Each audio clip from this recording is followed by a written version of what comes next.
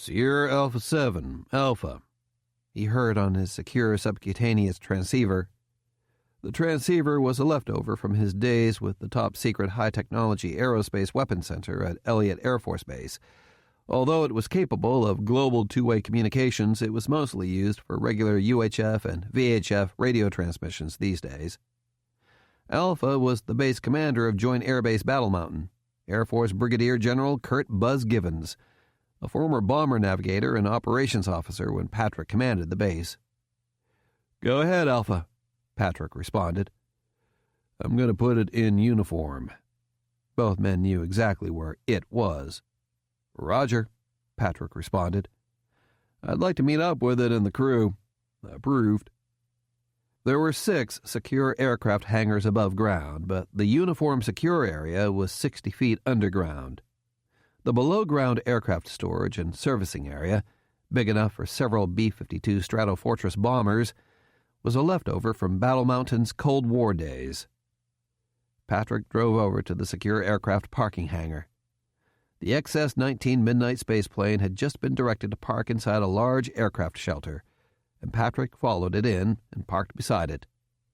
A few aircraft handlers and maintenance officers were standing ready and waiting to assist the crew, but no one could get near the ship for several more minutes because the skin was still too hot to touch. Just minutes earlier, it had been re-entering Earth's atmosphere, flying thousands of miles an hour, and even the ultra-cold upper air molecules acted like billions of keys being scraped against a sidewalk, turning the carbon-carbon composite skin red hot. The floor of the aircraft shelter was actually a giant elevator. As soon as it was safe to do so, the Midnight spaceplane was secured with chains, and the ship, Patrick's Wrangler, and the handlers were lowered underground. It took 12 minutes to go 6 stories. Part of the security of the underground facility were ultra-slow elevators that allowed security forces to get into position to repel attackers. But finally they reached the floor. "Hey, General!" Patrick heard a voice shout. The entry hatch to the spaceplane's cockpit had opened, and Hunter Boomer Noble, the vice president of engineering for Skymasters, Inc., appeared in the opening. Not quite 30 years old, roguish good looks, a bit taller than most astronauts, and always with an above-average air of excitement and humor about him, Boomer was one of a generation of young, idealistic, limitless creative dreamers whom John Masters liked to surround himself with at Skymasters. He was wearing one of the newer electronic elastomeric activity suits, or EEAS, a tight-fitting garment that used electronically controlled filaments to apply pressure on the body instead of a traditional bulky spacesuit, which used breathing air under pressure.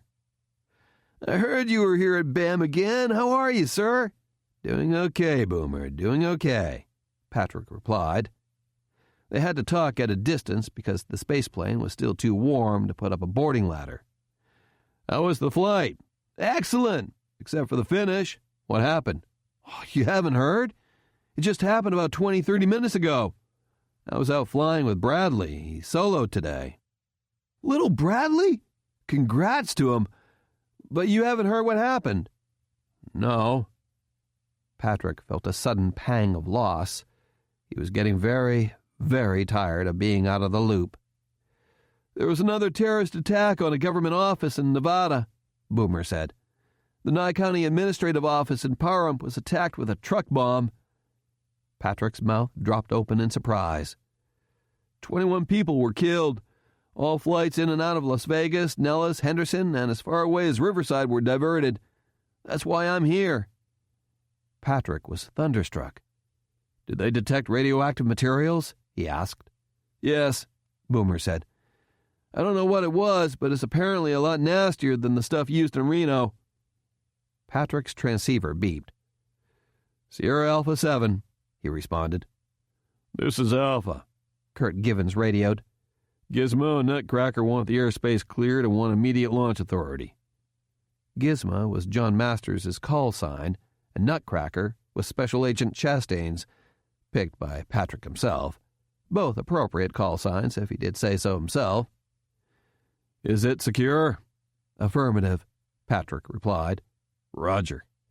Make sure the Centurion knows his airspace access is terminated. Alpha out." Patrick put in a call to Bradley's cell phone to make sure the plane was put away. It was, and Brad was already back at the Civil Air Patrol Squadron in utility uniform, awaiting a briefing on the new terrorist attack, then turned to Boomer, who had finally joined him on the deck. John and the FBI have full control of the Class C airspace, and they're going to close it, so you're our guest for the immediate future, he said. Fine with me, Boomer said. He motioned to a young woman standing beside him. You remember Gonzo, don't you? You mean Major Faulkner? Of course, Patrick said, extending a hand. Jessica Faulkner was one of the more experienced astronauts in the U.S. Space Defense Force. A Marine Corps F-35 Lightning II fighter pilot before the program was canceled, the petite, red-haired, green-eyed woman was also wearing an EEAS, which accentuated her curves very, very well indeed. She shook hands. How are you, Major? Or is it Colonel by now? I took an early retirement a few months ago, sir, Jessica said. I'm with Skymasters, Inc. now. They're practically the only ones flying the space planes. Well, congratulations on your retirement and new employment, Patrick said. Boy, Boomer, is there anyone from the Space Defense Force that John hasn't hired lately? Just you, sir, Boomer said. Do you know why they've closed the Class C airspace, General? No, but I guess I don't have a need to know, Patrick said. I assume it has to do with whatever John brought in the SkyTrain. Well, the only reason it's a secret is because the FBI is involved. If it was up to me, we'd be telling the world, Boomer said. The White House gave the FBI a couple of John's newest unmanned surveillance aircraft and 2 CIDs to search for bad guys. He looked at Patrick and added, The most qualified guy to deploy UAVs and CIDs is standing right beside me, sir. Why aren't you assigned to this? I'll tell you when it's safe to tell you, Patrick said. So there's a reason other than you decided to move to nowhere, Nevada, and babysit what's left of the Space Defense Force? Keep it to yourself, Patrick said. He nodded at the XS-19 Midnight spaceplane. Anything fun in the jet? Boy, you really are unplugged out here, aren't you, sir?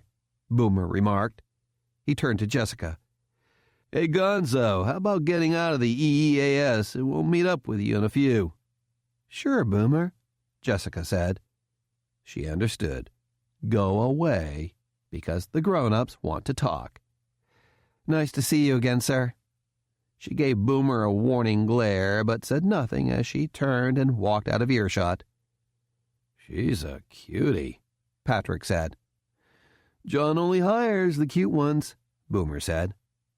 His expression started to turn much more serious. John doesn't keep you informed of what's going on in the company, does he, sir? You still have top-secret clearance, don't you? I do, but if I don't have a need to know, I'm not entitled to a briefing, Patrick said. That's Air Force and Department of Defense policy, Boomer said. I'm talking about company policy. I don't work for Skymasters, Patrick said. Besides, what's the difference? Skymasters is a major defense contractor. They should follow DoD guidelines for operational security. For DoD programs, yes, sir, Boomer said. But what if it wasn't a DoD program? I'm not following you, Boomer. Boomer thought for a moment, then nodded toward the cargo bay. Let's go up and take a look, sir. Am I cleared? As far as I'm concerned, you are, Boomer said. Heck, after all, it was your idea. John just took all the credit for it, of course. Boomer ascended the boarding ladder, and Patrick followed. The Midnight's cargo bay doors atop the fuselage had been opened to help ventilate residual heat from re-entry. Boomer climbed up onto the fuselage and motioned inside the cargo bay. It was meant as a subscale test article for a non-reusable booster, but it's been working so well that John told me to rewrite the entire proposal and submit it for spaceplane use. Remember the serviceman idea you developed? What? Patrick remarked, peering inside the cargo bay in surprise. What he saw resembled a large silver propane tank, with thruster nozzles on each end and 2 visible grappling arms on top. That's Serviceman? That, sir, is a $110 million Navy, not Air Force, not Space Defense Force, contract to build 3 demonstration units of an autonomous, reusable satellite refueling, rearming, and space debris cleanup system, the very one you proposed when you were still working for Sky Masters, Boomer said stonily. I knew nothing about it, Patrick said. John got the contract less than 6 months after you left the company, Boomer said. I think it became a Navy project because of Joseph Gardner, and because if it was Air Force, you might find out about it sooner. Me? Boomer nodded solemnly. Yeah, or about the $2.75 million bonus that belongs to the design team, in this case, you. Patrick looked up at Boomer, who was looking back at him with a deathly serious expression. Nowhere in the project proposals or design specs does it mention your name, but we both know you came up with the idea. I don't know where the money is, but I don't think you have any of it, do you? Patrick said nothing, which was all the response Boomer needed. If this goes to full deployment, I estimate it will be a $2 billion contract over 5 years. That's an additional $50 million, if I'm not mistaken, and I'm not. And if the government doesn't buy the system and we decide to set up our own service and space debris cleanup system for other countries or companies, it could be worth hundreds of times more than that. That's not cash money, Boomer. That's usually put right back into the company, Patrick said. True, sir, Boomer said. Most of us take a small portion of it, pay the taxes, and then take stock or stock options on the rest and hope the capital gains taxes remain at 0 like they are now. Did John offer any of that to you? Patrick said nothing. I didn't think so. Sir, enough, Patrick said, holding up a hand. John and I are friends. We go back a lot of years. He's been bugging me for years to go back to Sky Masters. Maybe he was going to bring it up then. Maybe he invested the money back into the company, knowing that's what I'd do, or thought it would be better not to have it while I was going through the legal issues with the government. Boomer lowered his head and nodded, not wanting to argue. Patrick took another look at the device in the Midnight's cargo bay, then stepped toward the ladder. Secure that cargo bay, Boomer, he said as he headed down. Let's go find out what in hell's happening topside. That same time. Jesus, Masters, I thought you said we'd have this thing airborne this morning, FBI Special Agent Chastain shouted as he strode into the hangar. What's the hold-up this time? No hold-up. We're ready to go, John replied anxiously, clearly agitated that this first flight was way behind schedule. He waved to his ground crew, and one of them hit the switch to open the hangar doors. Inside the hangar was an unusual-looking vehicle on spindly landing gear. As the hangar doors opened, John gave another signal, and ground crew members began to tow the vehicle out of the hangar. As they pulled it forward, the vehicle started to transform itself.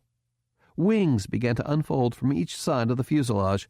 From within each wing, a turboprop engine unstowed itself, and from around each engine, propeller blades unfolded as the wings extended their full length. In less than 2 minutes, the ungainly vehicle had become a tilt-rotor aircraft. But unlike other tilt-rotor aircraft that had their engines on the wingtips, the turbo-diesel engines on the RQ-15 Sparrowhawk were mounted on swiveling mounts that connected the inner and outer portion of the wings, which gave the Sparrowhawk a much longer wingspan. The engines remained tilted at a 45-degree angle, allowing the propeller blades to clear the pavement. It's about time, Chastain said. It's finally looking like a real damned airplane.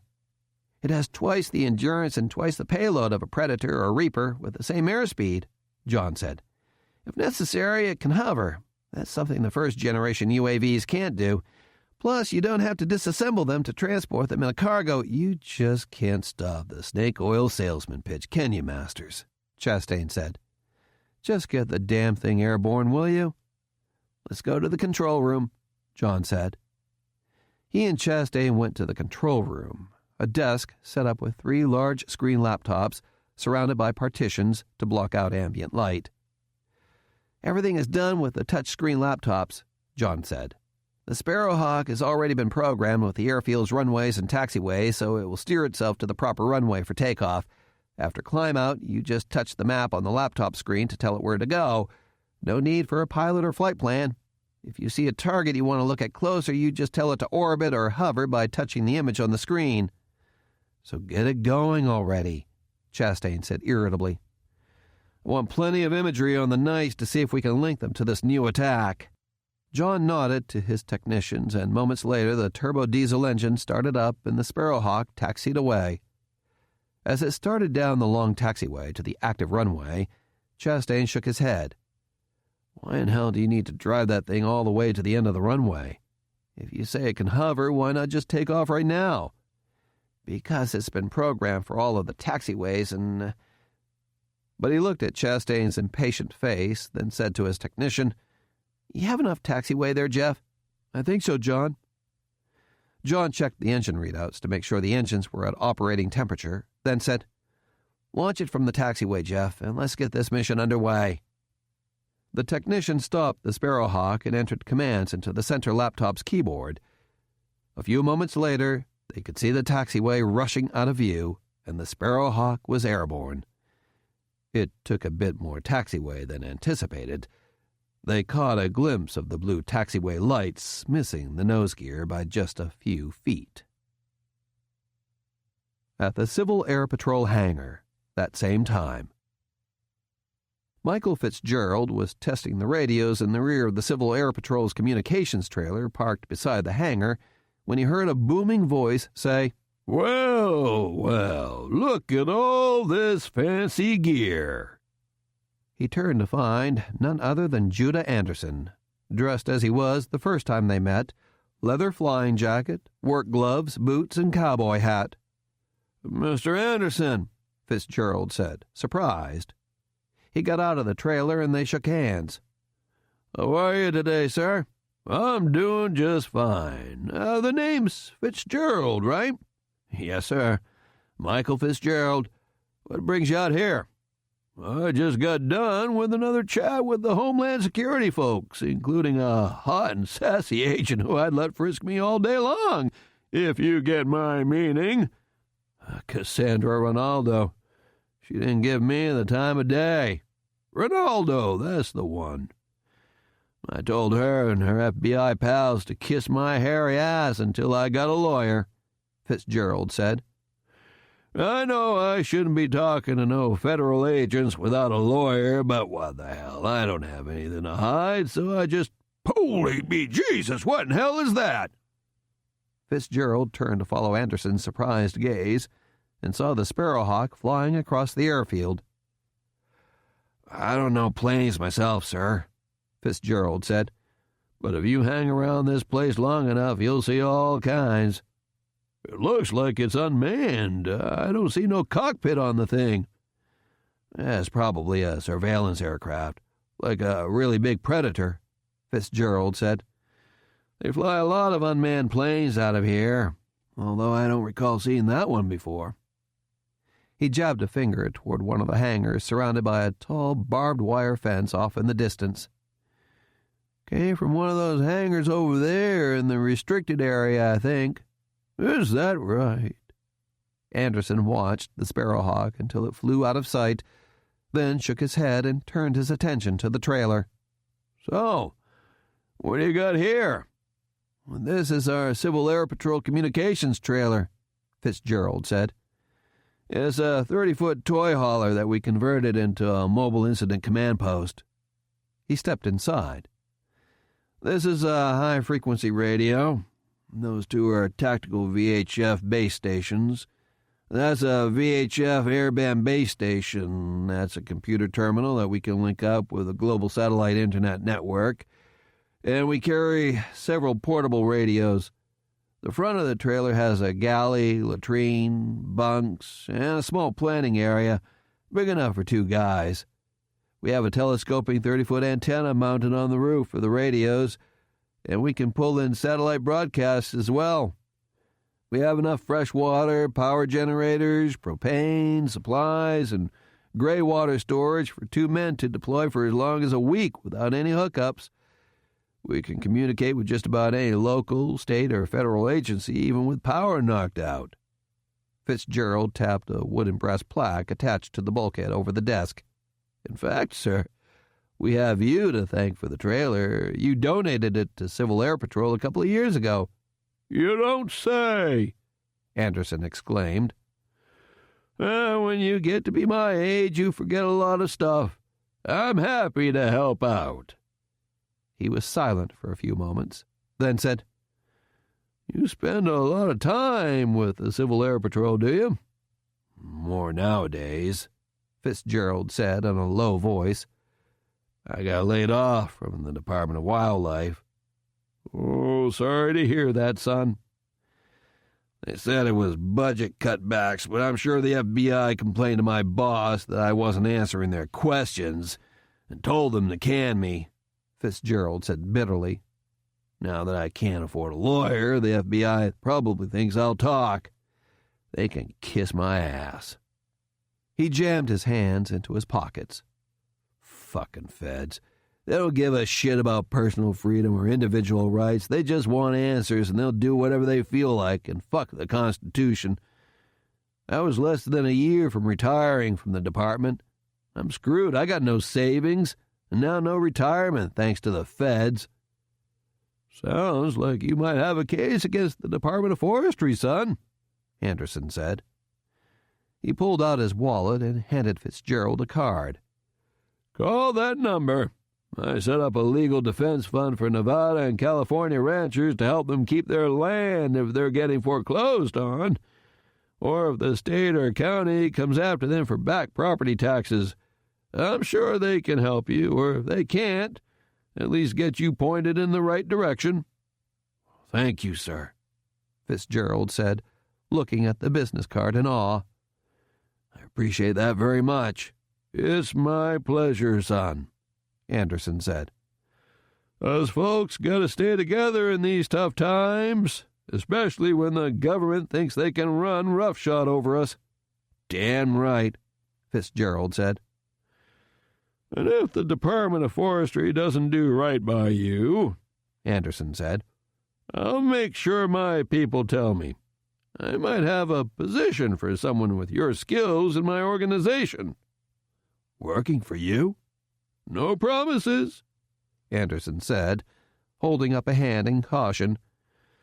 "But you seem like a squared-away guy that has his priorities straight. Tell the government to back off and get busy taking care of the things that matter. You volunteer your time for the Civil Air Patrol when most guys out of work will either be out breaking into houses, beating their wives, kids, or girlfriends, or drinking themselves into a stupor. I like that attitude, and I try to surround myself with men and women that have the same can-do, will-do attitude." "Yes, sir, that's me," Fitzgerald said. "Screw the government. Hard-working guys can take care of their families and communities just fine." "Amen," Anderson said. "Hey, Fitz, I gotta go. Nice to talk to you." He shook hands with Fitzgerald. "Give my folks a call. They'll help you out. And thank you for doing this Civil Air Patrol stuff. It's pretty darn cool." 6. In nature there are few sharp lines. A.R. Ammons. That same time. As the Sparrowhawk unmanned aircraft turned on course, Chastain pointed to a spot on the left laptop. The screen displayed a sectional chart that showed details of landmarks on the ground, roads, power lines, terrain, and cultural points. "Zoom in on that," he said. The technician did so, and Chastain pointed to a tiny square at the base of a mountain marked simply Ranch. "This is highly classified," he said. "That's the ranch I want pictures of." The technician hit a function key on the center laptop and touched the left screen, and a magenta line indicated that the Sparrowhawk's course was set. "The Knights have expanded that ranch considerably over the past year and a half. They started out with 2 families and a half dozen hands residing there. Now it's 60 families and almost 100 hands. They add another 2 or 3 families almost every week." "What do they do there?" John asked. "That's like a commune. Whatever income they have goes to the collective. They contribute skills and manual labor for food and water," Chastain said. "The ranch hands act as security. Several of the hands are ex-military, and we believe they have the skills to pull off these attacks. John, we're going to have to move the orbit to the northwest or southeast a little to keep the Sparrowhawk off the airway," the technician named Jeff said. He studied the sectional chart for a moment, then said, "About 4 miles southeast looks best, with a northeast-southwest orbit." John nodded. "Go ahead and negative, Masters," Chastain interrupted. "I want an orbit right over the center of the compound." "We can't do that, Agent Chastain," John said, pointing at the sectional chart. "The compound sits almost directly under the center of this Victor airway." "What in hell is that?"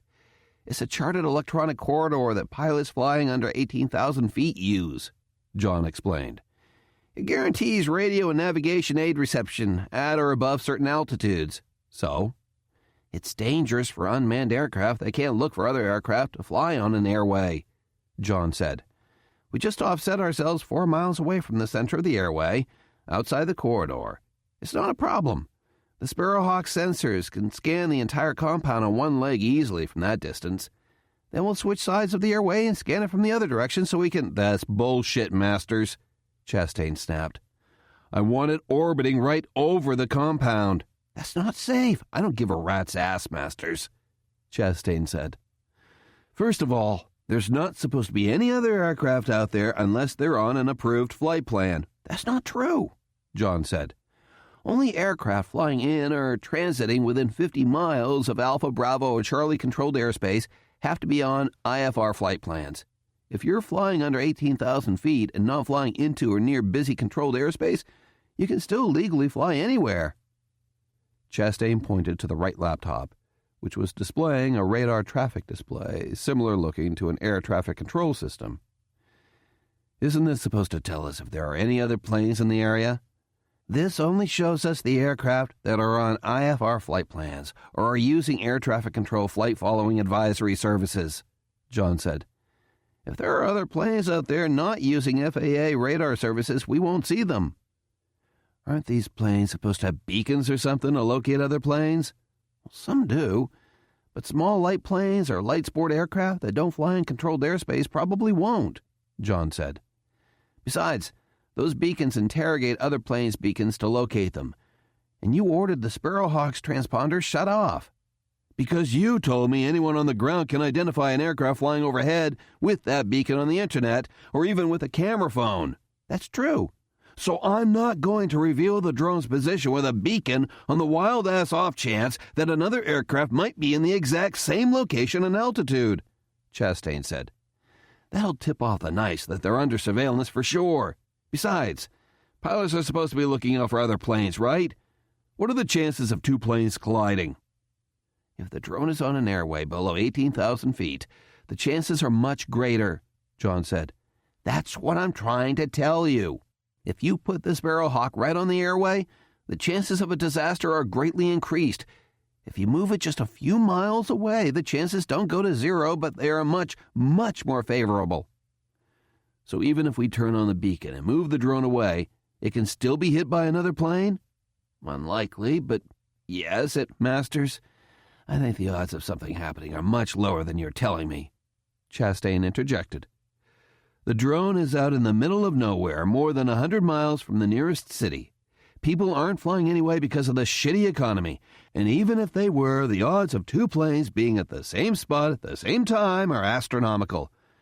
You people that whine all day about safety, safety, safety drive guys who are trying to get the job done like me absolutely crazy. Now quit your damn bitching and orbit that compound." John finally gave up, and he nodded to Jeff to have the Sparrowhawk orbit the ranch. "Make the altitude 17,000 feet, he told his technician. "If they're on an IFR flight plan, they'll be at either 16 or 17, so we should be able to see them on the FAA feed." "Is that too high?" Chastain asked. "I want detailed imagery of that compound." "The sensors on the Sparrowhawk are optimized for 10,000 feet above ground, which is 15,000 feet above mean sea level," John said. "But the resolution is perfectly fine at—" "Then put the damn drone at 15,000, Chastain said. "Why in hell would you have it fly higher?" "Because—" He was going to say, "it's safer," but it was obvious that Chastain didn't much care for the safety argument. John turned to Jeff. "Put Sparrowhawk at 15,000, he said. "Let's notify Oakland, Seattle, and Salt Lake centers of the altitude change." "Do what?" Chastain asked. "We coordinate all flight activities with Seattle, Oakland, and Salt Lake air traffic control centers," John said. "They don't disseminate the information without telling us first, but we have to tell them. They can see most primary target traffic on radar, so they—" "Primary targets?" "Radar returns that don't have transponder data, such as altitude and identification codes." "Speak English, would you please, Masters?" "It's important we coordinate with them," John said. "If they're in radio contact with other traffic, they can advise them of the Sparrowhawk's position so they can help them avoid it." Fine, Chastain said dismissively. "As long as they don't interfere." This was incredibly risky, John thought. But he issued the orders to put the Sparrowhawk at 15,000 feet, then put in a call to air traffic control facilities in Sacramento and Salt Lake City, advising them of the Sparrowhawk's orbit. John was soon able to relax as the day went on. It looked like Chastain was probably going to be correct. There was very little traffic in the Sparrowhawk's orbital area.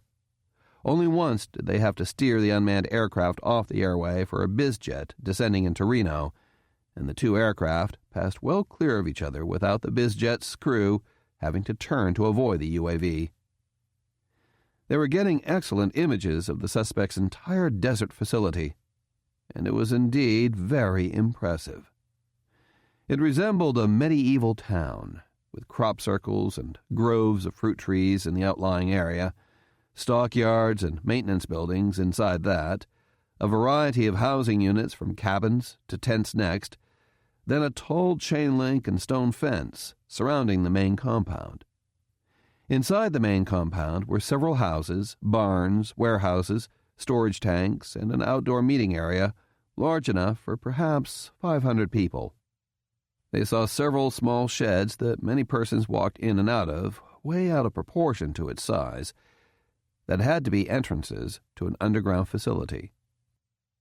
"All of that activity is being recorded and analyzed by our computers," John said.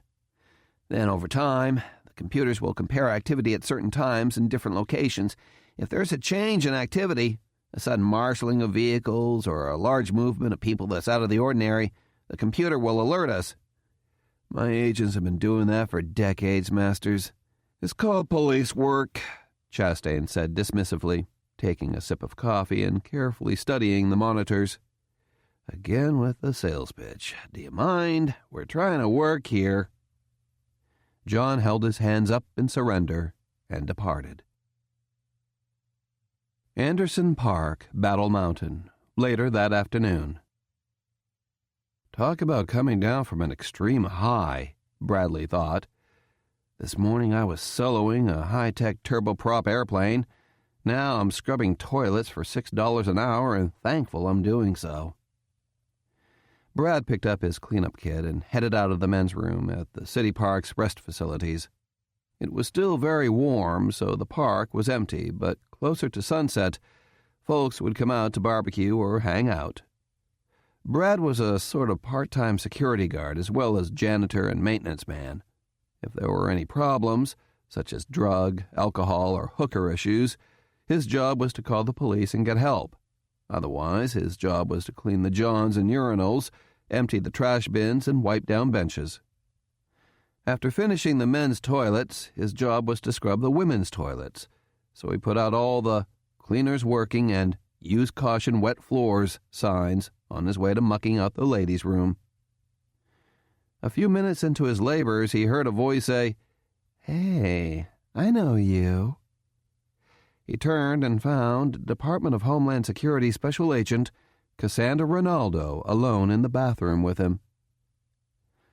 "Hello," Brad said. Jeez, he thought. She looked hotter than ever. What a surprise. Why, it's Cadet Bradley James McClanahan, the Civil Air Patrol rescue hero, Ronaldo said. Fancy meeting you here. Remember me? I'm Cassandra Ronaldo. Oh, yeah, I damn well do remember, he thought, checking out her breasts once again. He could see her hard nipples through her thin blouse from all the way across the bathroom. I work here, was all Brad could say, swallowing hard. You do, Ronaldo said. Just part-time. Why, I think that is very diligent of you, Ronaldo said. What a weird coincidence. I was heading out to Salt Lake City for a staff conference tomorrow morning, and I left the base without stopping, and I spotted the park and decided to stop here. I was thinking of you. I thought you were such an impressive young man, and suddenly, poof, here you are, all by yourself, in the flesh. How lucky can I get? Uh-huh, Brad heard himself say. I think it's so incredible that young men like you step up and get the training and perform the services you do in the Civil Air Patrol, Ronaldo said. The whole world is changing, and young men like you are taking the lead in protecting your country and saving lives. You are so incredible, Bradley. Thank you so very much for your service. You're welcome. He couldn't seem to manage to get more than 2 or 3 words out at a time. So, Ronaldo said, putting her hands together, are you, going to be done soon? Oh, Brad said, looking at the scrub brush and the gloves on his hands as if he forgot he had them on. I'll just get out of here and wait until, Okay. As he walked toward the door, she put out an arm to stop him. Brad, can I call you Brad? Sure. And you can call me Cassie. She lowered her eyes. I have a confession to make. What? I didn't just happen to stop here on my way to Salt Lake City, Ronaldo said, looking deeply into his eyes and taking a deep breath, which only accentuated her breasts even more. I knew you were going to be here.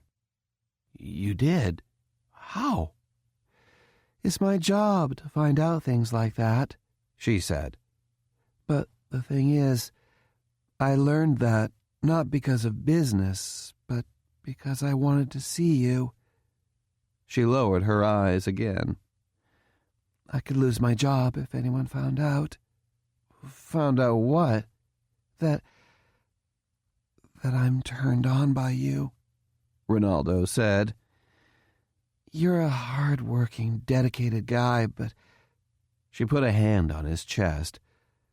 But you're also great-looking, and you have this hard, young body, and I'm just plain turned on by you.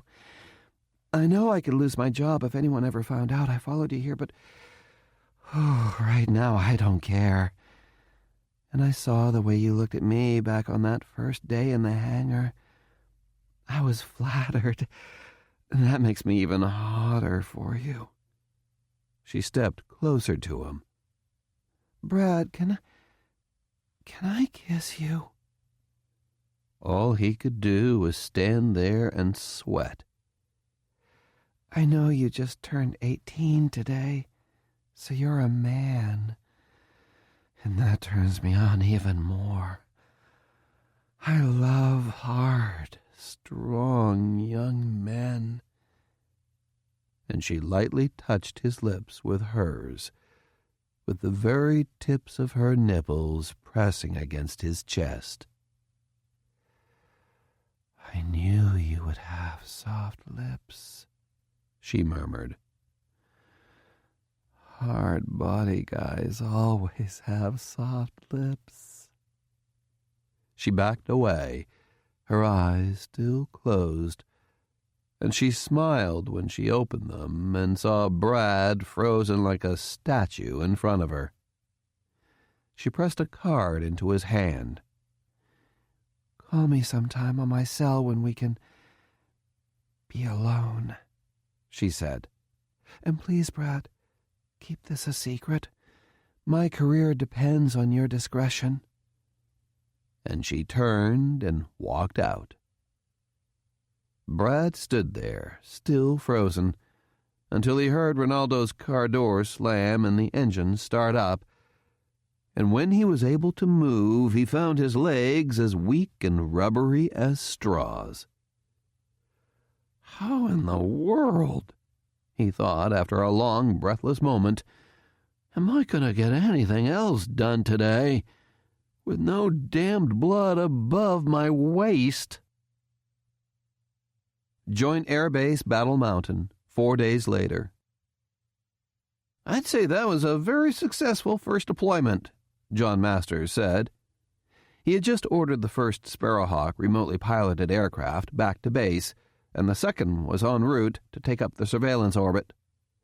"Almost 5 straight days on station, and we gathered a ton of useful data on the routine in that compound. But we don't know anything more than we did 5 days ago," Special Agent Chastain grumbled. "We know a lot more," John said. "If there's any meaningful change in the routine, we'll know about it right away, and we can launch a Sparrowhawk to follow up. Any change in the number of residents, new vehicles, large meetings, new construction, any new fortifications, even changes in temperature of individual buildings, the computer will notify us." "I wish we could identify some of those individuals down there," the agent named Brady said. "We're working on face recognition capabilities for some of our remotely piloted aircraft," John said. 10,000 feet and overhead is not a good position to get a good shot of a face, but an unmanned plane at a lower altitude and standing off would have a better angle at a face. After that, it's just biometric comparison done by computer. We've been doing that for years." "You're always with the damn sales pitch, Masters," Chastain snapped. "But we've been sitting here for 4 damn days, and we haven't seen a thing that helps our investigation." He studied the laptop monitors. "If we flew the drone lower, we'd get better resolution on these pictures, right?" "Well, the sensors are optimized for 10,000 feet above ground," John replied. "The resolution will always be better the lower you go, but usually we go for the best resolution at a higher altitude, not lower. The lower you go, the more likely it is for your target to spot the aircraft. We also have problems with data transmission and interference from local radio and TV broadcasts, not to mention having to think about terrain and obstacle avoidance. I'm not interested in what you usually do, Masters," Chastain said. "I'm only interested in results. Fly the drone at 10,000 feet. "But that's less than a mile above ground," John said. "Most folks can see large aircraft quite easily if they're less than a mile up." "No, they can't." "And 10,000 is the minimum en route altitude for the Victor 113 airway," Jeff, the aircraft control technician, chimed in. "Any small aircraft flying the airway heading southwest will pick 10,000 feet. We've been flying the drone right on the damned airway for 5 days, and we've had to move it, twice?" Chastain argued. "And even if we didn't move the drone, it would have missed the other traffic by miles. There's no traffic up there we need to worry about. Fly the drone at 11,000. "That puts it right at the altitude that northeast-bound traffic flies," Jeff said. "Then add 500 feet or 600. I don't care. Just do it," Chastain snapped. "I'm tired of you eggheads arguing with me. Change the altitude and do it now, or I'll recommend to Washington that we get someone else to do the job." John nodded to Jeff, who put in the commands on the laptop. "When does the first drone return to our airspace?" "In about 20 minutes. Make sure the airspace is closed down again and fly the thing so it stays away from populated areas," Chastain said. "We'll have it orbit inside protected airspace until dark, then land it."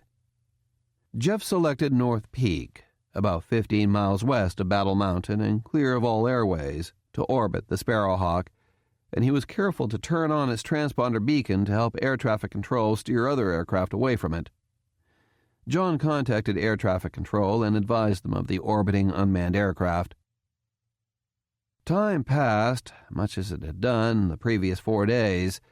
With both Sparrowhawks flying, Charlie Turlock was able to use the interior of the hangar during the daytime to help Agent Randolph Savoy train in the cybernetic infantry device robots. And as she suspected, he was a very fast learner. That night, they trained outdoors.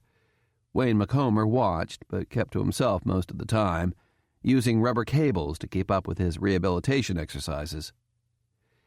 "Any questions, Randolph?" Charlie asked after their last session ended.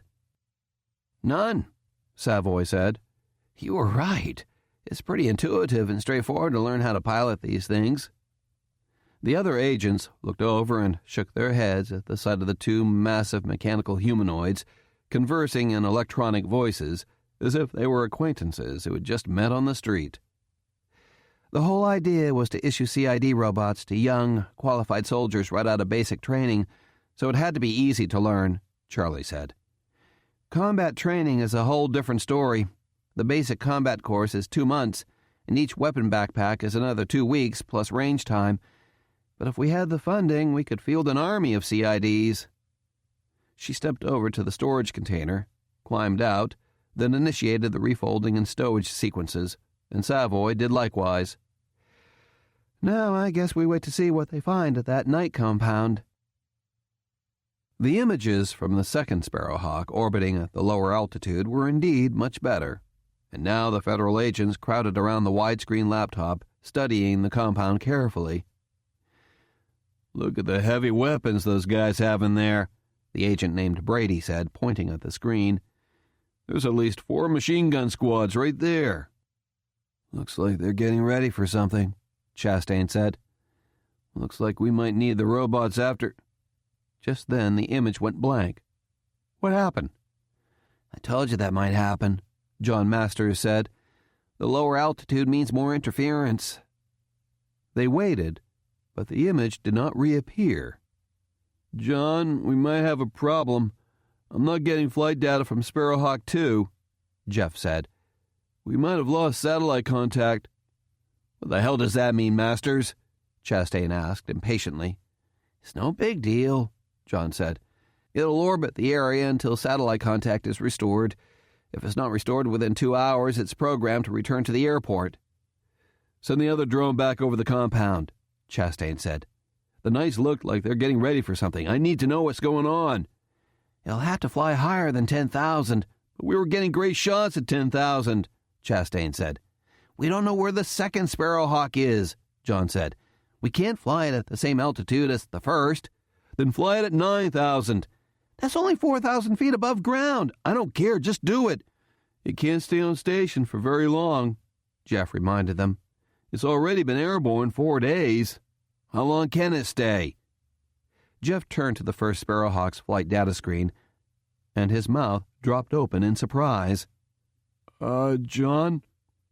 John looked and found the flight data on the first Sparrowhawk blank as well. "What the hell happened?" "Not now, Chastain," John said, pushing Jeff out of the way and frantically typing instructions into the laptop. He waited for a few moments, then pounded the desk in frustration. "Get Bidwell and Henderson out there to check the satellite uplink and network connectivity now," he shouted, jabbing a finger at Jeff. "If they don't find anything wrong, have them hardwire the computer interfaces with the uplink and antenna instead of using the wireless routers. Reboot the computers and run the network and I/O diagnostics before reinitializing the software. Call Las Vegas and have the entire staff stand by. No, better yet, have them send the entire Sparrowhawk team up here." "Masters, what's going on?"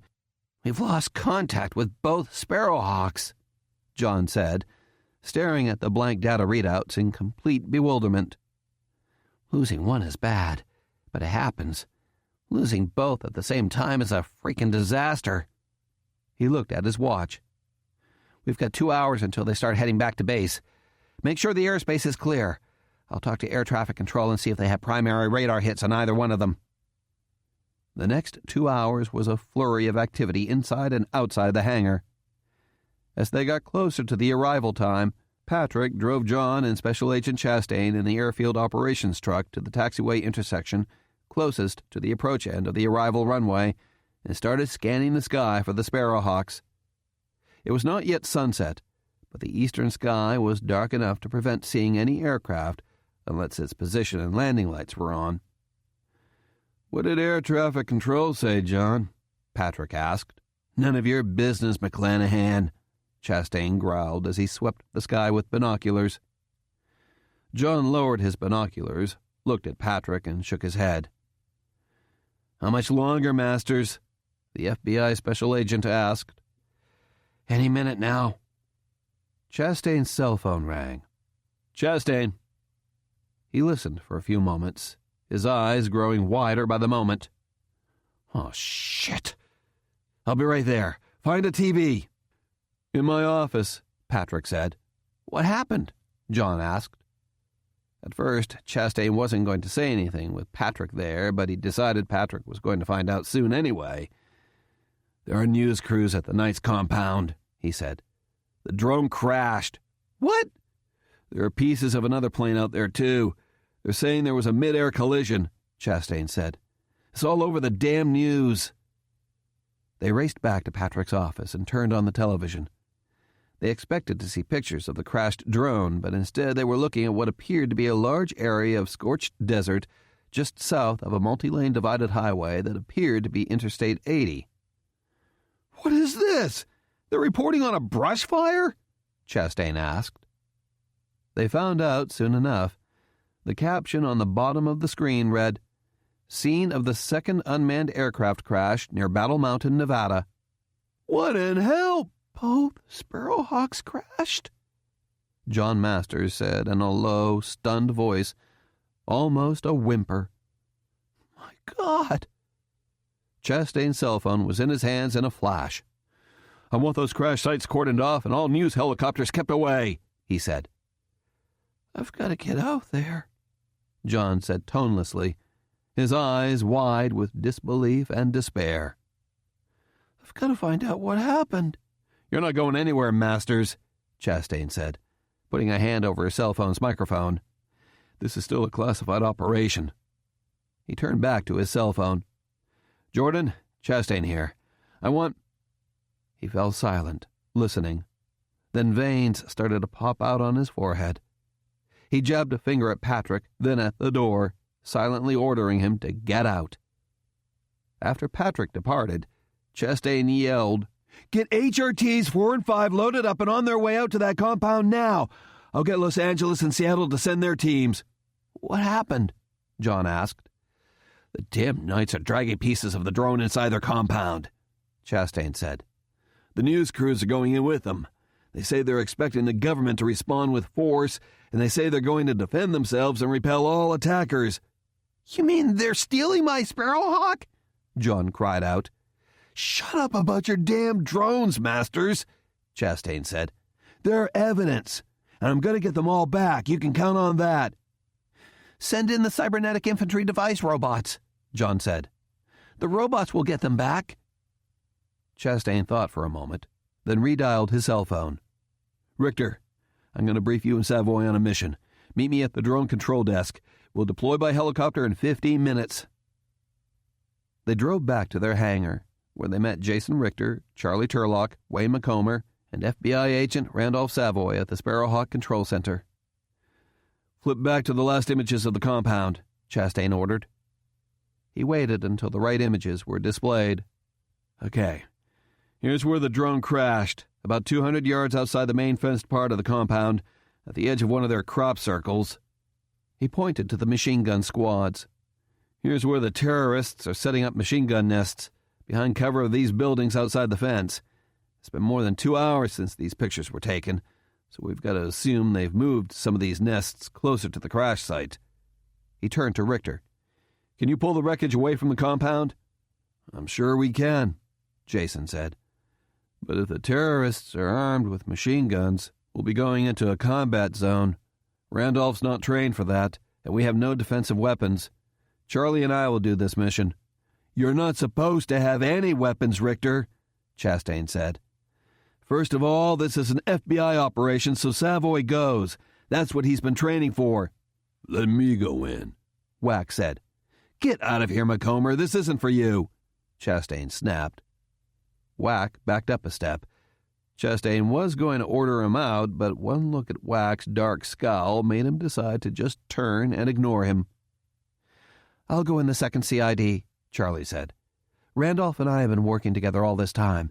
It's best to keep us together." Jason thought about it for a moment, then nodded. "Second, I don't want you to engage with them," Chastain said to Charlie.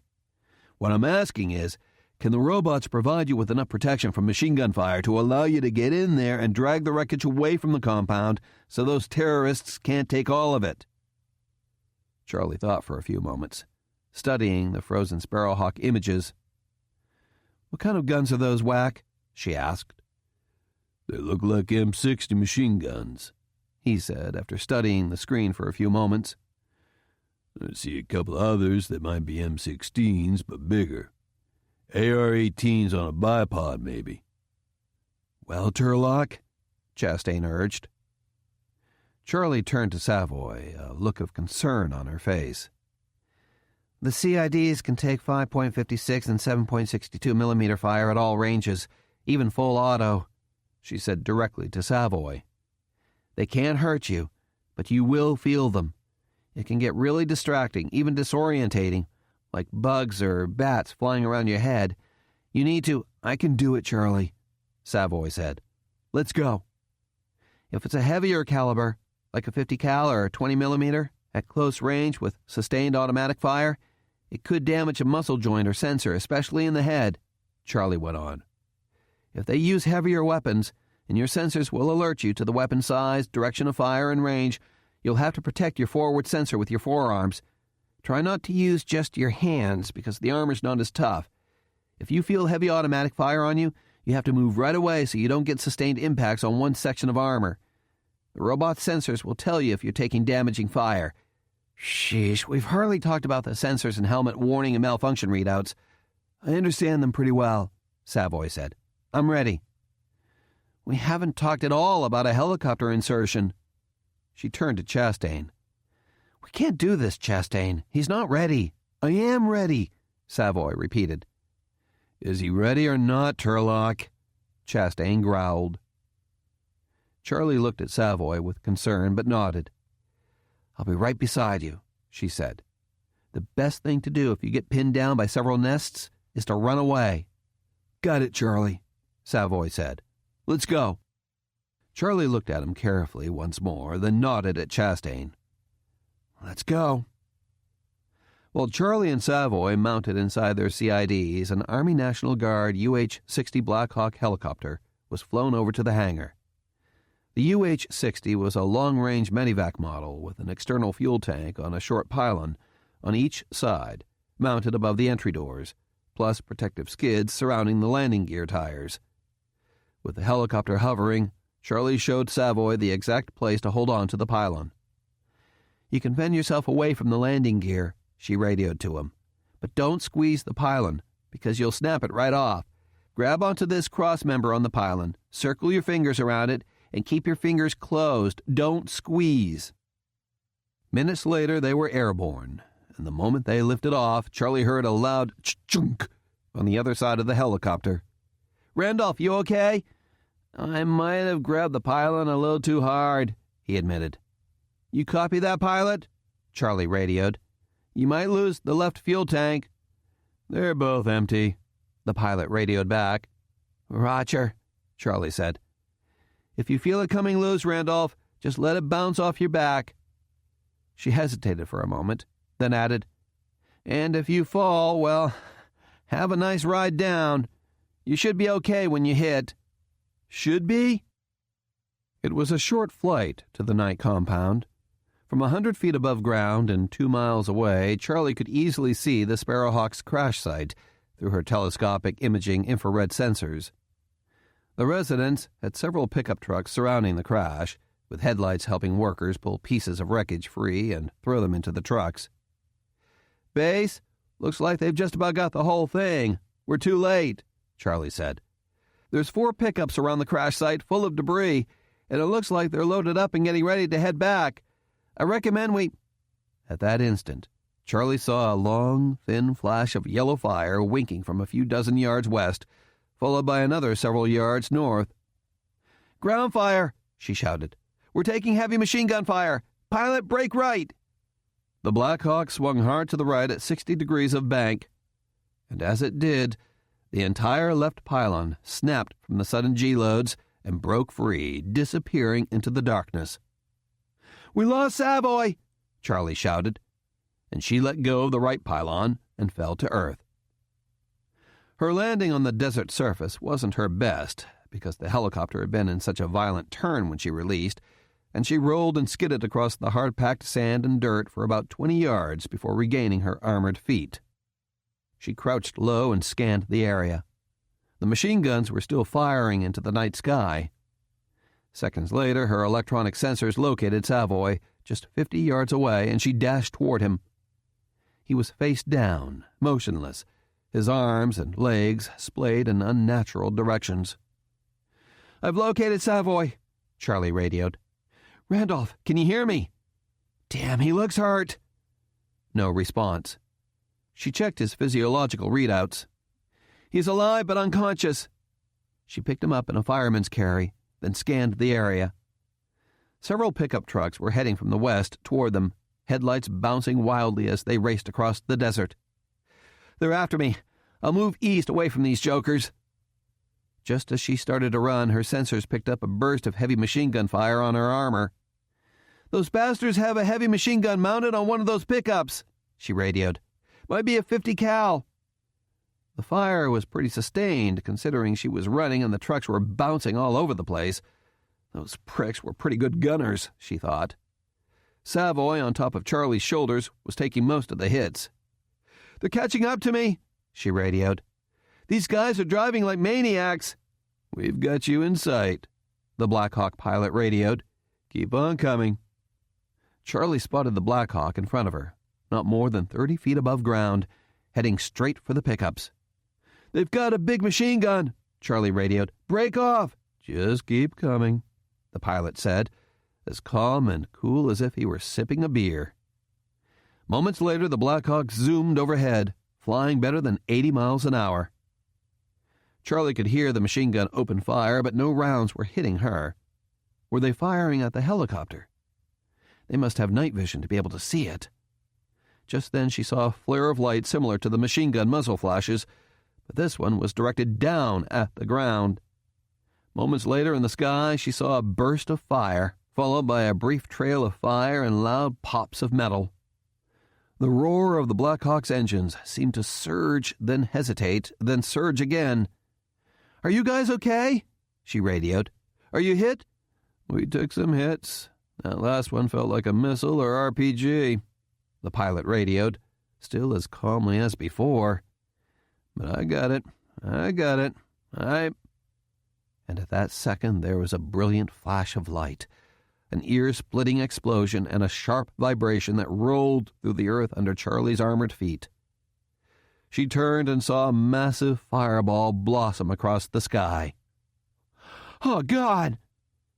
She ran in the direction of the crash, less than half a mile away, even though she began receiving power 50% warning messages. But as she got closer, she could see the Black Hawk fully engulfed in flames. Soon several pickup trucks surrounded the wreckage, and men began shouting and shooting automatic weapons in the air in celebration. "One cannon backpack, that's all I need," Charlie said. Angrily, reluctantly, she turned away from the wreckage and the extremists and headed across the desert to safety. Washington, D.C., the next morning. "This is without a doubt one of the most flagrant and outrageous misuses of power since Japanese internment camps during World War II," former President Joseph Gardner said. Gardner, a tall and impossibly handsome character bred for politics, was a longtime Washington power player, Secretary of the Navy and ardent sea power advocate, who parlayed his steep buildup of naval forces after the American Holocaust into a successful campaign for President of the United States on a strong national defense platform. "Who would have believed," Gardner went on, that Ken Phoenix would order the FBI to use military hardware to secretly spy on American citizens over American soil. Gardner went on, deliberately not using Phoenix's title when talking about him. And then, in an even greater assault on personal freedom, they send 2 of those manned robots in to attack that community. It's unthinkable. Why do you say it's military hardware, Mr. President? The morning talk show interviewer asked. Unmanned aircraft are used by police and border patrol agencies, not just the military. Both drones were built by a company called Skymasters, Inc., which is a small but well-known developer of military hardware of all kinds, including weapons, satellites, and aircraft, Gardner said.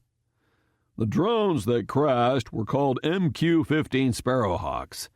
They are capable of carrying up to 1,000 pounds of sensors or weapons, including laser-guided missiles, and they've been used in Afghanistan, Pakistan, and Iraq. That Ken Phoenix actually ordered the FBI to fly potentially armed aircraft over the United States to target innocent American citizens is criminal. And those robots belong to the U.S. Army and are armed with cannons and missile launchers, clearly military technology designed to kill. Someone has to be held accountable for this outrage, and the buck stops right on Mr. Phoenix's desk. A spokesperson for the Department of Justice said that suspects residing in the compound where the drone crashed were linked to the recent attacks in Reno and southern Nevada, the interviewer said. Shouldn't we be using all the resources we have to investigate such extreme terrorist activity, Mr. President? Where's the evidence backing this claim? Gardner said, spreading his hands. Let's see the evidence. Besides, the FBI has its own resources, legal resources, to investigate crime. Why did Phoenix give the FBI military hardware? So you oppose using drones and these manned robots to conduct surveillance on suspected terrorists? The interviewer asked. As I understand it, it is not against the law for the U.S. military to assist law enforcement, as long as they don't make arrests or attack civilians. How would you like a military spy plane flying over your home, taking pictures and sending them to gawkers in the FBI and White House? Gardner asked. And what do you think those robots were doing out there? Taking pictures? It's crazy. This is America, not Soviet Russia. And where's the warrant authorizing these drone flights? Who was the judge that signed the warrant? Or did Phoenix himself order the surveillance without a warrant? And what if there was a mid-air collision, as the residents there claim? Did Phoenix kill innocent civilians with this dangerous and possibly illegal surveillance? We need answers to all these questions. And so far, the Phoenix administration has been slow and extremely reluctant to provide them. That's a load of crap, Gardner, Vice President Ann Page said acidly at the television she was watching from the Oval Office. She muted the sound, but continued to watch as the cable news network showed a low-light camera image of the cybernetic infantry device robot running across the desert, carrying another robot. I put out a press release detailing the entire operation, including the name of the U.S. District Court judge that signed the warrants. I know, Ann. I know, President Ken Phoenix said. President Gardner is just spouting off. Point out all of his inaccuracies in the daily press briefing, and folks will start to ignore him. Don't worry, I will, Ann said heatedly. The computer on the president's desk beeped, and Phoenix hit a button to put the secure video phone call on speakerphone. The screen was split, with Attorney General Jocelyn Caffrey on one half and FBI Director Fuller on the other. General Caffrey, Director Fuller, this is the President. How are you? Good, thank you, sir, Attorney General Caffrey replied. Director Fuller has an update for you. Go ahead, Justin.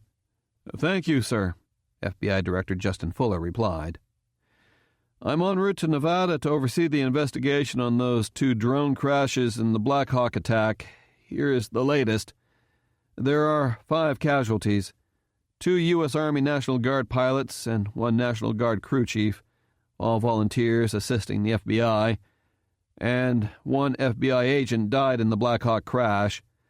Another FBI agent, piloting the cybernetic infantry device robot, died about 30 minutes ago of trauma from his fall from the helicopter and wounds from heavy machine gun fire that pierced his armor. The pilot reported to one of the CIDs that he thought he had been hit by a missile or a rocket-propelled grenade. The FBI and Army are on the scene of the helicopter crash, and the residents of that compound are not interfering. But I ordered all investigators to stay away from the compound. The President nodded his assent. The wreckage of the drone that crashed near the interstate has been taken to Joint Air Base Battle Mountain for forensic examination, Fuller went on. With your permission, sir, I've ordered the National Transportation Safety Board not to convene an accident panel until the FBI completes its investigation. Approved, the President said. But I'd like you to turn over any unclassified findings to the NTSB as soon as possible. Yes, Mr. President. We did have a very interesting development regarding the first drone. An eyewitness who was hunting in the vicinity south of the crash site claims he saw what he described as a contrail. Contrail? You mean a missile trail? Anne asked. The witness couldn't be sure, Fuller said. He said the trail was pretty straight, and motor smoke from a man-portable air defense missile is usually not. We're investigating. We should be able to tell once we get a look at the wreckage. Domestic terrorists, armed first with radioactive materials and possibly now with anti-aircraft missiles? Anne breathed. It's too scary to think about. Let's not get too far ahead of ourselves here, Phoenix said. Director Fuller, who authorized the robot action against the extremists? Special Agent Philip Chastain, Special Agent in charge of terror investigations out of the San Francisco office. He should have asked for permission to deploy those robots. He made a tactical decision, sir, Fuller said. He was given the robots to use as part of this investigation of extremist groups, and he acted when he saw that drone being captured by the extremists. I can't fault him, sir. I stand behind his decision. Phoenix thought for a moment, then nodded. Very well, he said. You're right. We expect these men to make decisions and act, and thank you for sticking with your man. Yes, sir. Chastain is one of our best. So we may never know if it was involved in a mid-air collision like the extremists claim? We've been in contact with the FAA, and they say that there were no other aircraft in the vicinity of the second drone, sir, Fuller said. However, that's inconclusive because of radar limitations. They might not see small or low-flying aircraft, but the claim that there was a mid-air collision might be untrue. They are extremely rare, even with unmanned aircraft. We won't know until we examine the wreckage. Which leads us to the big question, sir.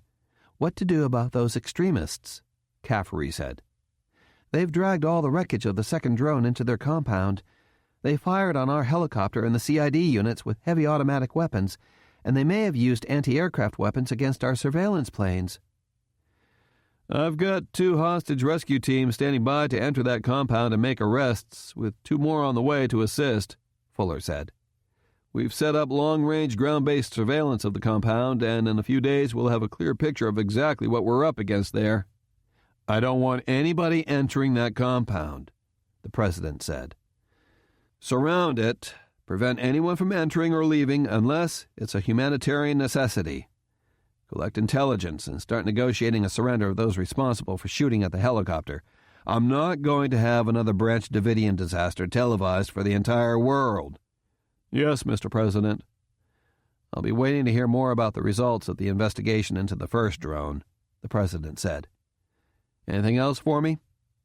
Attorney General Caffery looked a little uneasy, but said, About former President Gardner, sir. I heard him this morning, Phoenix said, rubbing his eyes wearily. He's entitled to his own opinions. But not his own facts, sir, Caffery said. What he's saying is not only untrue, but I'm afraid it could spark more violence if he scares the American people into believing that the government is using the military against them. We'll deal with that if and when we have to, the President said.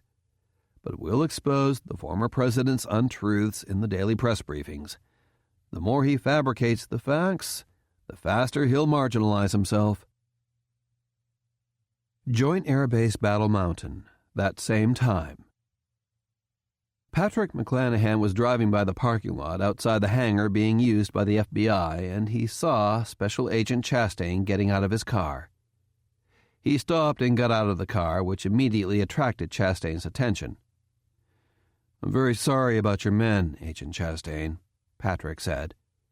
"Agent Savoy was extremely brave for going on that mission." "He was doing his job," Chastain said flatly. He stepped toward Patrick, looking at him carefully. "I'm sure you know already," he said, "but the U.S. Attorney has decided not to charge you." "Yes, I heard." "But I still don't get you, General," Chastain said. "I spoke with the Pentagon. They say you are retired, period. You still have a security clearance, but it's confidential only, like most retired flag-rank officers. You are permitted virtual unfettered access to the base, not because you have any official duties, but because of your rank, and because you were once the commander here. Along with your retiree benefits, you receive temporary base housing in lieu of cost-of-living adjustments, and not because you're part of the staff. Yet you keep on telling me and everyone that you work for the Space Defense Force as some sort of liaison or facility manager." Patrick shrugged. "I guess I feel deep down that I do have a role here," he said. "Frankly, being retired is the pits. I don't recommend it. It's a way I can keep involved with the Air Force and space operations, and at the same time I have time to spend with my son." "Like the, Civil Air Patrol thing?" Chastain said. "Exactly," Patrick said. "I get to fly, contribute my skills, and wear a green bag, just like the old days. I'm with a great bunch of locals, and we like to tell stories and teach the cadets about the military and service to the community and the country." Chastain just nodded. Patrick thought he was just plain uninterested. "Again, I'm sorry about your men." They shook hands, and Patrick drove off. Inside the hangar, Chastain found Brady and Ronaldo around the Sparrowhawk control table, going over the video they recorded from the reconnaissance flights, along with photos of the compound obtained by agents using telescopic high-resolution digital cameras. "What do you have?" he asked. "The Knights are really getting cocky, the sons of bitches," Brady said. "They're out in the open, still celebrating, still going in front of the media telling the world how evil the FBI and U.S. military are, setting up defenses and doing target practice with automatic weapons. They must have a shitload of weapons and ammo out there, because dozens of them have been doing target practice for hours with a whole range of weapons. We're identifying about a half-dozen new residents an hour." He looked at Chastain's distracted expression. "What's up?" "I just spoke with McClanahan." "You did?" Cassandra Ronaldo asked. "You mean he actually talked to you?" "Condolences for Savoy and Eberl," Chastain said. "But he was unusually chatty after that. I told him that I'd checked him out and found out he's really not the manager of anything around here, and he didn't seem to care. He seemed to be, feeling pretty relaxed, considering the shit that happened here last night." "That's weird," Brady said. He nodded toward the images on the laptop screens. "Kind of like these jerk-offs here, celebrating the fact that they killed 5 fellow Americans, shot down 3 aircraft, and are flaunting their illegal automatic weapons in front of federal and state authorities." Chastain looked at the pictures, and his eyes flared. "Are you putting together files on these people?" "Of course." "How many of them belong to the Civil Air Patrol?" Chastain asked. "I haven't drilled down to non-political affiliations yet," Brady said. "The support staff is doing basic background, aliases, employment, criminal history, and military experience on about 140 individuals and counting." "Start looking into Civil Air Patrol membership," Chastain said. "I had a bad feeling about McClanahan the moment he refused to talk, but I couldn't figure out why a guy like him would be involved with domestic terrorists. The Civil Air Patrol could be the common thread. A lot of ex-military, a lot of patriotic wave-the-flag rhetoric, A lot of old guys wearing military-style uniforms. I'm on it, Brady said excitedly. I'm still not so sure, Ronaldo chimed in. I don't get that feeling about him. Now, a couple of the guys I've interviewed in this cap unit, like Fitzgerald, Slotnick, and Carteret, yes, they could be extremists. McClanahan? No. I want to keep searching, Chastain said. My radar is buzzing and is still aimed right at McClanahan and now this Civil Air Patrol unit. What about the sun? He's ready to pop, literally, if I do say so myself. Any day now, Ronaldo said with a smile. Brady gave her a leer and a wink. He'll call me soon. Don't worry. 7. The strongest of all warriors are these two, time and patience. Leo Tolstoy. North Peak, west of Battle Mountain, the next morning. Remember, you're not looking for anything in particular, Brad, John de Carteret said. He was in the right front seat of the Civil Air Patrol Cessna 182 as mission observer, with Brad McClanahan in the left rear seat as mission scanner trainee, and his father, Patrick, as mission pilot.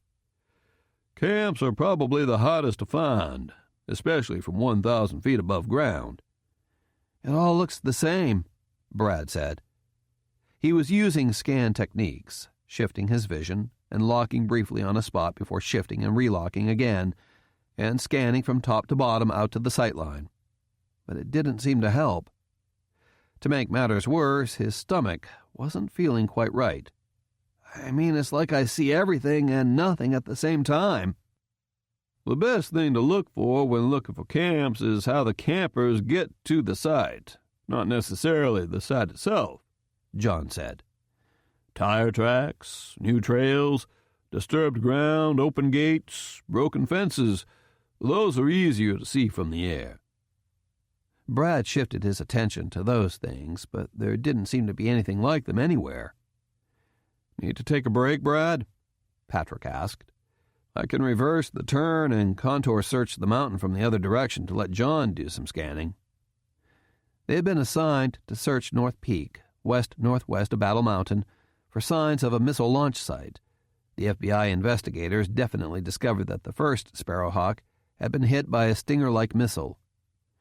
Because this was an Air Force-assigned mission, Brad was getting his first of 2 required actual missions before being able to move up to mission observer. A ground team, led by Michael Fitzgerald with Ron Spivey as the cadet leader, was in the area below searching as well. No, I'm good, Dad. Although his stomach sure wasn't liking these orbits around the mountain. A contour search started 1,000 feet above the highest point of a peak, then 2 left-turn orbits.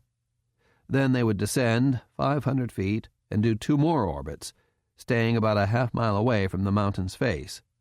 After that, they would descend another 500 feet and do it again. Working around mountains and ridges always meant turbulence and squirrely winds, especially in summer, and each bump didn't help Brad's stomach. Now he wished he'd eaten something before this mission, and wished he'd brought a barf bag. The only container he could see within reach was his brand-new flight gear bag and the case for the digital camera, and he didn't want to throw up in either one. I'm really glad Colonel Sparrow let us fly together, Brad, Patrick said. Me too, Brad said uneasily. He took a sip of water, but it didn't help his stomach much. I think it's because there's a whole lot less guys hanging around the squadron these days, after the attack on the FBI guys, John said. It's getting harder every day to put a crew together. Leo is busier than ever with the highway patrol. I think there's just one other pilot I've seen around other than Rob and you. Just as they were circling the northeast side of North Peak, Brad saw it. 2 black circles, one small like a campfire area, and the other much larger. Dad, I think I see something. 9 o'clock. Pick out things around it that will help steer your eyes back to it, Patrick said. What do you see? A couple of black spots on the ground right beside a trail, Brad said. He had to look farther down and back to keep it in sight, and that was even more disorientating. Patrick scanned out his window, but he knew he couldn't get too distracted from flying the plane. "I didn't see it," he said. "I don't have enough room to keep turning left, but I'll loop around to the right and bring you right back to it on the same heading. Coming right." He made a right turn away from the mountain, perhaps a bit more sharply than he intended, but Brad wasn't ready for it, and when Patrick turned, Brad couldn't stop it. He put his head between his legs, pulled the headset microphone away from his lips just in time, and threw up on the floor of the Cessna. "Brad!" Patrick exclaimed, rolling wings level. "Are you all right?" His question was answered with another heave. "Brad?" I'm okay." But he followed that announcement with a third heave. Patrick and John pulled their overhead vents open all the way to let in as much fresh air as they could, but it was no use. The smell wafted up to the cockpit, and now it was everywhere, impossible to ignore. Patrick looked over at John, who was already starting to turn a little pale. "John?" "I think I'm done for a while too, Patrick," he said uneasily. "I'm sorry, Dad," Brad said. "I should have eaten something. It's all the turning and looking sideways and downward and the turbulence." "Don't worry, Brad," Patrick said. "Either it's happened to every pilot or it soon will. We're heading back to base." John radioed Rob Sparrow at the squadron to report that they were exiting the search grid and gave them their ETA back to base. As they were approaching the traffic pattern, John looked and saw a group of about 10 cars on either side of the road to the base. "What's going on down there?" he asked. Patrick looked himself. 2 lines of individuals carrying signs were walking down the road toward the main entrance to the base. "Why, they look like protesters," he exclaimed. "Looks like they're going to demonstrate outside the base." "I hope they stay outside," John said. There was really no outer gate to Joint Air Base Battle Mountain, just a light chain-link fence designed to keep out tumbleweeds, and a cattle guard on the road to keep out stray farm animals on the nearby open ranges. All of the base security was electronic, using laser, infrared, and millimeter wave sensors for all weather precision scanning, with responses made by unmanned and then manned vehicles. "I haven't seen a protest march since the Vietnam years." Patrick made the landing, brought the plane back to the hangar, then helped clean out the back. Afterward, they checked in with Rob Sparrow and described what they saw, including the protesters outside the main gate. "Yeah, they warned us about that," Rob said. "Base security said if it gets bigger, they might have to escort folks in and out." He turned to Brad. "You feel okay, Brad?" Much better," Brad replied. He had a packet of cheese and peanut butter crackers and a ginger ale. "I just needed to eat something. I didn't really have breakfast. I was too excited." He turned to Patrick. "Sorry for messing up the plane, Dad," he repeated. "Don't be. It's okay. "Feel like giving it another try?" "Yes." "Sure you want to push it, Brad?" Rob asked. "It's not going to get any less bumpy out there." "I still want to go," Brad said. Rob looked at Brad carefully, then glanced at Patrick. But Patrick just put a hand on Brad's shoulder. "He's an adult and a senior member now, Rob," he said with a smile. "He can make his own decisions." Rob hesitated. "I'd say air sickness is an illness in the I Am Safe checkoff that would ground you, Brad," he said. "But I have a ground team in the field and no other crews to fly the 182. He turned to John. "You feeling okay, John?" "Yeah," he replied. He, too, was munching on crackers and washing them down with ginger ale, both believed to be good non-drug remedies for air sickness. "I got a little green around the gills when the smell first hit, but I'm good now." Rob thought about it a little more, but he finally nodded. "Okay, guys," he said, punching flight release information into his computer. "You're released. Make contact with the ground team and see if you can steer them over to that sighting you made." After Patrick got a bite to eat himself, with a bottle of ginger ale too, just in case, they refueled the plane, pre-flighted, loaded up, and were off. But it was soon obvious that Brad's stomach was not going to cooperate. They were on the downwind leg of the departure, still in the climb and not yet at pattern altitude and smooth air, when Brad said, "I don't feel so good again, Dad." Both air vents were already wide open. Patrick leveled off at about 500 feet above ground and reduced airspeed to smooth out the ride. "Try looking out the front window instead of the side window for a while, Brad," John suggested. "I tried that," Brad said. "I think it's sitting in the back. I feel all cooped up back here. I never got airsick when I sit in front or when I'm flying." John turned to look at Brad, and he saw how miserable he looked. "I think we better put it down, Patrick," he said. "Brad's not—" And at that moment they heard a loud pring and felt a sharp metallic impact vibration from the left wing. "What was that? Did we hit a bird?" "Didn't feel like a bird," Patrick said. "Back me up on altitude while I look, John." "Roger." Patrick searched the leading edge of the wing for the source of that noise. "I don't see any—" "I see a hole in the wing," Brad said suddenly. "Out by the tip, just forward of the aileron. Fuel is coming out." Patrick saw it a moment later. "Now, how in the heck did that happen?" he asked no one in particular. He turned the control wheel slightly, then scanned the instrument panel. "Everything feels okay, and the engine instruments look—" And at that instant, they felt and heard another sharp rap on the airplane, this time from somewhere on the tail and rear fuselage. "What the hell?" "Hey, the back window is broken!" Brad exclaimed. They all turned and saw the rear plexiglass window with numerous spiderweb-like cracks emanating from a deep, round hole near the upper edge. "It looks like a bullet hole," Brad said. "Holy crap, I think someone's shooting at us!" Patrick shouted. He mashed the microphone button. "Battle Mountain Tower, Cap 2722, declaring an emergency, requesting immediate landing clearance." "Cap 22, Battle Mountain Tower, roger, cleared to land, any runway." The tower controller responded immediately. "State fuel and souls on board and the nature of your emergency." "Cap 2722, 3 souls, 4 hours fuel on board," Patrick replied as he banked steeply toward the northeast-southwest cross runway. "I think someone hit us with gunfire." There was a momentary pause, then, "Cap 22, say again?" "I think someone on the ground hit us with gunfire," Patrick said. "They put a hole in our left wing and back window." "Roger," the controller said, obviously trying to remain calm. "Do you require men and equipment?" "Affirmative," Patrick said. "I'm going to land on runway 03.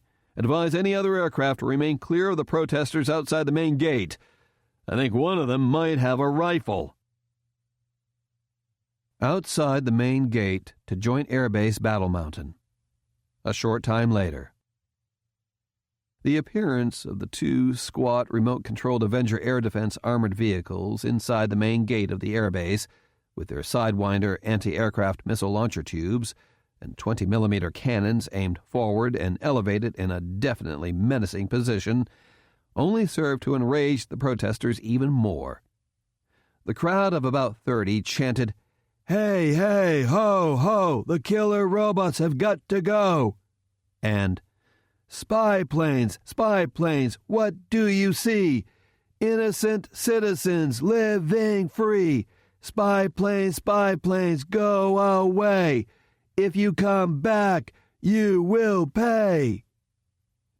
Just then they heard sirens behind them. A convoy of 6 Nevada Highway Patrol vehicles, sirens and lights on, moved slowly up the road to the main gate, led by a vehicle that somewhat resembled the armored vehicles inside the base. "This is the Nevada Highway Patrol," a voice on a loudspeaker blared. "You are blocking a public thoroughfare without permission and interfering with freedom of travel. Please disperse immediately. Thank you for your cooperation."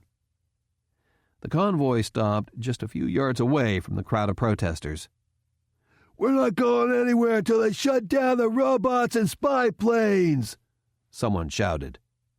Your grievances will be forwarded to the Department of Defense and the Governor and Attorney General of the state of Nevada, the voice on the loudspeaker said. Be assured, all of your grievances will be promptly addressed, but you are still blocking a public access thoroughfare and creating a disturbance. Please return to your vehicles and leave the area so free access to this public roadway can be restored. Thank you for your cooperation. We're not going anywhere until the governor or the president orders all the spy planes and robots out of Nevada, someone in the crowd shouted. This is bullshit! You're flying weaponized planes and operating armed robots out of this base to terrorize innocent citizens! How do we know you're not looking in on me or my children right now? We want it to stop right now! Right now! Right now! And the chanting and anger level rose once again. Please return to your vehicles and leave the area, the voice on the loudspeaker said over the chanting. The public roadway must remain clear. Thank you for your cooperation. Oh, yeah? Someone else shouted. What do you got to do? Blast us with that cannon or those missiles, cop? You got to drop a bomb on us from one of those cap planes you got flying around? Thank you for your continued support of our community, the voice said. The Nevada Highway Patrol is here to assist you. Please return to your vehicles. Thank you for your cooperation. It took several minutes, but soon the energy level of the protesters seemed to decrease, and one by one, they turned and headed away from the main gate. A few slammed their signs on the armored vehicles and spit on the highway patrol vehicles' windshields, but the officers did not react. Well, this is definitely a new one for me, Nevada Highway Patrol Sergeant Leo Slotnick said. He was standing beside his car, the second in the convoy behind the armored car, talking with his partner. He was wearing a bullet-resistant vest over his uniform that read NHP and Police in large yellow letters, a Kevlar riot helmet with face shield and heavy Kevlar gloves. His riot baton and cans of pepper spray were inside the vehicle, out of sight but quickly available. Most persons passing by him waved hello. No one seemed to be angry at him personally. A protest march, way out here in Battle Mountain? I think it's pretty funny. I had to dust off my riot gear, literally dust it off. Whatever happened to the sheriff's department? Leo's partner, a relatively new member of the Nevada Highway Patrol named Bobby Johnson, asked. He was outfitted the same as Leo, but with a small digital video recorder affixed to his helmet. Leo was his training officer in his first 6-month probationary period. There a no-show? They said they couldn't spare the manpower, Leo said. Technically, this road is a state highway, so we have jurisdiction, but they should be out here with us. They never showed when the Civil Air Patrol was searching for that downed plane either. I heard one of your guys thinks it was shot by someone in this crowd, Bobby said. These bastards were shooting at aircraft over the base? Are they nuts? I think we should search each and every one of them for that rifle. Bobby, think about it. There's 30 of them and just 12 of us, Leo said. If there's a gun in that crowd, we don't want it let loose on us. If they start heading off and going home without another shot being fired, that's a good thing. Next time there's a protest, we'll be ready with more guys. As his eyes scanned the departing protesters, he caught a glimpse of 2 men, apart from each other but definitely together, walking along with the crowd toward their vehicles, but looking as if they were scanning the crowd themselves. Get a shot of those 2 tall guys at 12 o'clock, Leo said. Bobby turned in that direction, but couldn't really see whom Leo was referring to. What's up? Leo shook his head. Just a hunch, he said. Remember what you were taught at the academy about the personalities that create a disturbance? Agitator, instigator, aggressor, and the lemmings, the followers, Leo said. Who are the agitators here? Well, the guy who organized this march. True. Leo said. But couldn't you also say it was the Air Force when they rolled out those armored vehicles over there? Maybe the crowd wouldn't be so agitated if they hadn't brought those out. Well, then couldn't you say that we are agitators for bringing our armored car?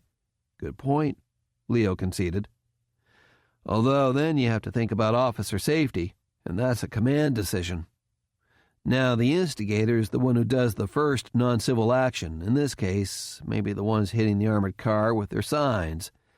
But he doesn't usually cause the riot. It's the aggressors that you have to watch out for, the ones who wait for something to happen, then push everyone around them over the top. Then the lemmings do whatever the aggressors and the rest of the crowd does, and the thing turns into a riot. So if you can find the aggressors, you might have a chance of stopping the riot. Exactly, Leo said. The agitators are the hotheads, but they're usually just lashing out, not attacking. They get the crowd's attention with an overt act, but the crowd hasn't turned into lemmings yet. The aggressors do the extreme actions that turn the crowd. Bobby continued searching the crowd, but still couldn't see whom Leo was referring to. Gotcha. Leo made eye contact with one of the tall guys he was watching, broke eye contact and scanned the crowd for a few seconds, then came back to the guy, and they made eye contact again. And the first rule of surveillance? Counter-surveillance, Bobby said. Make sure you're not being watched yourself. Either we're being watched, which I doubt, Leo said, or these guys were on their way to do something else and have now noticed that they've been spotted. They're spooked, but they're not running. They know it's the running man that attracts attention. He looked behind him at some of the protesters, widely circling his car, but couldn't see anyone else who stood out. There could easily be another pair behind him, but he couldn't make them out. Weird vibes around here, that's for sure. When he looked back at the pair, they had both vanished, and no one was running or shoving. They had quite literally disappeared. Later that day. I don't know what to say, Brad, Patrick said as they examined the Civil Air Patrol Cessna. They had pans and buckets underneath the hole in the left wing, collecting leaking avgas. Maintenance crews already had the shattered window off, and they were getting ready to start removing inspection panels and rivets to replace the damaged left wing sections. You have about 30 hours total time flying the C-172 and P-210, and I don't recall you ever getting airsick. I know you flew in the back of the Aerostar a few times when Gia was with us, but you were a lot younger and you weren't looking out the window. You were usually asleep. Did you ever get airsick flying cadet orientation rides? I don't think I ever flew in the back, Brad said. There was never anyone else riding along. So today was the first time that you've ever ridden in the back of a light plane with your eyes open and searching out the window, Patrick summarized. And every time you've done it, you've gotten sick. What does it mean, Dad? Brad asked. If I can't ride in the back without getting sick, I can't be a mission scanner. And if I can't be a scanner, I can't be a mission pilot. And that's what I want to be. Let's not get too far ahead of ourselves, big guy, Patrick said. We'll get you a few rides with you not doing scanner duties, but just sitting in back, not looking out the side windows, to get you accustomed to sitting in back. We'll find out about approved medicines or other remedies. You can still be a transport mission pilot, ferrying planes, taking cadets on orientation rides, towing gliders, and a mission observer, and there may even be a way for you to be a mission pilot without being a scanner first. I think the reason they have you qualify for scanner first is to see how well you do on a light plane. But we know you can fly a plane without getting airsick, it's just that you get airsick riding in back. We'll start checking out all the options, but just remember, there's more to Civil Air Patrol than flying. You can lead a ground search team, and you can man an incident command post and put together sortie packages, but I want to fly, Dad. I want to be a pilot, in charge of a crew, and you can fly. Just maybe not with the Civil Air Patrol as a mission pilot, Patrick said. We'll have to see what happens, but don't act like it's the end of the world if you can't be a mission pilot. There are plenty of ways to serve. You'll find that life throws you a lot of obstacles. You have to figure out how to overcome them. That's the fun of being a grown-up. Well, so far being a grown-up really sucks, Brad said, and he turned and walked away. Amen to that. Patrick turned and saw John Masters standing beside him looking at the damage to the Cessna. So you think someone took shots at you, huh? He's got to be a pretty darn good shot. You were 500 feet up, going about 80 knots. He went over and looked at the hole in the wing. Pretty good-sized hole. Maybe a hunting rifle? Or an infantry rifle, Patrick said. A military shooter? A marksman with serious military hardware? You mean someone from the base? Patrick had no answer. John was silent for a short while, then asked, So what's Brad sulking about? He got airsick when riding in the back of the Cessna as a scanner, Patrick said. He's okay up front, but not in back. I get airsick sitting in the back too sometimes, but I take a diamond hydronate and I'm okay, John said. I don't think that's an option if you're a crew member, though. Back in my B-52 days, I had gunners and EWOs who flew facing backward and got airsick all the time, especially when flying low level, Patrick said. They were using stuff like scopolamine patches behind their ears for airsickness, and I don't know if that's the case anymore. They have wristbands and neck bands for seasickness, but I don't know if those are gimmicks or not. Ginger root pills worked good for me if I took them before a space flight. We'll find out. But I don't like to see Brad start to mope around after each and every downturn. He's got to learn to roll with it. He looked at John. So what are you up to? Moping around after my latest downturn. Losing $20 million worth of aircraft in one night, John said. The Sky Masters Inc. board members hit the freaking roof. Why? The government should make it right. It might take a while, but... He looked at John, his eyes narrowing. Okay, what did you do? We, hadn't exactly worked out the details of the contract before the Sparrowhawks were deployed, John admitted. Uh-oh, Patrick said. You didn't get a signed contract before you deployed? You donated the Sparrowhawks to the government? I have a draft of a contract, John argued, so we can argue that it wasn't meant to be a donation. Patrick smiled but shook his head ruefully. The FBI said they were in a hurry and I wanted to get the aircraft out there before they put the job out for bids. It'll work out, don't worry.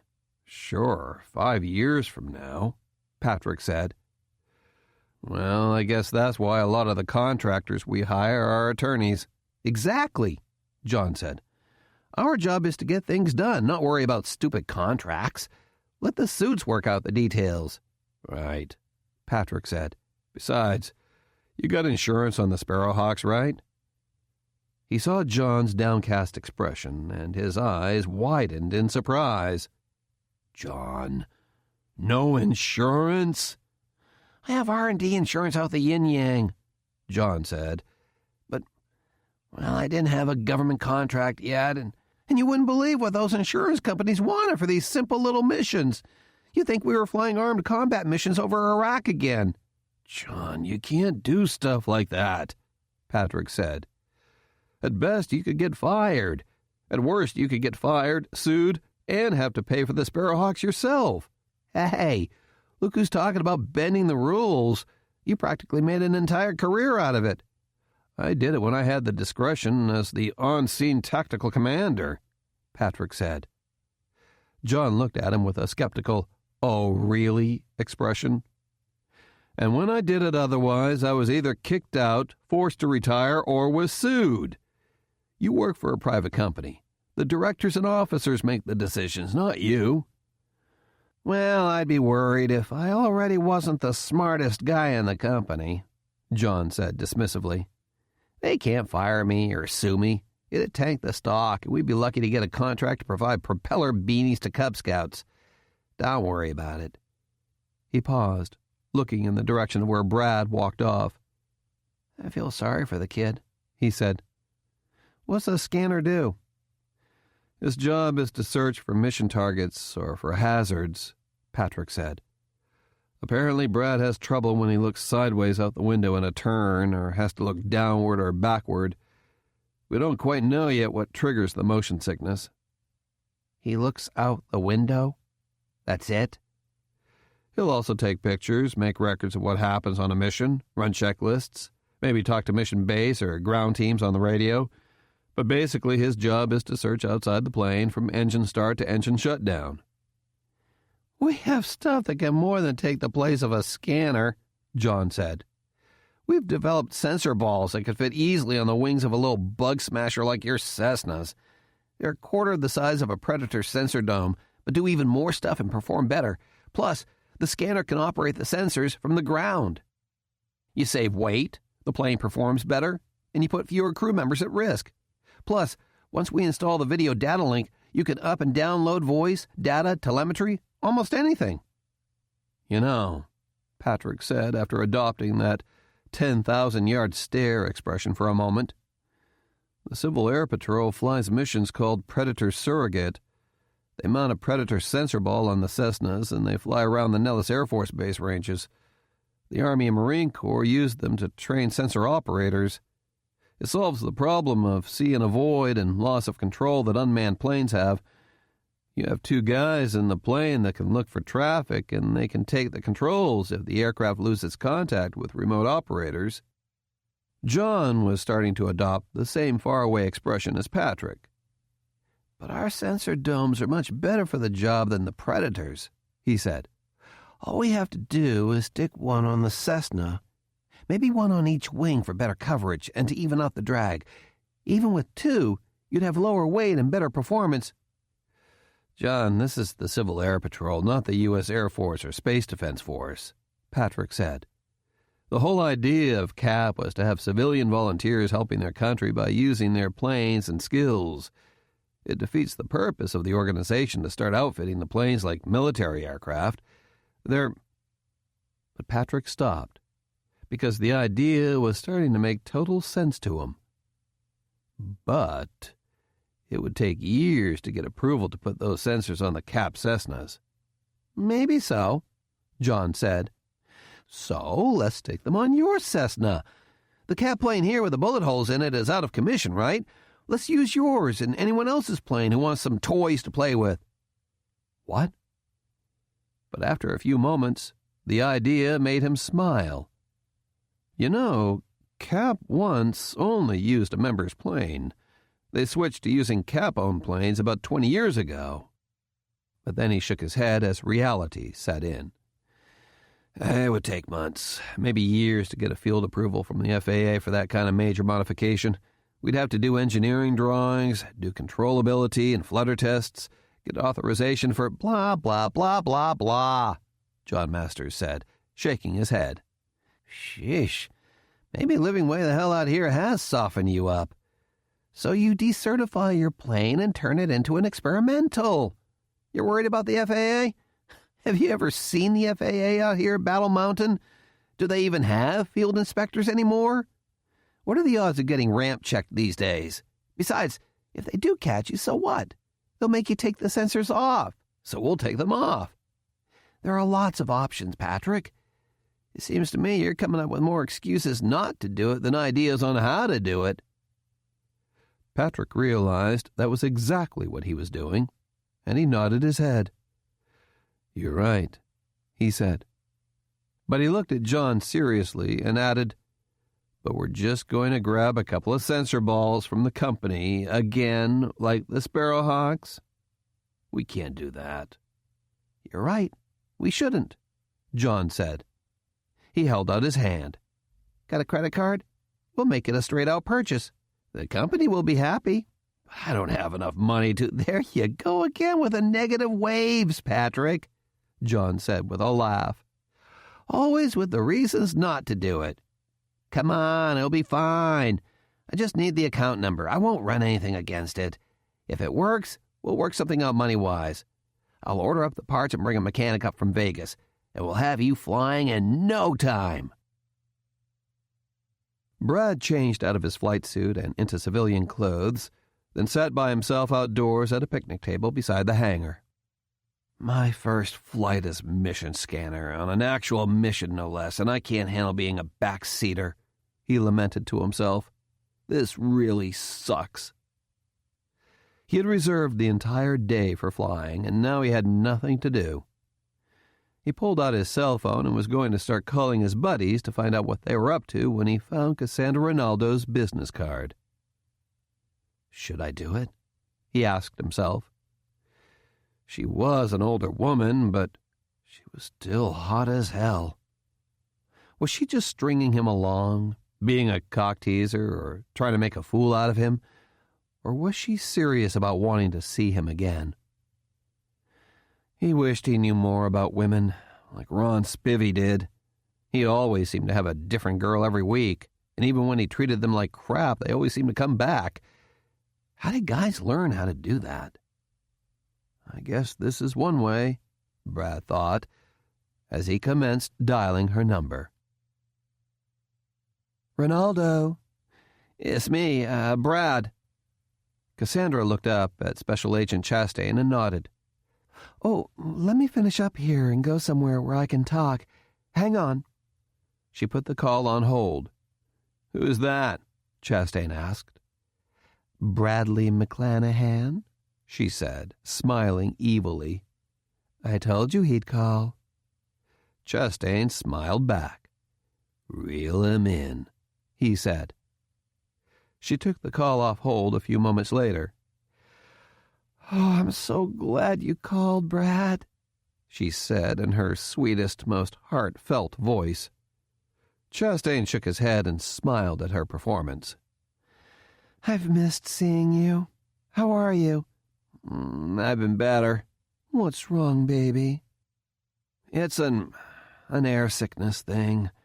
I'm okay when I'm piloting, but not so good when I'm in back. Oh, no, Ronaldo said. Are you all right now? Oh, yes, I'm good. Then when can I see you? There was a bit of a pause, then, well, I was supposed to be flying all day, but that's been canceled. I heard someone shot at a Civil Air Patrol plane, she said.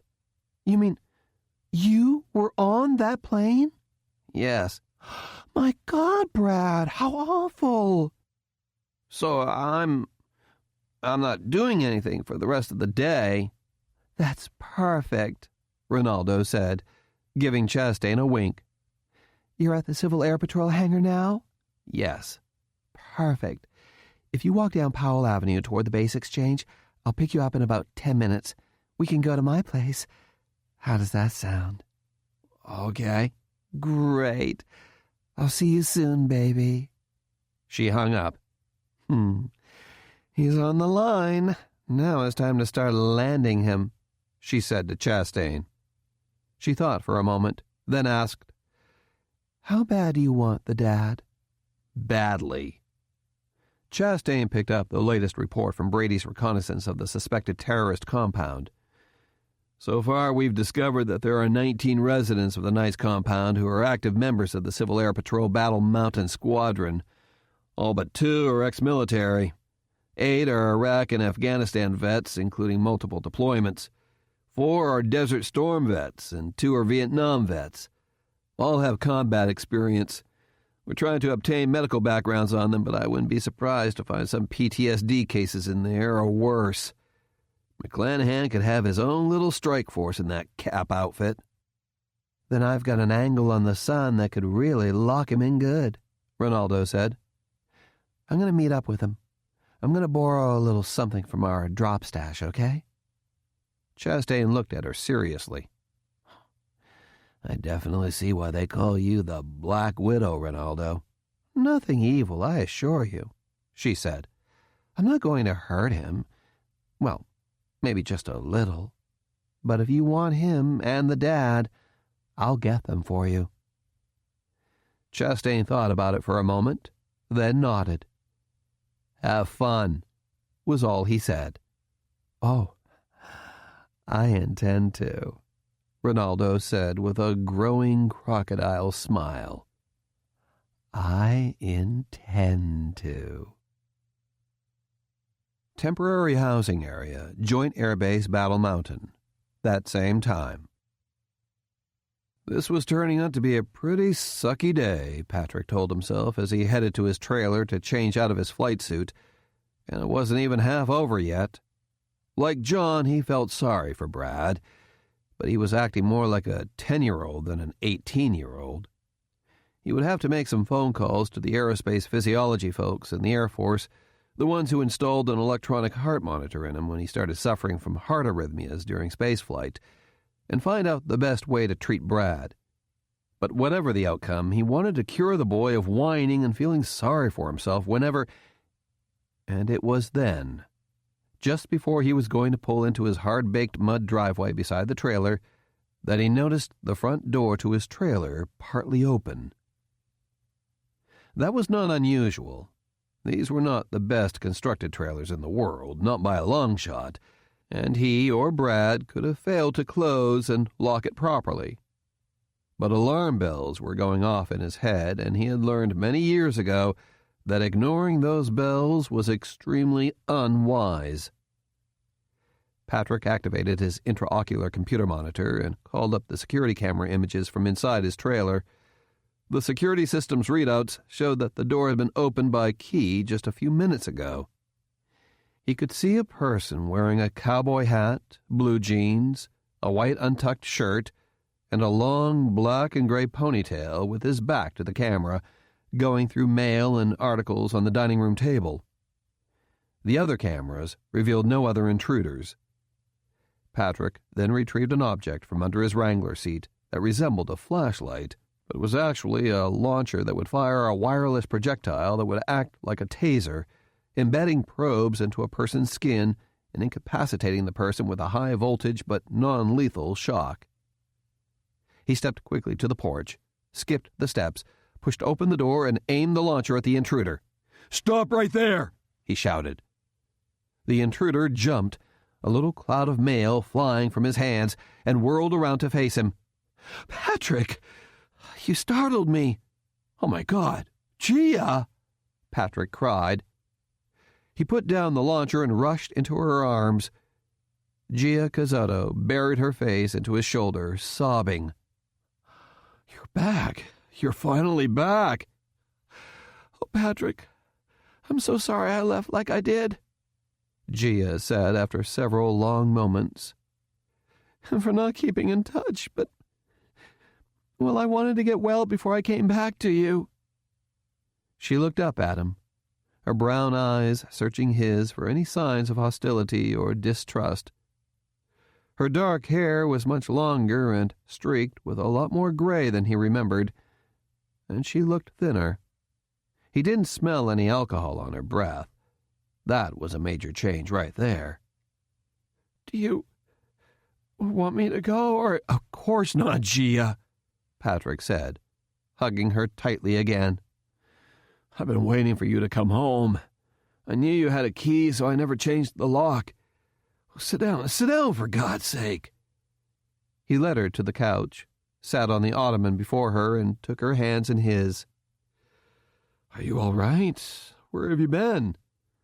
"Southern California," Gia said. "I went back to Palmdale to see if I could get work.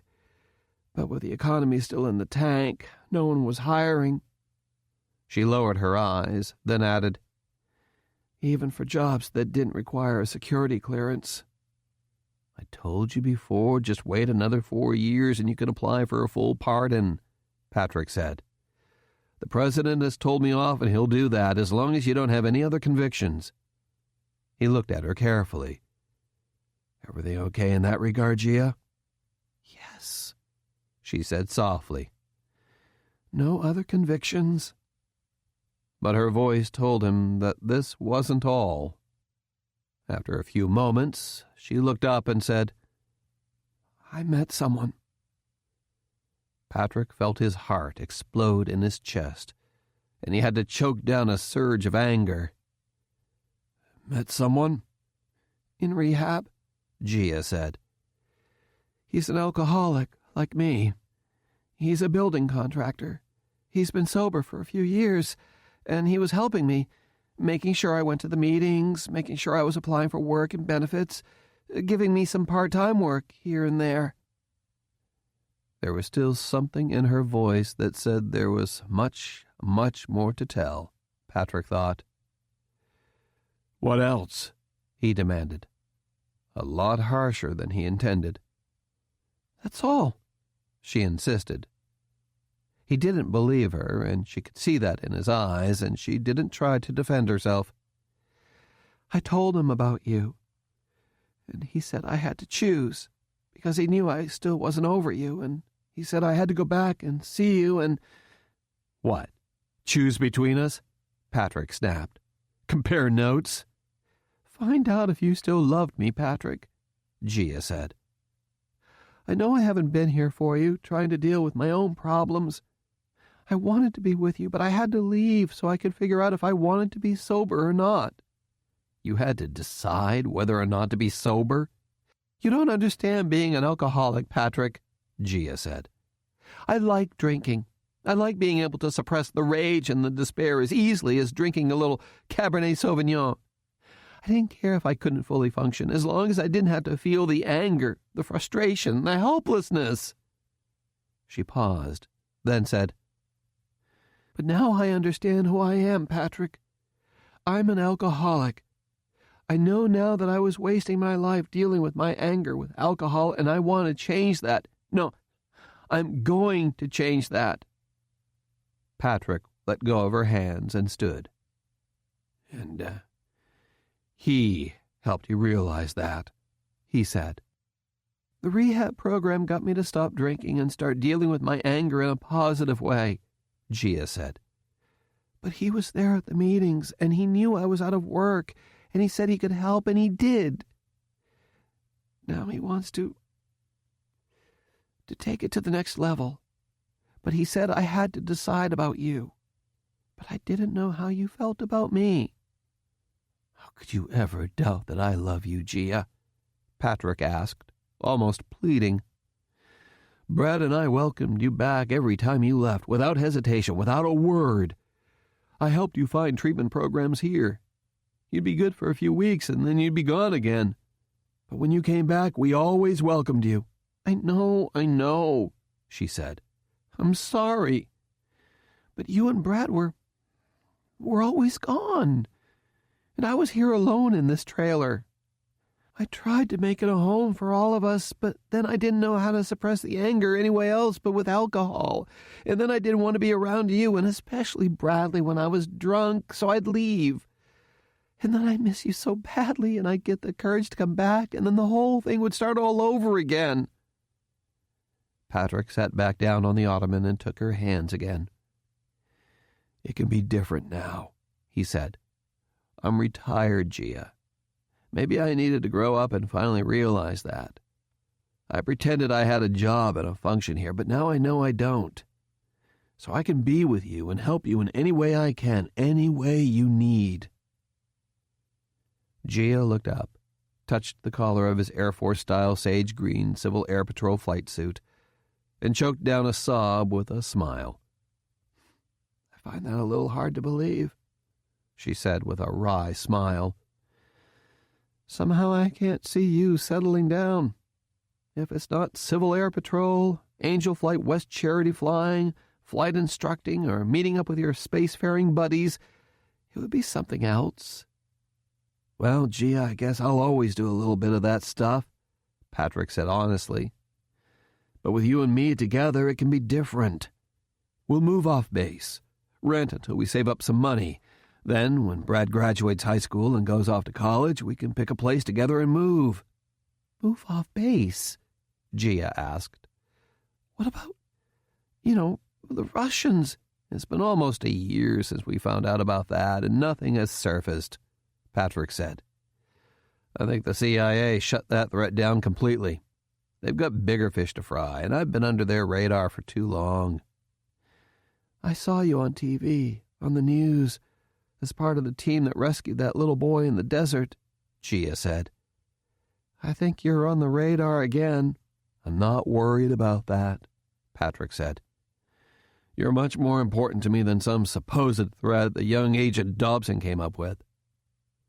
CIA Agent Timothy Dobson, an advisor to Kenneth Phoenix when he was vice president, had warned Patrick of the threat of Russian assassination squads sent out after him in retaliation for last year's attacks in the Gulf of Aden and Yemen, and had suggested that Patrick move to Battle Mountain to make it easier for the CIA and FBI to detect their approach.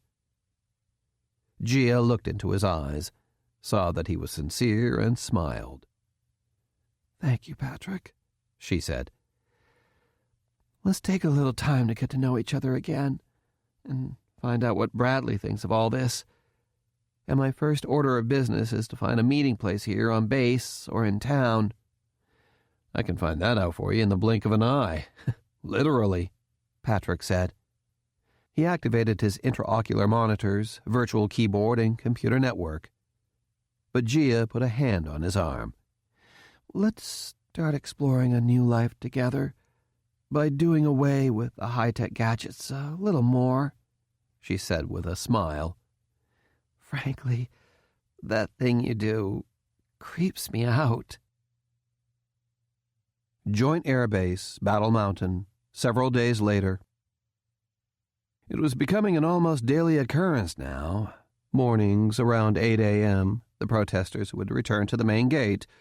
Their numbers were growing, but they were becoming more civilized as well.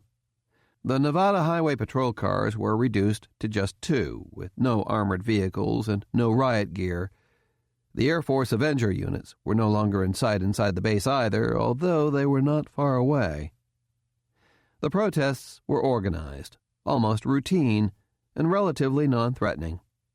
The marchers, about 100 of them today, the biggest number yet, would pile up to the front gate, chanting and singing as they approached, waving signs and banners, surrounded by photographers and crews from news outlets all over the world. A highway patrol trooper would order them to get off the highway. Someone with a bullhorn would read off a list of demands, usually right into the trooper's face. The highway patrol trooper would repeat the order. The protesters continued to sing and chant, amplified with bullhorns, and a half dozen or so would sit down in front of the gate. The trooper would put one of them in handcuffs, surrounded by the crowd yelling and screaming while the one person was taken away. Then the one patrol car's lights and sirens activated, and the crowd would slowly move off to either side of the highway. They would stay for another hour or so, then start to leave. The one arrested protester would be allowed to leave as soon as the cameras were out of sight. By 9:30, 10 o'clock tops, it was over. It was Leo Slotnick's turn at the front gate. The air was already fairly hot and humid for this time of day, but he still wore his long-sleeved blouse with body armor underneath, and he was already damp with sweat. He had been sure to install a pair of foam earplugs to help preserve his hearing from the noisy crowd with their bullhorns, and he was wearing a pair of black Kevlar knife-proof gloves with steel knuckles.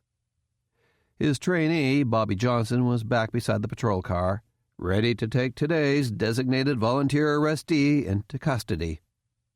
When the protesters approached, Leo let them chant and sing for about 15 minutes.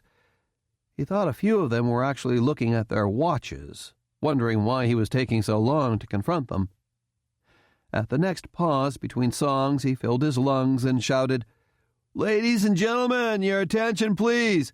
I am Sergeant Slotnick of the Nevada Highway Patrol. I am here to inform you that you are illegally blocking a state thoroughfare and interfering with normal traffic in violation of Nevada Revised Statute 484B.920-1. You are hereby ordered to clear the highway and allow traffic to proceed. Failure to obey a traffic officer is also a violation of Nevada Revised Statutes 484B.100 and could result in arrest and detainment. Please clear the highway immediately. Thank you." Now it was time for the shouting and demands. Leo folded his hands in front of his body. These folks were mostly harmless, but he still had to be ready to protect himself, and he steeled himself to accept the amplified yelling and screaming that was about to occur. Sure enough, the bozo with the bullhorn began shouting just a couple of feet away from his ear, and even with the earplugs firmly installed, the bastard was giving him a splitting. And then he saw them. The same two tall guys he had seen at the first demonstration.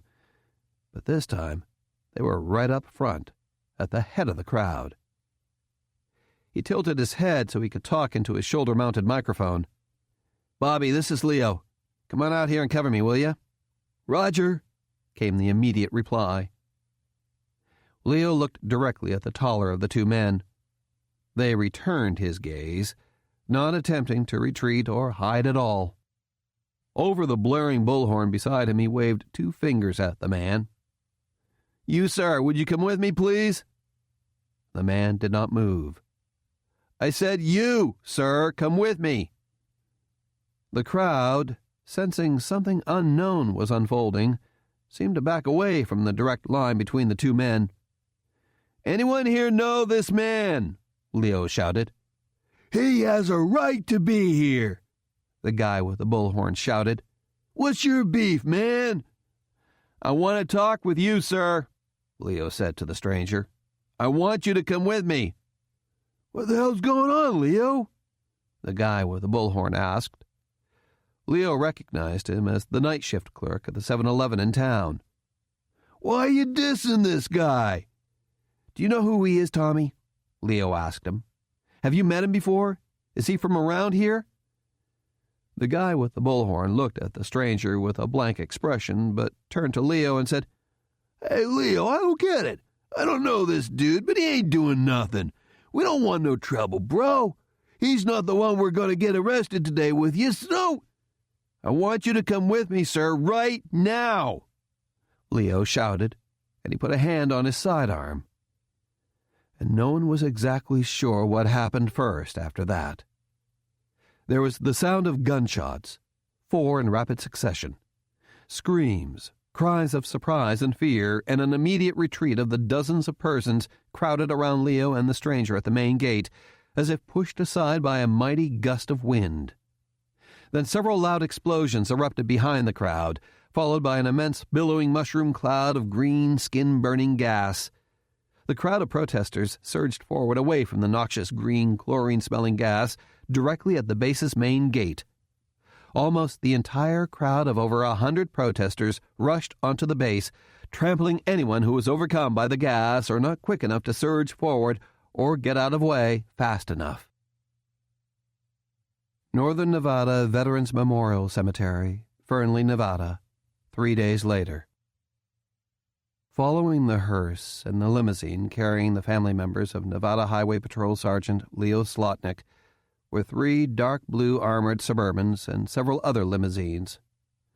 Behind the limousines was a truly awe-inspiring sight. A long line of police cars from all over the United States, stretching for miles along Interstate 80, with lights flashing, slowly making their way to the cemetery. The police cars were followed by hundreds of other cars, some with Civil Air Patrol flags affixed to their roofs.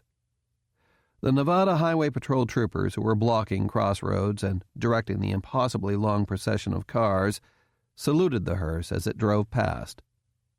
At exit 48 on the freeway, the lead group continued on to the Northern Nevada Veterans Memorial Cemetery, while the hundreds of police cruisers and Civil Air Patrol members that were part of the procession lined up and stopped in the number 2 lane. The passengers got out of the cars, and they held salutes or hands over their hearts until the hearse was out of sight. The flag-draped casket was brought to the center of the visitor center, escorted by an honor guard composed of Air Force, Highway Patrol, and Civil Air Patrol officers and cadets. Since the facility was so small, only a small fraction of the thousands of attendees could be seated inside, but hundreds of others stood outside to listen to the service on loudspeakers. The family members, Leo's wife, 3 young children, his parents, and his wife's parents, were escorted to their seats, followed by the invited VIP guests, the Vice President of the United States, the Secretary of the Air Force, the Governor of Nevada, the Commandant of the Nevada Highway Patrol, and the National Commander of the Civil Air Patrol, among many other dignitaries. After the service was over, the Vice President's motorcade departed first, heading west on Interstate 80 toward Reno with 2 armored Suburbans as escorts, where her C-32 transport, A VIP modified Boeing 757-200 was waiting at Reno Tahoe International Airport. "Patrick, it's good to see you again," Vice President Ann Page said. "You need to come to Washington more often. It seems I only get to see you at funerals." "Thank you, Madam Vice President," Patrick McClanahan said. "It's good to see you, too." "And I never would have recognized young Bradley here," the Vice President said to Brad, seated beside his father. "Although you're certainly not so young anymore. Congratulations on the Civil Air Patrol save." "Thank you, ma'am." "You know who Mr. Dobson is, don't you, Brad?" the Vice President asked, motioning to the man seated beside her. "I think so," Brad said, but it was obvious he didn't remember, and that was the way Patrick had wanted it at the time when Dobson delivered the message that Russian hitmen had been sent to target his father for assassination in retaliation for the attacks on Russian installations in the Middle East and East Africa. They left Henderson, Nevada soon after President Kenneth Phoenix's inauguration, went to Washington to support Gia Cazotto in her trial and to await Patrick's trial, then moved to Battle Mountain after Gia's sentence was commuted and Patrick was pardoned. "Mr. Dobson has some information for your father," Ann said, "but I thought it was okay if you hear it too because it concerns both of you, and I think you're old enough to know everything. Tim?" "Thank you, ma'am," Timothy Dobson said. Dobson, a 15-year veteran of the Central Intelligence Agency, had served with then Vice President Ken Phoenix on a panel to rewrite the national space policy.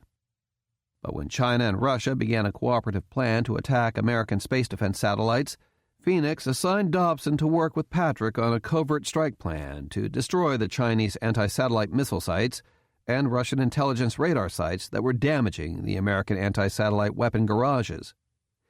In the aftermath of Patrick's attacks, Dobson had discovered that Russia was sending assassination squads into the United States, targeting Patrick for reprisals. "We've analyzed photos and videos taken at the demonstrations in front of Battle Mountain Air Base," Dobson said, "and my team has identified 2 and possibly 4 foreign agents that have been moving closer and closer to the airbase at Battle Mountain. They're getting bolder by the day," the Vice President said. "They're moving right to your doorstep. You're not safe. We think Sergeant Slotnick detected the agents about 2 weeks ago at one of the demonstrations," Dobson went on, "and actually confronted one the day he was killed. Most likely it was one of the agents that killed Slotnick, and the backups in the crowd set off the tear gas bombs that caused the protesters to panic and rush the base." "The base is still a safe place for you," the Vice President said. "The security there is the best in the nation, but it's closing soon and you'll lose that protection. And I'm concerned about young Brad here.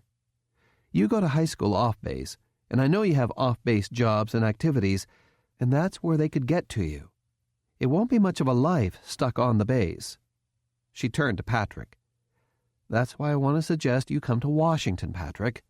"Ma'am," Page held up a hand. "I understand all about Colonel Cazotto, how angry she was at President Phoenix for not pardoning her, but have you seen her lately?"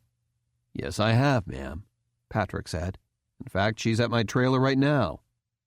Ann turned a horrified expression to Tim, who had a look of concern on his face that made Patrick's fingertips tingle. "The FBI has had her under observation ever since she started applying for work at defense contractors in Southern California, General," Dobson said. "With her felony conviction, she can't get a security clearance, and with the bad economy, few firms are hiring anyway." "That's what she told me," Patrick said. "High-profile individual, highly skilled and intelligent, formerly had a top-secret security clearance but out of work with a federal felony conviction, angry at the government, an alcohol problem, possibly emotional problems. The textbook example of a disgruntled worker," Ann said. "And a woman to boot. A perfect target for recruitment by a foreign or enemy power." "What?" Patrick exclaimed. "She met a guy in one of her 12-step meetings that was helping her out, befriending her, hiring her part-time, maybe something more intimate," Dobson said hesitantly.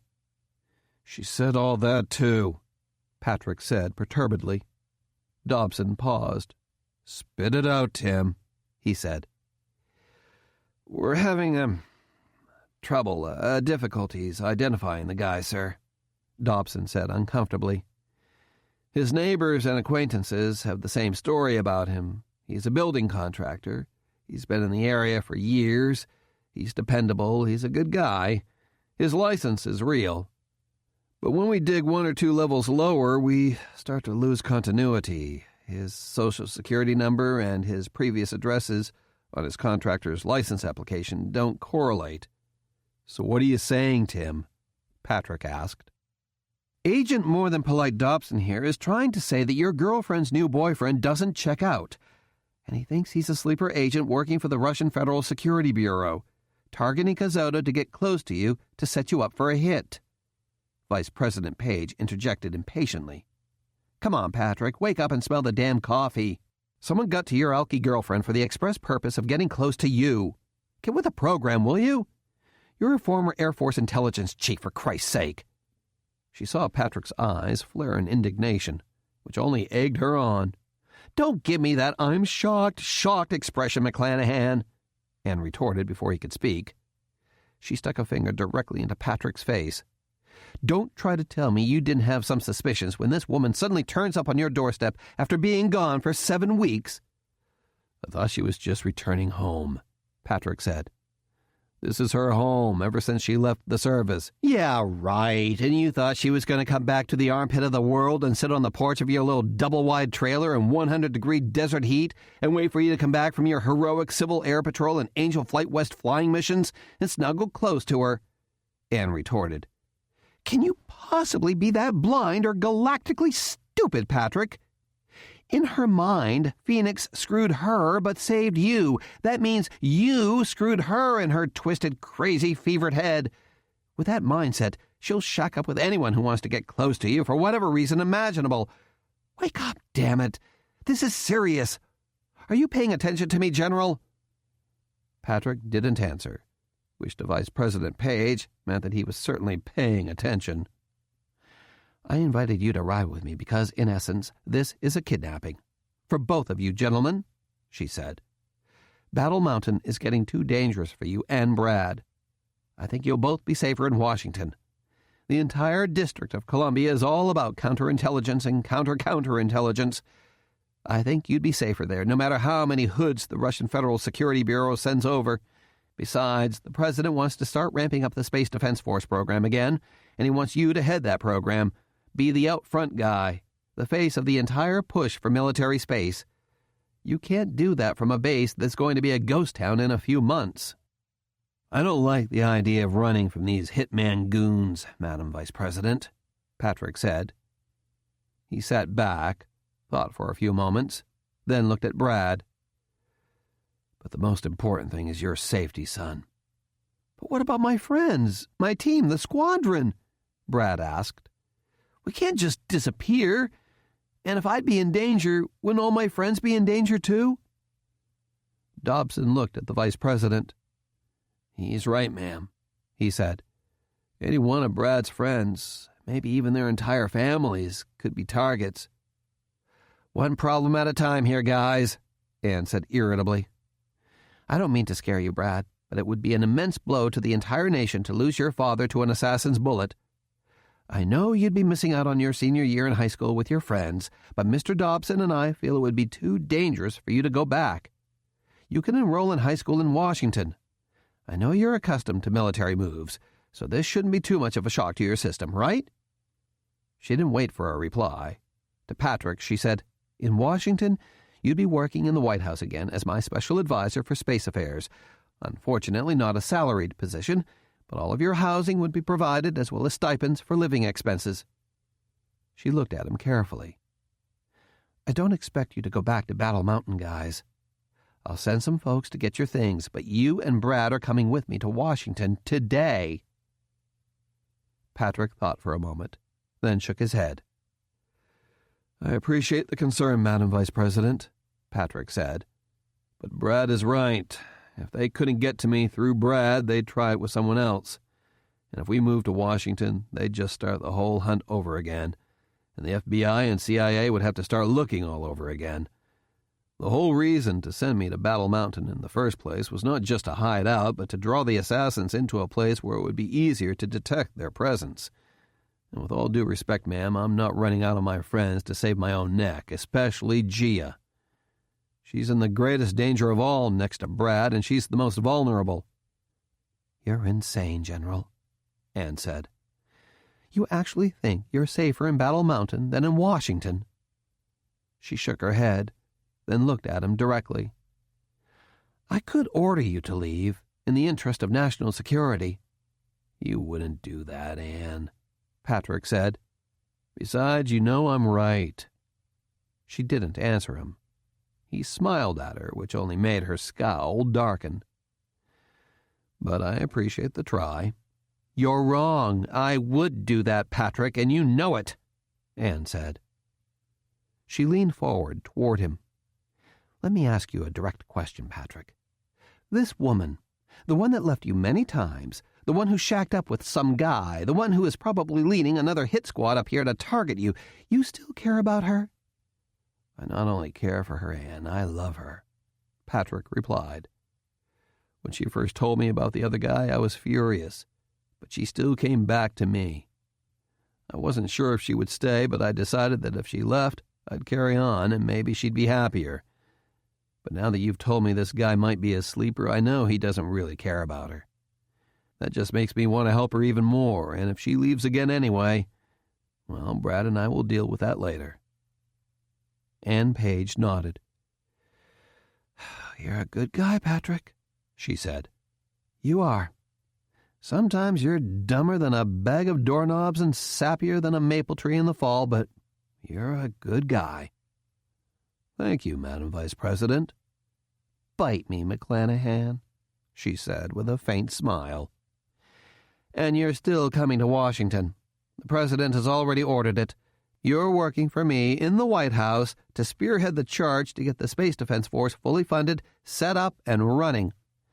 President Phoenix agreed to wait until next summer after Brad was on his way to college." "That sounds fine, Madam Vice President," Patrick said. "I think I'd enjoy working for you." "You're damned right you will," Anne said. "You're damned right." 8. Be good, and you will be lonesome. Samuel Clemens. Joint Air Base, Battle Mountain, the next evening. "I'm sorry to have to tell you, folks," Squadron Commander Rob Sparrow said at the Civil Air Patrol Senior Squadron meeting, "but the CAP National Headquarters is suspending our squadron's activities until further notice." There was a rumble of disbelief and surprise around the conference room. "Why in the hell are they doing that, Rob?" Michael Fitzgerald boomed. "They feel it's too dangerous to come on the base anymore," Rob said. "The protesters, the shootings, frankly, I can't argue with them. The planes have already been scheduled to depart. As soon as the 182 is flyable, it'll go to Winnemucca.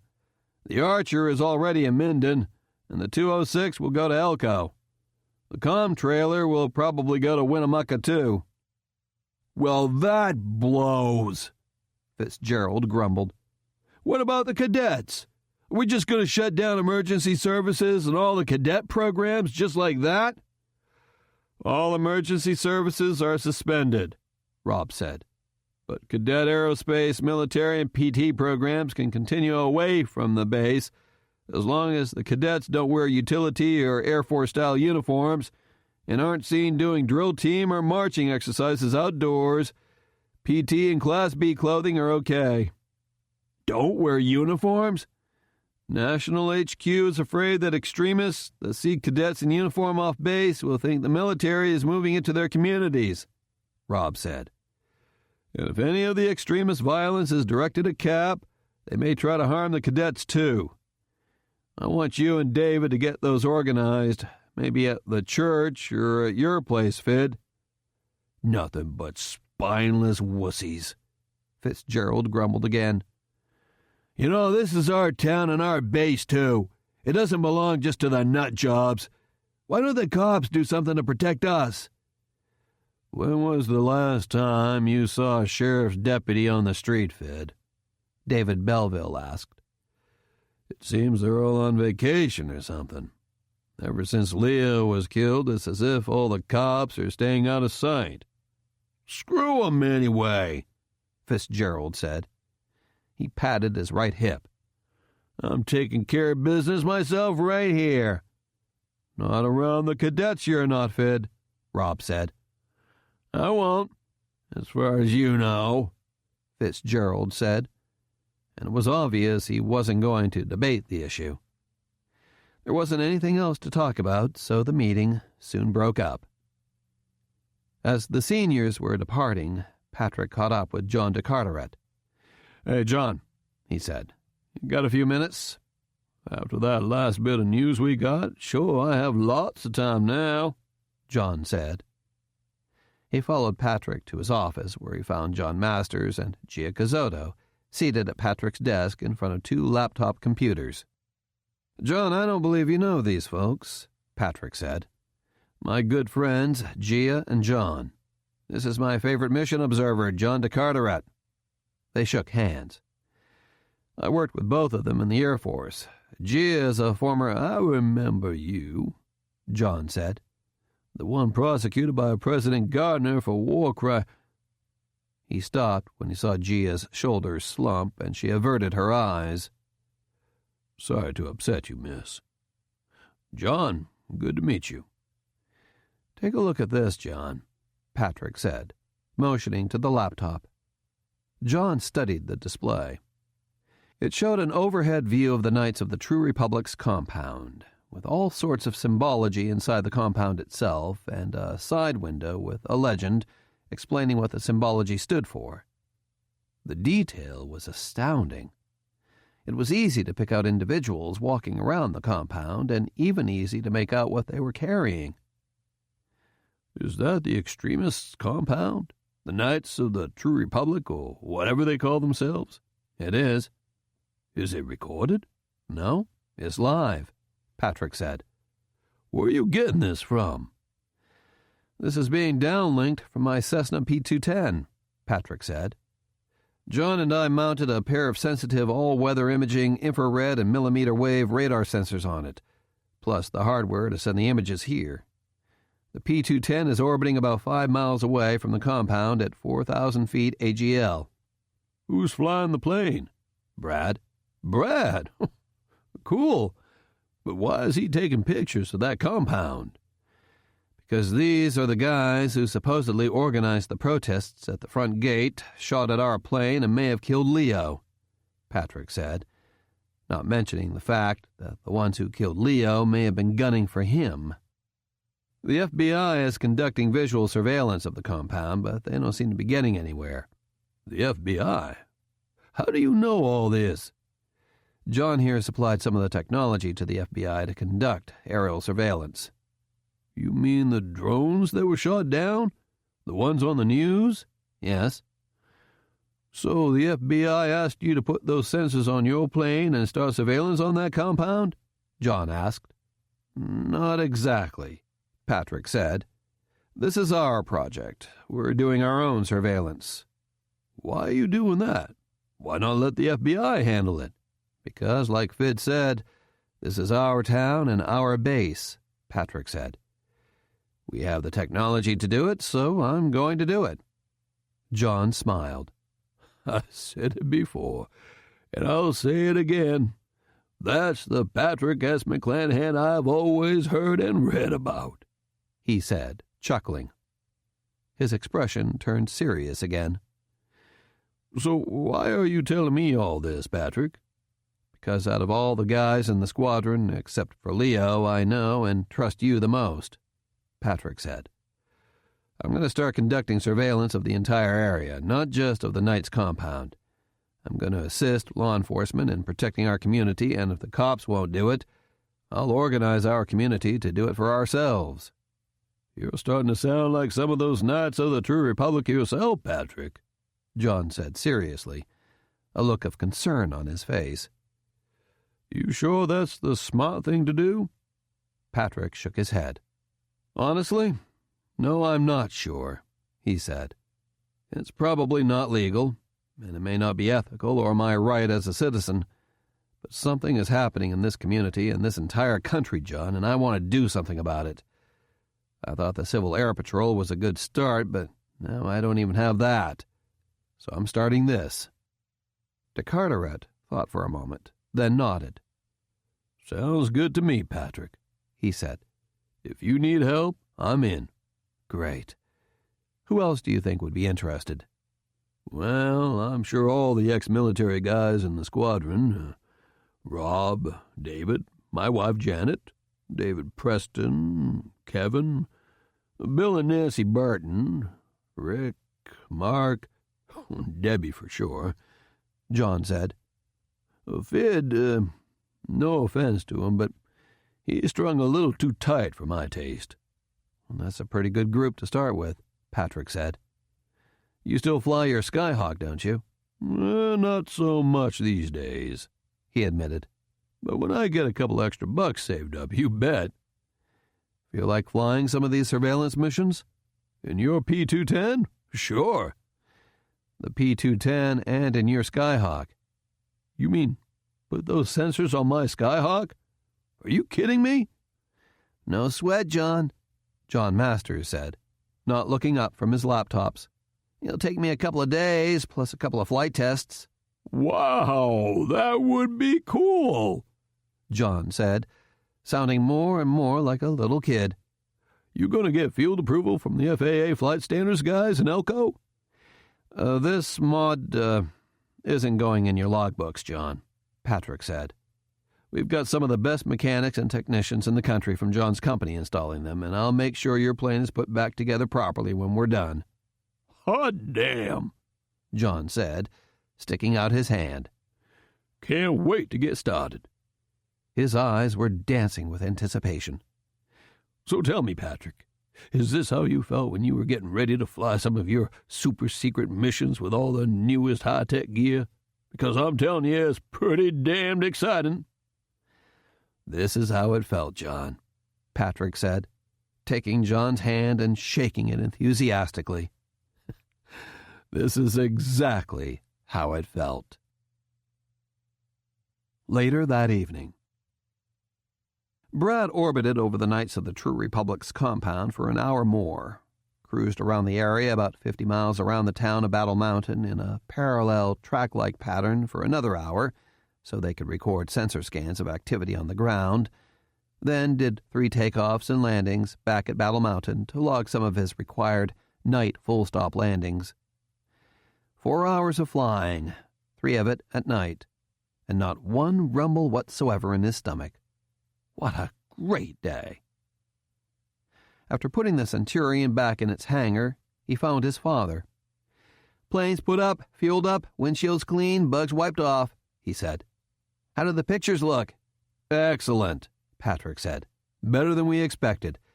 The other scans around the area will be stored by the computer, and we'll compare them to scans we'll take later to look for unusual activity." "Cool. How's your stomach feel?" "Great. Not even a big burp." "I was a little concerned with you flying at night. I was afraid the loss of a horizon might bring back the nausea," Patrick said. "But you seemed to do okay when we did our night landings the other night." "I'm fine, Dad." "Heading home?" "I'm going to stop by the bowling alley." "Drinking ages." I know. No booze until I'm 21. I don't like this stuff anyway, and with Gia back, I don't even want to deal with it. I just want to see if anything's going on, maybe play some pinball." "I can't believe pinball machines are making a comeback," Patrick said. "We used to play those things for hours when we sat alert in the B-52s. He was getting into reminiscing mode again, Brad thought. That was happening more and more the older he got. "Have fun. Be back by midnight." "It'll be before then. I've got workouts in the morning, and then I want to fly the P-210.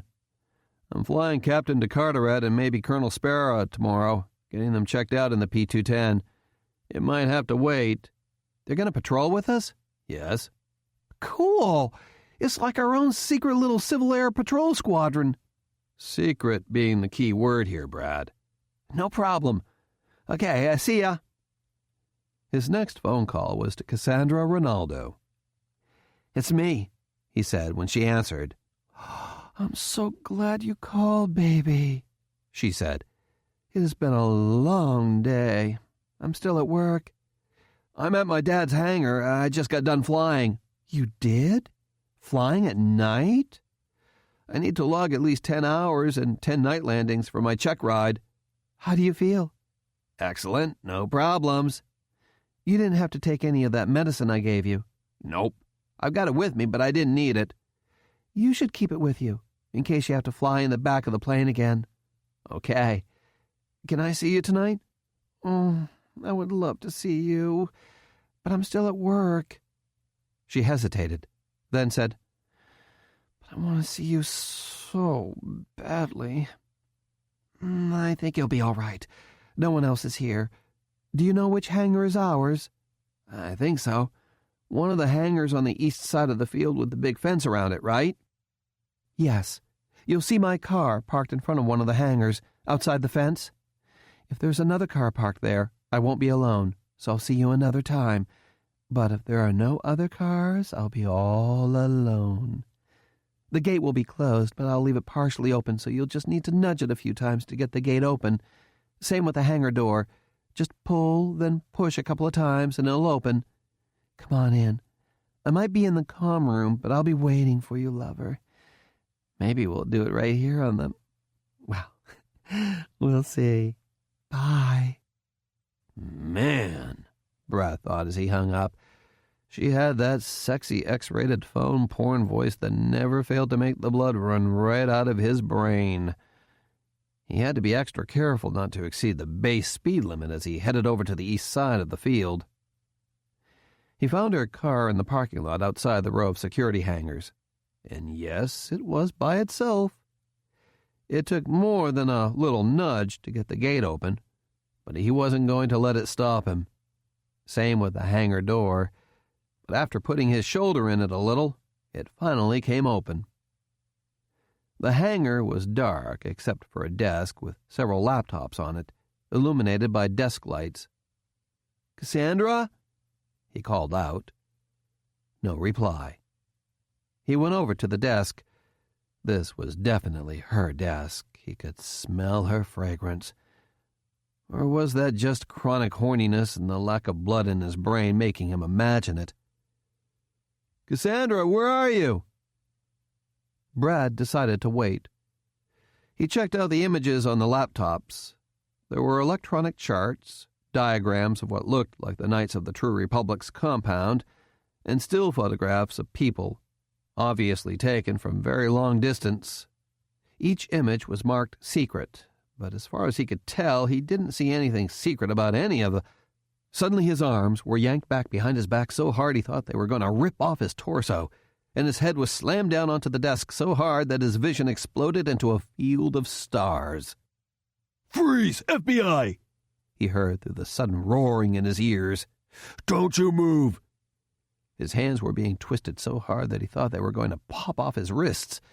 His legs were kicked out behind him, so even more pressure was on his face and head. He felt cold steel handcuffs being snapped onto his wrists, and then rough hands patting him down from head to foot. "Ow, you're hurting me!" he protested. "Shut up!" someone yelled. "Do you have any weapons in your pockets? Any knives or needles?" "No, stop twisting my..." "I said shut up!" He felt his shirt being pulled out of his pants, and then rough hands searching his body right down to the skin. The guy then started going through his pockets, turning them inside out. "Got something?" he called out, before resuming his search inside Brad's pants, then right against his crotch. Brad was then spun around and thrust into a chair, and the desk light shined right in his face, blinding him. He felt blood trickling out of his nose, and his shoulder felt dislocated. "Why did you break in here, McClanahan?" the guy shouted. "I didn't break in. We've got it all on surveillance cameras, McClanahan," the guy yelled. "You forced open the outside gate, then forced open the hangar door. It's all on video. It's called breaking and entering, McClanahan. And in a federal facility, it's a federal crime. You could get 5 years in prison just for that. What are you doing here?" Brad said nothing. The guy slapped him on the side of his head so hard he almost fell off the chair. "Answer me, you punk! What are you doing here?" Brad couldn't tell them the truth. Cassandra would get fired for sure. "Did you come in here to steal our computers?" the guy shouted. "That's burglary, McClanahan. That's another 10 years in prison. And you came in here and viewed classified material. That's another 10 to 15 years, along with about $1 million in fines. You're looking at some hard time, Bob, and not in minimum security either. There will be some very big, very bad men who will be anxious to get to meet you up close and personal." The man held up a tiny bag of white powder. "What the hell is this?" he shouted. "Nothing." "What do you mean, nothing?" He handed it back to someone behind him and shouted again. "What is it?" "It's nothing. It's air sickness medicine." "Air sickness medicine, huh? That's a new one." A few minutes later, he held up a tiny tube filled with blue liquid that was passed over to him by someone in the darkness. "This is a cobalt thiocyanate test, McClanahan, and you just flunked it. The stuff in the bag we found on you is cocaine. So you broke in here to steal equipment to buy more coke, is that it, McClanahan?" "No!" Brad shouted. "You gonna tell me this stuff isn't yours?" No, it's mine, but it's not cocaine. It's air sickness medicine." "Who told you that?" Brad didn't answer. "You're a burglar, a liar, and a doper, McClanahan," the guy said. "You're going to go to prison for a very, very long time. I hope you get some good drug treatment while you're rotting in a cell, you miserable little—" "That's enough, Brady." A different voice interrupted.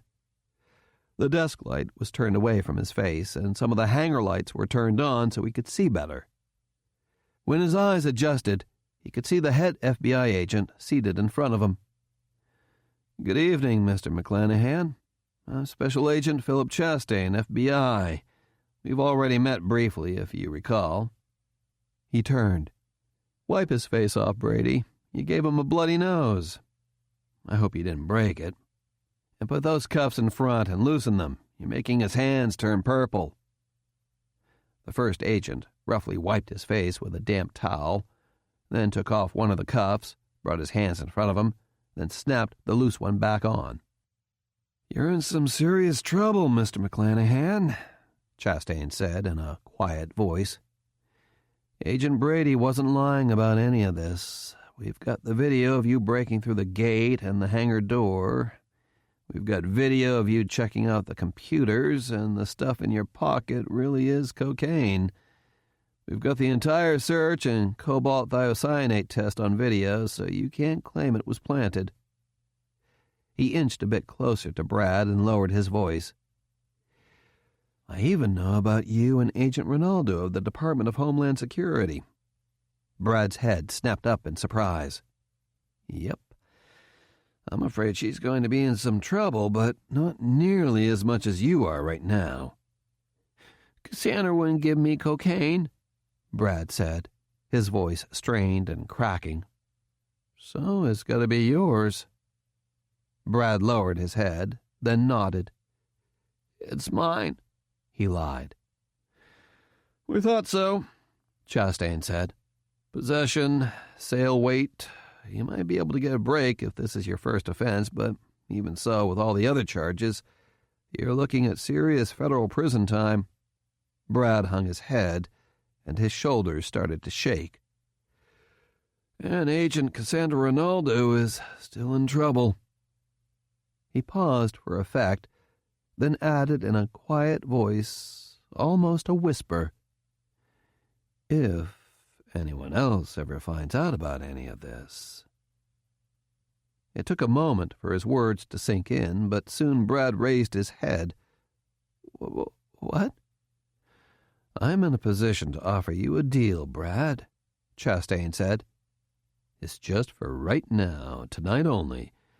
If I pick up the phone to my office and tell them I'm bringing in a prisoner, no more deals will be possible with me. It'll be yes or no, right here, right now. Do you understand?" Brad nodded. "What's the deal?" he asked.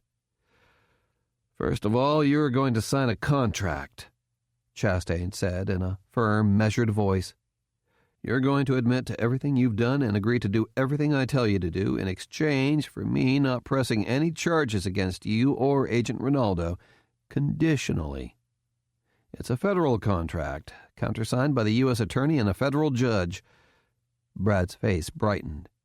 You're going to do some tasks for me.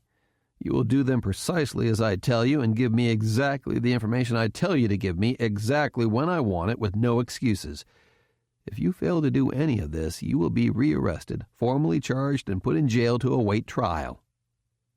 Brad's eyes flared when he heard the word jail, and Chastain noticed that right away. The agent produced a typewritten piece of paper with the FBI shield at the top. Brad was too scared to realize that the contract had already been drawn up.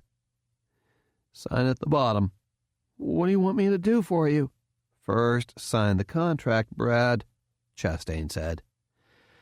If you don't, you'll be placed under arrest and taken to my office in San Francisco tonight, in process, jailed, then taken in front of a federal judge and formally charged. You're not a minor anymore, so your father won't know where you've been taken until after you've been arraigned, which could take a couple of days.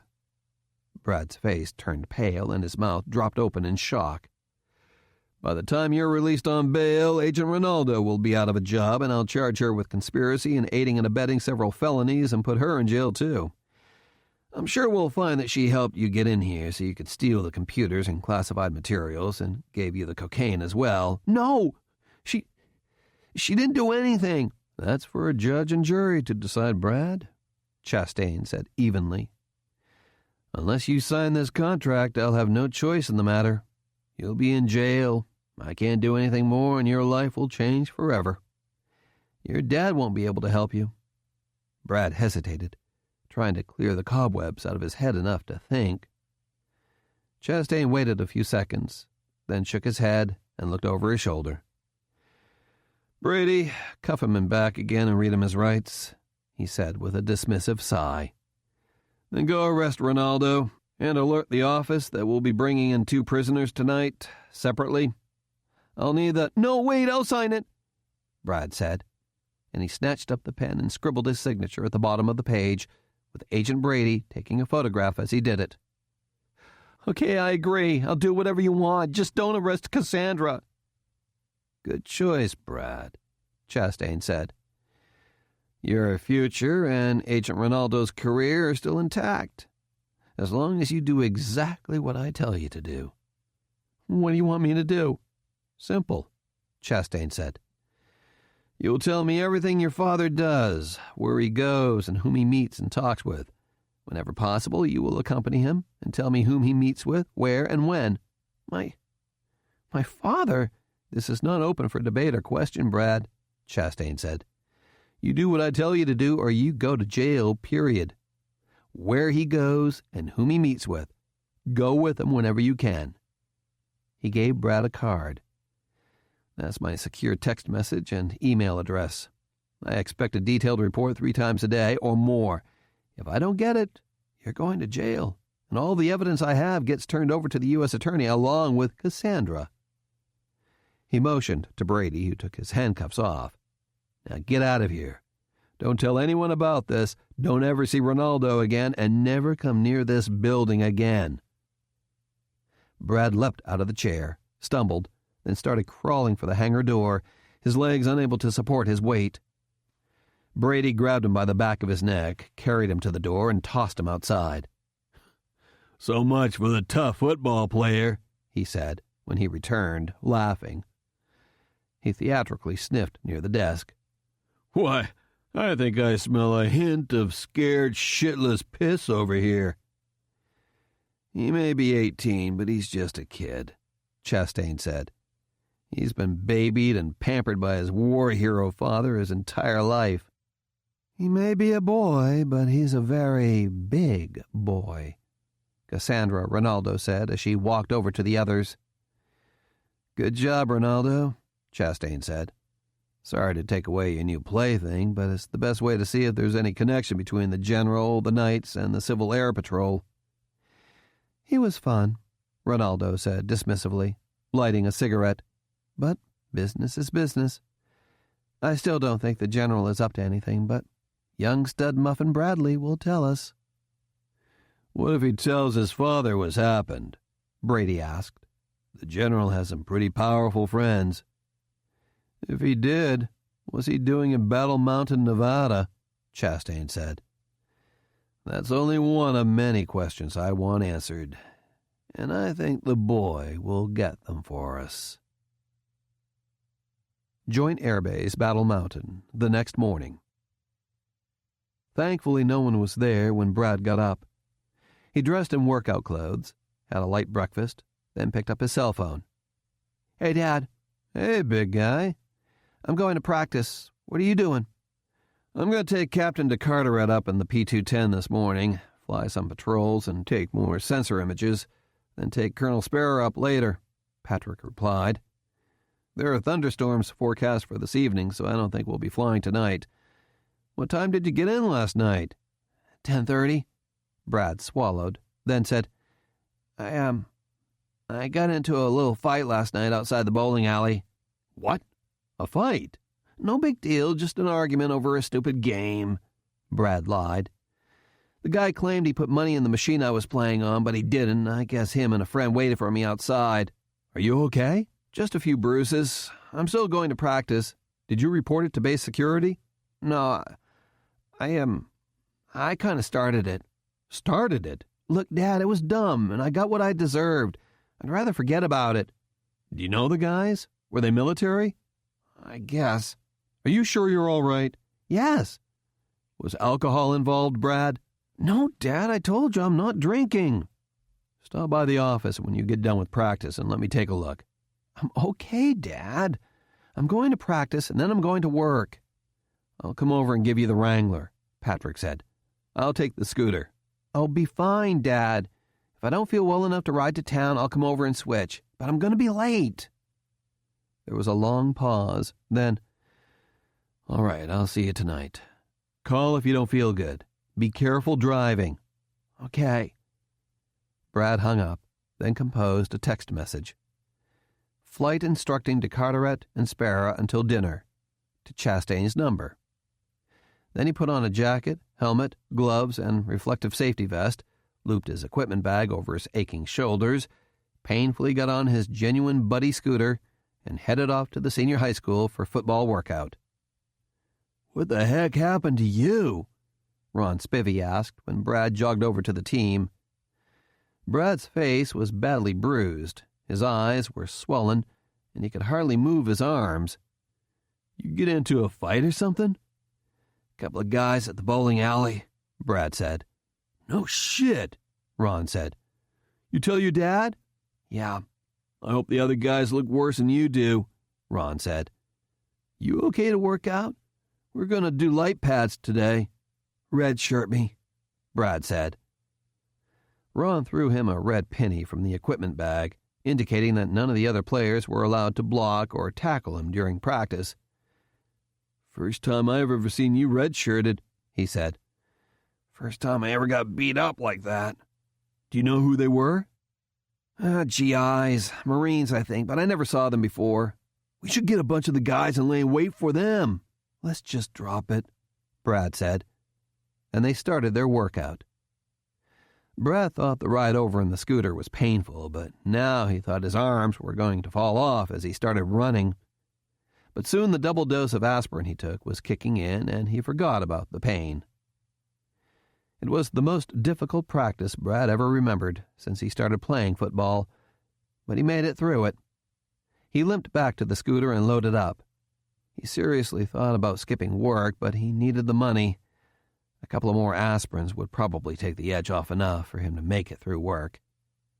He started up the scooter, readjusted the equipment bag on his shoulder one more time to find a more comfortable position, headed out of the parking spot toward the exit, and before he could react, a car screeched backward out of its parking spot and crashed into the front of his scooter, traveling about 10 miles an hour. Brad was thrown backward off the scooter from the weight of his equipment bag. The car kept on going, backing right over the scooter. Hey, asshole! Ron Spivey shouted, running up to Brad. The car was about 15 feet away, revving its engine. He saw two guys in the front seat, both wearing sunglasses, both with baseball caps. The guy on the passenger side was yelling something that Ron couldn't understand, gesturing with his right hand like a knife blade at the driver as if he was stabbing him. "Someone call the cops!"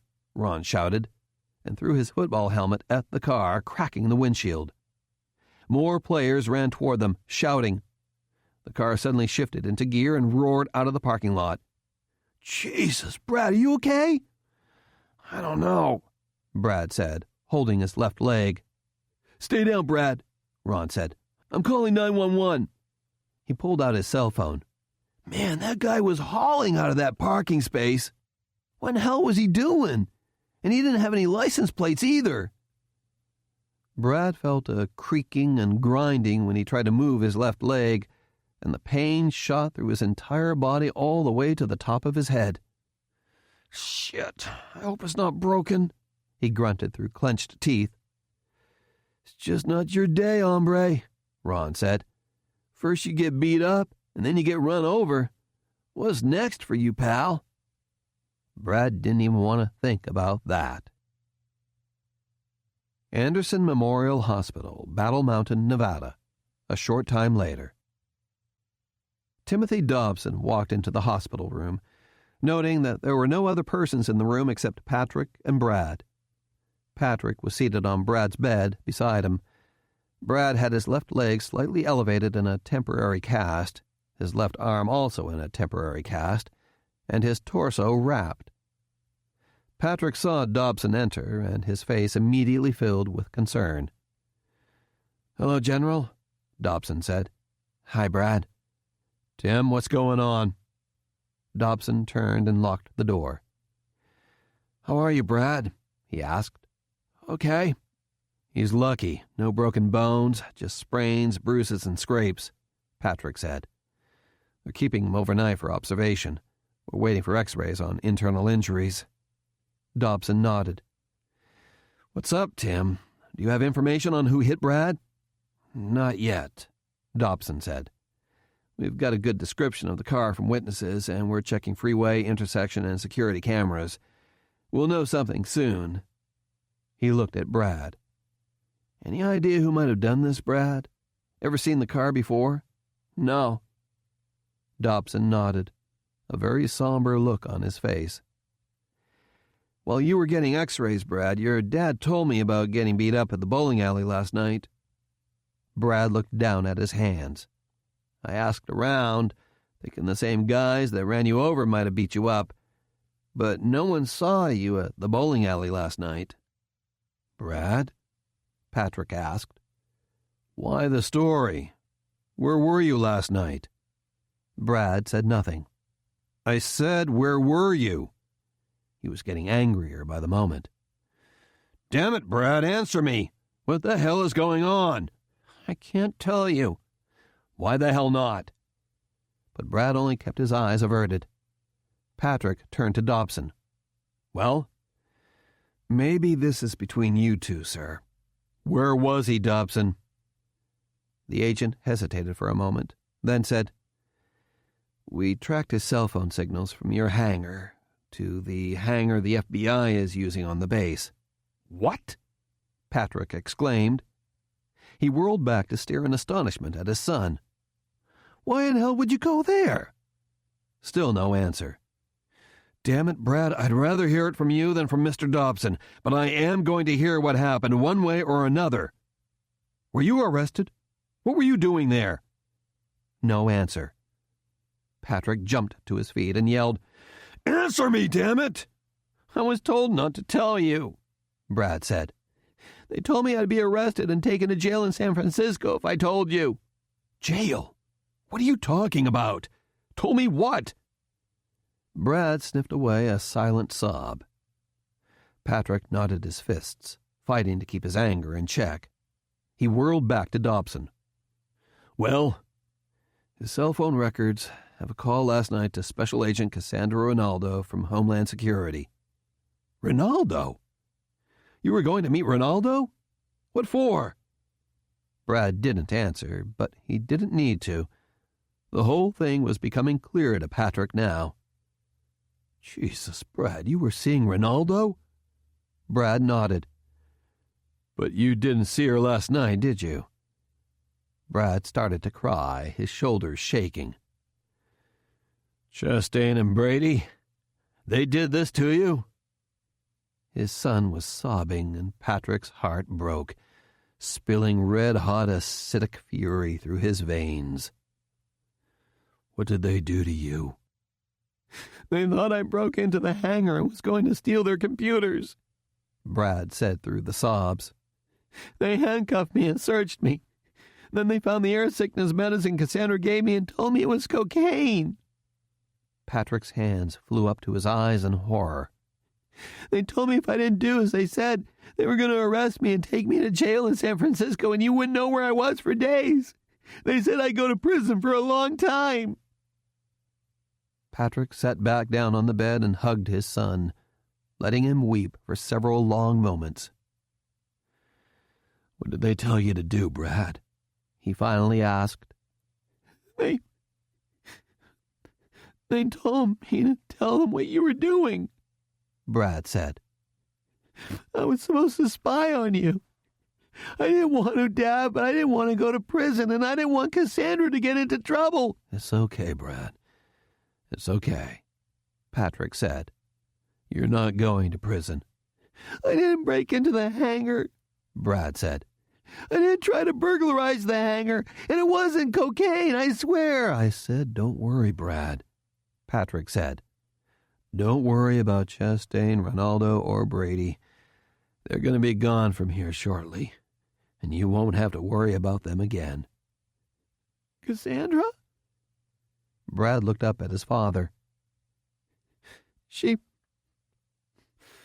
was in on it, wasn't she? She didn't like me. It was all a setup to get me to spy on you. He started to cry again. Why am I such a dork, Dad? He said, burying his face into Patrick's chest. I don't know crap about anything. It's not your fault, big guy, Patrick said, holding his son closely again. Brad, there are people out there who just victimize other people, take advantage of them for their own purposes, no matter how badly it hurts others. We have to learn to watch out for people like that and stop them whenever we can. He took a deep breath, then said, I know I wasn't around for you much when I was in the Air Force and working outside, Brad. And even after we moved here, I wasn't here for you as much as I should have been. I was pretending I was still in the Air Force, flying Civil Air Patrol and Angel Flight West missions, when what I should have been doing is being your dad and teaching you about scumbags like Chastain, Brady, and Ronaldo. All that is going to change.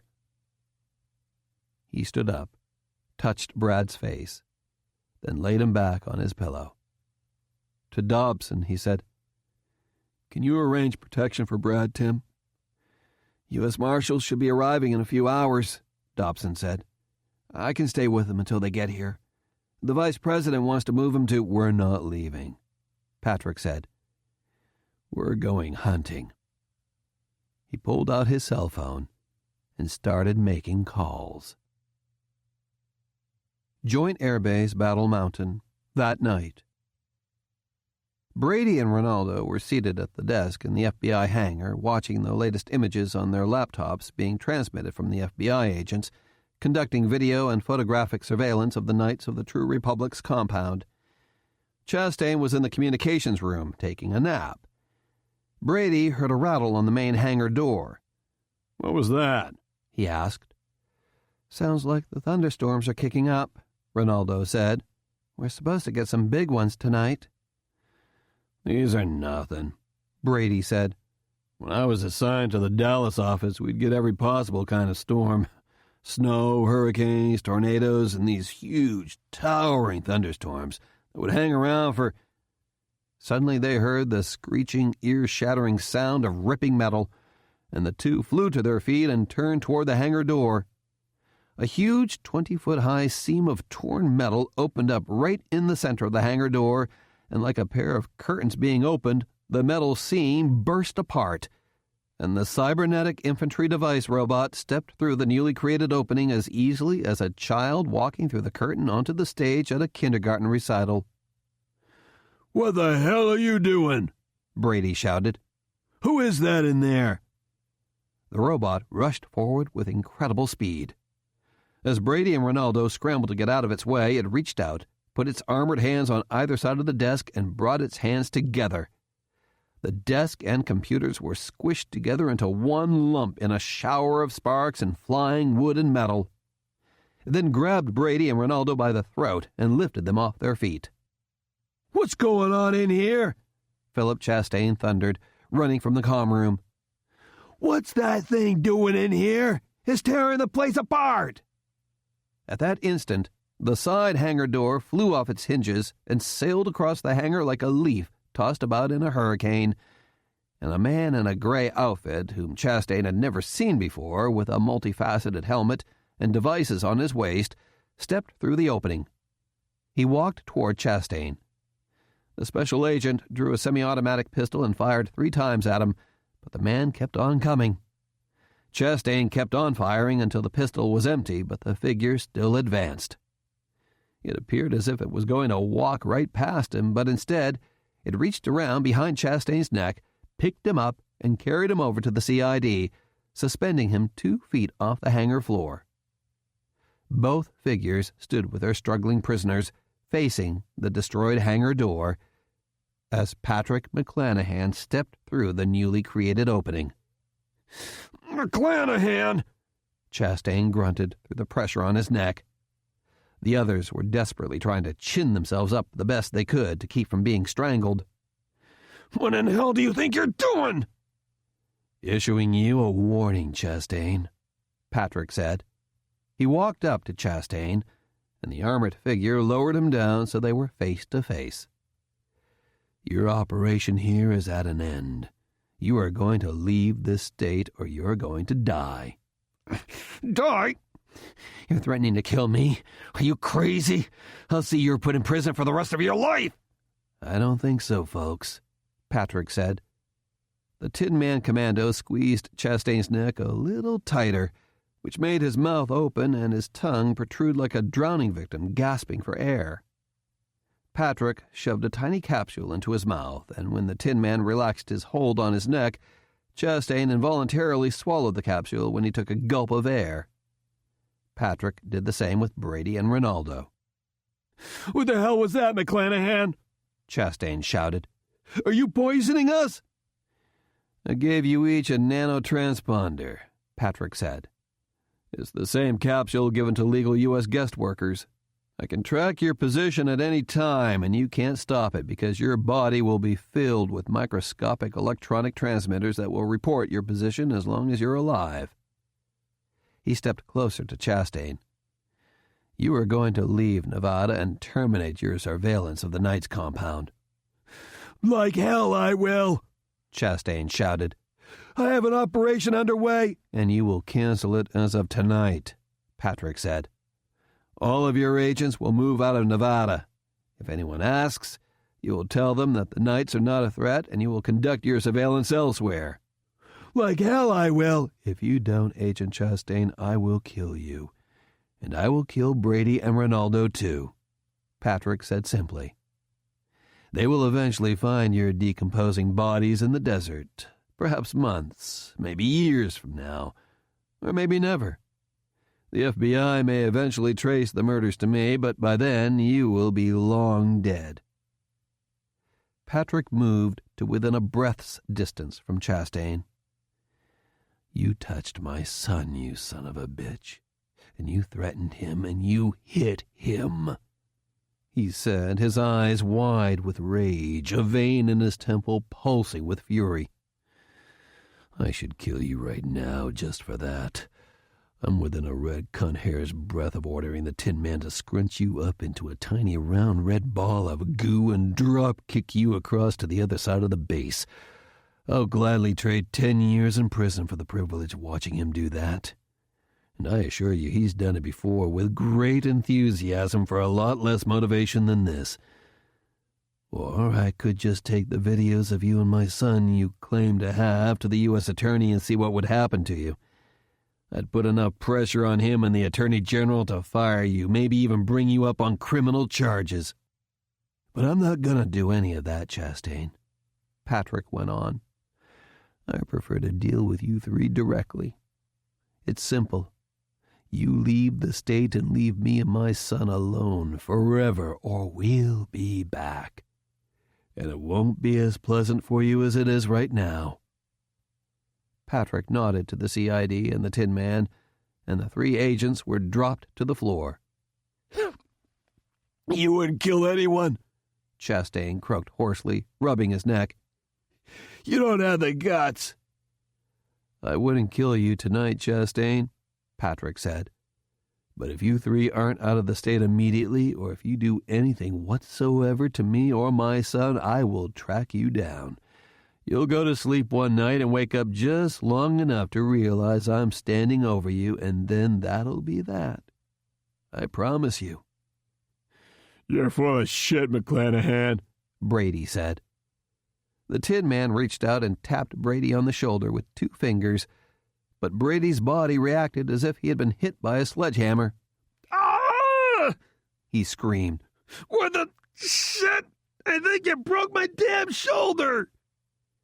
The Tin Man picked up Brady by the neck, shook him, and watched as he cringed in pain. "The General has killed his enemies face-to-face many times before, I assure you," the Tin Man said in his electronically synthesized voice. "But if he ever hesitated to do it even for a split second, I'd gladly do it for him, and not with this get-up on either." He dropped the agent back to the hangar floor, where he writhed and whimpered in pain. "What's it gonna be, Chastain?" Patrick asked. "You cowardly bastard!" Chastain cried. "You bring your high-tech goons in here to torture and threaten us? You don't have the balls to do it yourself!" He jabbed a finger at Patrick. "I'm not done with you, mister. I'll find a way to come after you, and I'm not gonna be behind a badge either." He turned and walked toward the side door, leaving Ronaldo to help Brady. "You had me convinced," Brigadier General Kurt Given said after he watched the 3 agents leave. Jason Richter and John Masters were beside him. "But I think you've made yourself a pretty powerful enemy. I've got security forces escorting them off the base. What do you intend to do now?" "Make sure Chastain and the FBI leave," Patrick said. "Then resume our searches of the area. There are other extremist groups out there, and I want to get images and movement history on as many as I can." "You must be made out of money, my friend," Kurt said. "I'm borrowing it from a friend," Patrick admitted, nodding to John. "And I'll figure out a way to repay him, eventually." To John, he said, "Can you bring some weapon packs and electromagnetic rifles in for the CID and Tin Man?" "How many do you want, Patrick?" John asked. "I didn't hear any of that, boys," Kurt said. "Try not to rip up any more of my hangars tonight, okay?" He looked up at the cybernetic infantry device towering over him. "Put the doors back together, will you?" "Yes, sir," the CID replied in its electronic voice. The CID and the Tin Man got to work repairing the hangar doors, pinching and squeezing the metal back into a sort of solid surface, and using their fingers like rivet guns to hang the side door back on its hinges. The CID unit assumed its dismount position, and Charlie Turlock climbed out. "Man, that was fun!" she exclaimed. "Beating FBI agents up for personal reasons is not what the CID is made for, Charlie," Jason Richter said. "It belongs to the U.S. Army and is loaned to the FBI." "They haven't been doing a rip-roaring job with them so far, Jason," Charlie pointed out. "The General seems to feel the CID is his personal property," Jason said, addressing Patrick indirectly. "I have to assure him he's wrong." Patrick ignored him. "Charlie's right. We need a better approach to this Knights of the True Republic extremist situation than what the FBI has been pursuing," he said. We're still going to find and track them, but we don't have the authority to arrest or kill them, and there doesn't seem to be any local law enforcement willing or able to help. And we have to organize our group to start going over all the sensor images we've collected so far. I suggest we get some rest, then meet tomorrow morning to discuss a plan of action." As they all turned to depart, Patrick said to Richter, "One moment, Colonel." Jason went back, looking directly at Patrick, his hands behind his back in an attitude that was both respectful and dismissive. "Have I done something to tick you off, Colonel?" Patrick asked. "With all due respect, sir, I object to the way you take things and personnel and act as you please, as if you answer to no other authority but your own," Jason said, as matter-of-factly as if he were describing a sunny day.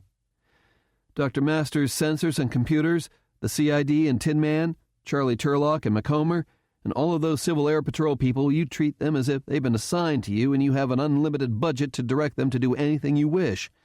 And you literally tortured and terrorized those federal agents with the CID and Tin Man, not to mention threatening their lives. I'm just trying to decide if I have a responsibility and duty to report you to someone so a proper authority can evaluate your actions and stop you." Patrick thought for a moment, matching Jason's direct glare. Then, "Tell me, Colonel, where do you live?" "I'm currently assigned to the Army Infantry Transformational Battle Lab at—" "No, I mean, where's your hometown?" Richter blinked at the question. "I'm from Western Pennsylvania, General." "Still no mention of a hometown," Patrick observed. "I think that's the key to why you don't understand what I'm trying to do, Colonel. You don't seem to have a hometown." "I'm in the U.S. Army, General," Jason said. "I travel 200 days a year to bases and laboratories all over the world. I visit a half-dozen defense contractors and engineering firms a month, and the rest of the time I'm working in my lab a minimum of 12 hours a day." "How about your folks?" "They live near Wilmington, North Carolina, surrounded by kids and grandkids," Jason said. "I've never been there." "Interesting. So you don't really have a home, do you?" Jason didn't respond. "But if Fort Polk was attacked by extremists, you'd certainly defend it, wouldn't you?" "Of course, sir. That's obvious. What's your point?" "And if there were no military police when the attack began, you'd certainly pick up a gun and do your best to fight off the attackers, right?" "Yes."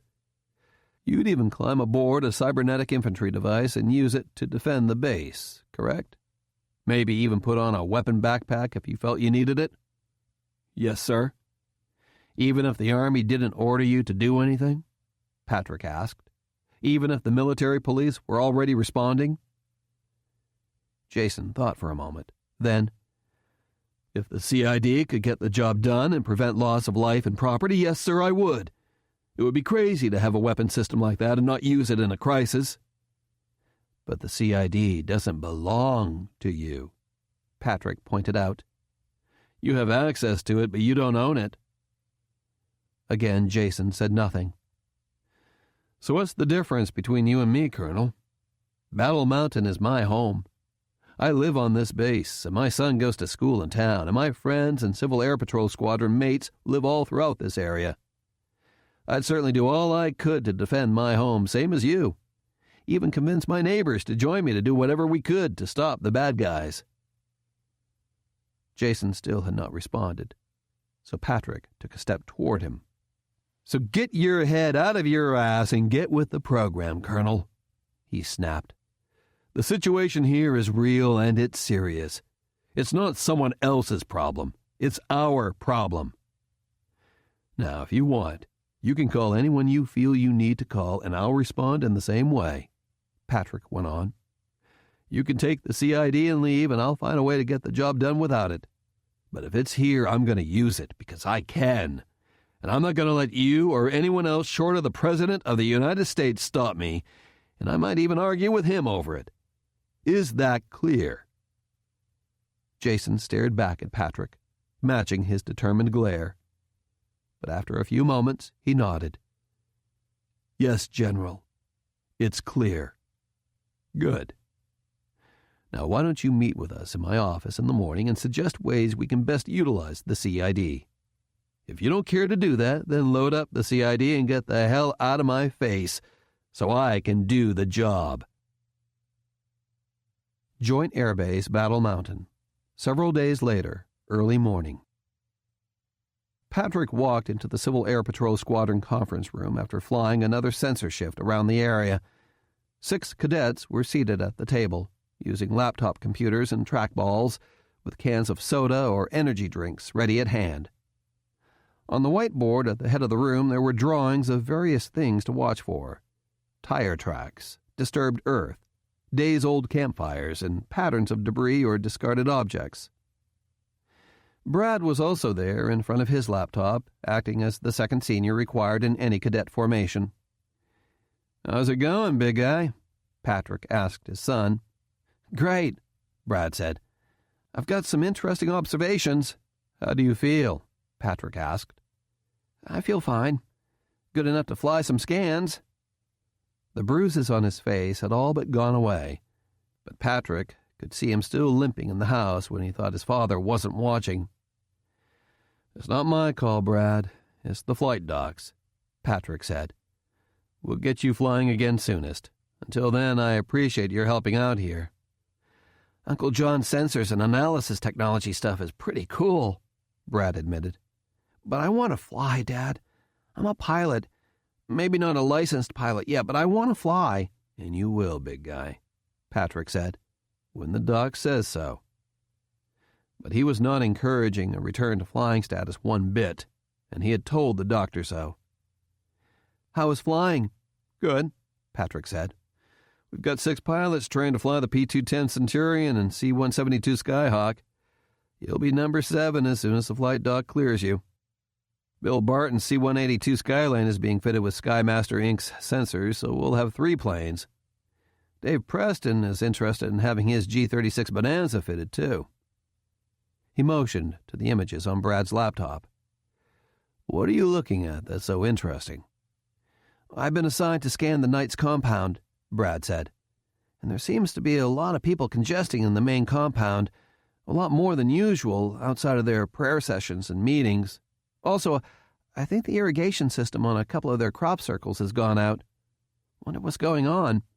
"I don't know," Patrick said, "but that doesn't sound good. Rob Sparrow and David Belleville have been trying to call the leaders of the group, but there's been no answer. What are you up to the rest of the day?"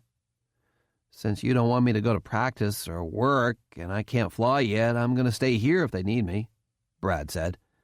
"Might as well make myself useful." He paused for a moment, then asked, "Hey, Dad, mind if I ask Colonel Richter and Miss Turlock to check me out in the CID?" "You want to pilot the robot?" Patrick asked. "Why?" "I don't know," Brad admitted. "It's still here, right?" Patrick nodded. "And nobody's using it. So I thought I'd give it a try. If I can't fly the Centurion, I might as well learn how to pilot the robot." Patrick hesitated, but only for a moment. "I don't see why not," he said. "Sure.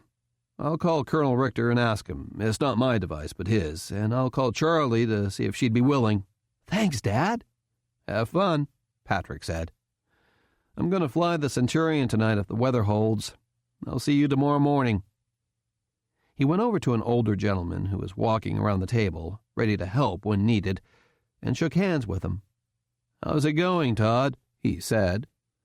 "Slicker'n goose snot, General," Todd Bishop said happily. Even though he was age 81, Todd was one of the more active seniors in the squadron, serving in the Incident Command Center, the comm trailer, and as a glider flight instructor and cadet orientation pilot. "Those sensors are flippin' amazing. I caught a glimpse of one of the cadets reading a newspaper through someone's window. I nixed that right away, of course. You know he wasn't just searching for newspaper headlines. But I'm amazed we can do that." Patrick watched one of the 15-year-old female cadets named Roxanne study the images taken yesterday. She started with a wide-angle picture of an area about 30 miles southeast of the base, then punched a function key. Immediately, there was a series of flashing red icons. She started at the upper left corner of the screen, rolled the cursor over the icon, and pressed a button. The screen zoomed in to reveal a dirt road stretching from a ranch house westward until it intersected a paved road, which eventually led north to the town of Crescent Valley. "What have you got, Roxanne?" Patrick asked. "A lot of new activity on this dirt road in the past few days, sir," she explained, taking a sip of Red Bull. "This is the Kellerman Ranch, except Mr. Fitzgerald says it's been vacant for quite a while. I've looked at the house, and it doesn't seem to be vandalized or anything." "Any patterns in the activity?" Patrick asked. "Types of vehicles or when they come and go?" "Not really, sir," Roxanne replied. She hit another function key, and the image changed slightly. "This is real time. Most of the activity happens at night, but it's everything from motorbikes to ATVs to pickups. No one seems to stay very long. It's like they're visiting or going out there to get something. But I don't see any activity in the house otherwise. The corrals and barns are empty too." "So what do you think, Roxanne?" Patrick asked. She thought for a moment, then replied, "They might be kids just joyriding, or maybe someone looking for the Kellermans. I don't see any sign of a crime being committed. We should call the sheriff's office to take a look on the ground. It'd be best if they were there between 11 p.m. and 2 a.m., but I don't think the sheriff will put somebody out there for that long, on the off chance of catching someone out there." Patrick nodded, impressed with her analysis and recommendation. "I'll keep on bugging the sheriff's department," he said, "but they don't seem too interested in what we're seeing." He nodded at her energy drink. "How long have you been here today, Roxanne?" "Since 8. 5 hours already?" "Yes, sir." "And when do you usually quit?" "I have to be back home by 4, so I can finish feeding the animals and cleaning out the stables and pens by 6, she said. "Dad always wants dinner right at 6. "What do your folks say about all this?" "I don't think they care much," Roxanne said. "As long as I do my chores and stay out of trouble, they think it's okay." "What do they think of you analyzing drone imagery?" "I don't think they know, or if they do, they don't care," she said. "I tell them I'm going to the squadron to work with you, and they just say, 'Have fun.'" "And how do you like it?" "I think it's neat," Roxanne replied. "Mr. Bishop has made it a sort of contest. Whoever turns in the most detailed analyses wins a Baskin-Robbins gift certificate. And the boys think they can win just because they play more video games than girls, but their reports are nothing but junk. They're just trying to turn in the most reports." That was interesting, Patrick thought. It wasn't work, but a game. "Thanks for explaining all this, Roxanne," he said. "Good work. Carry on." "Okay," Roxanne replied, but she was already twirling the trackball and fixating on the next red blinking icon, ignoring the senior beside her. He scanned around the room. "Hey, you got Ralph Markham here, too?" he remarked to Brad. "The kid's a computer freak, Dad," Brad said. "Uncle John hardly had to explain how to work anything. He just sat in front of the computer and started working. He's been here since 7 a.m. He actually found a crash site that hadn't been found before. Mr. Fitzgerald went out there and found a victim that had been reported missing for 6 years. Do you believe it?" "Ralph's a natural Civil Air Patrol guy, that's for sure," Patrick said. He went over to the boy's workstation. "Hi, Ralph." Ralph immediately tried to shoot to his feet, but Patrick held up a hand to stop him. "Carry on, Ralph. This isn't Civil Air Patrol, just us." "Yes, sir." "What are you looking at?" "Las Vegas Grid 6 and 7, sir," Ralph replied. "Right on the border between Central Lander and Eureka counties." "About as far south as the patrols fly so far," Patrick observed. "Anything happening?" He looked at Ralph's screen. "Oh, a lot of flashing icons in this area." "Those are mine, sir," Ralph said. "A lot of trucks going in and out." He hit some function keys, and the display changed.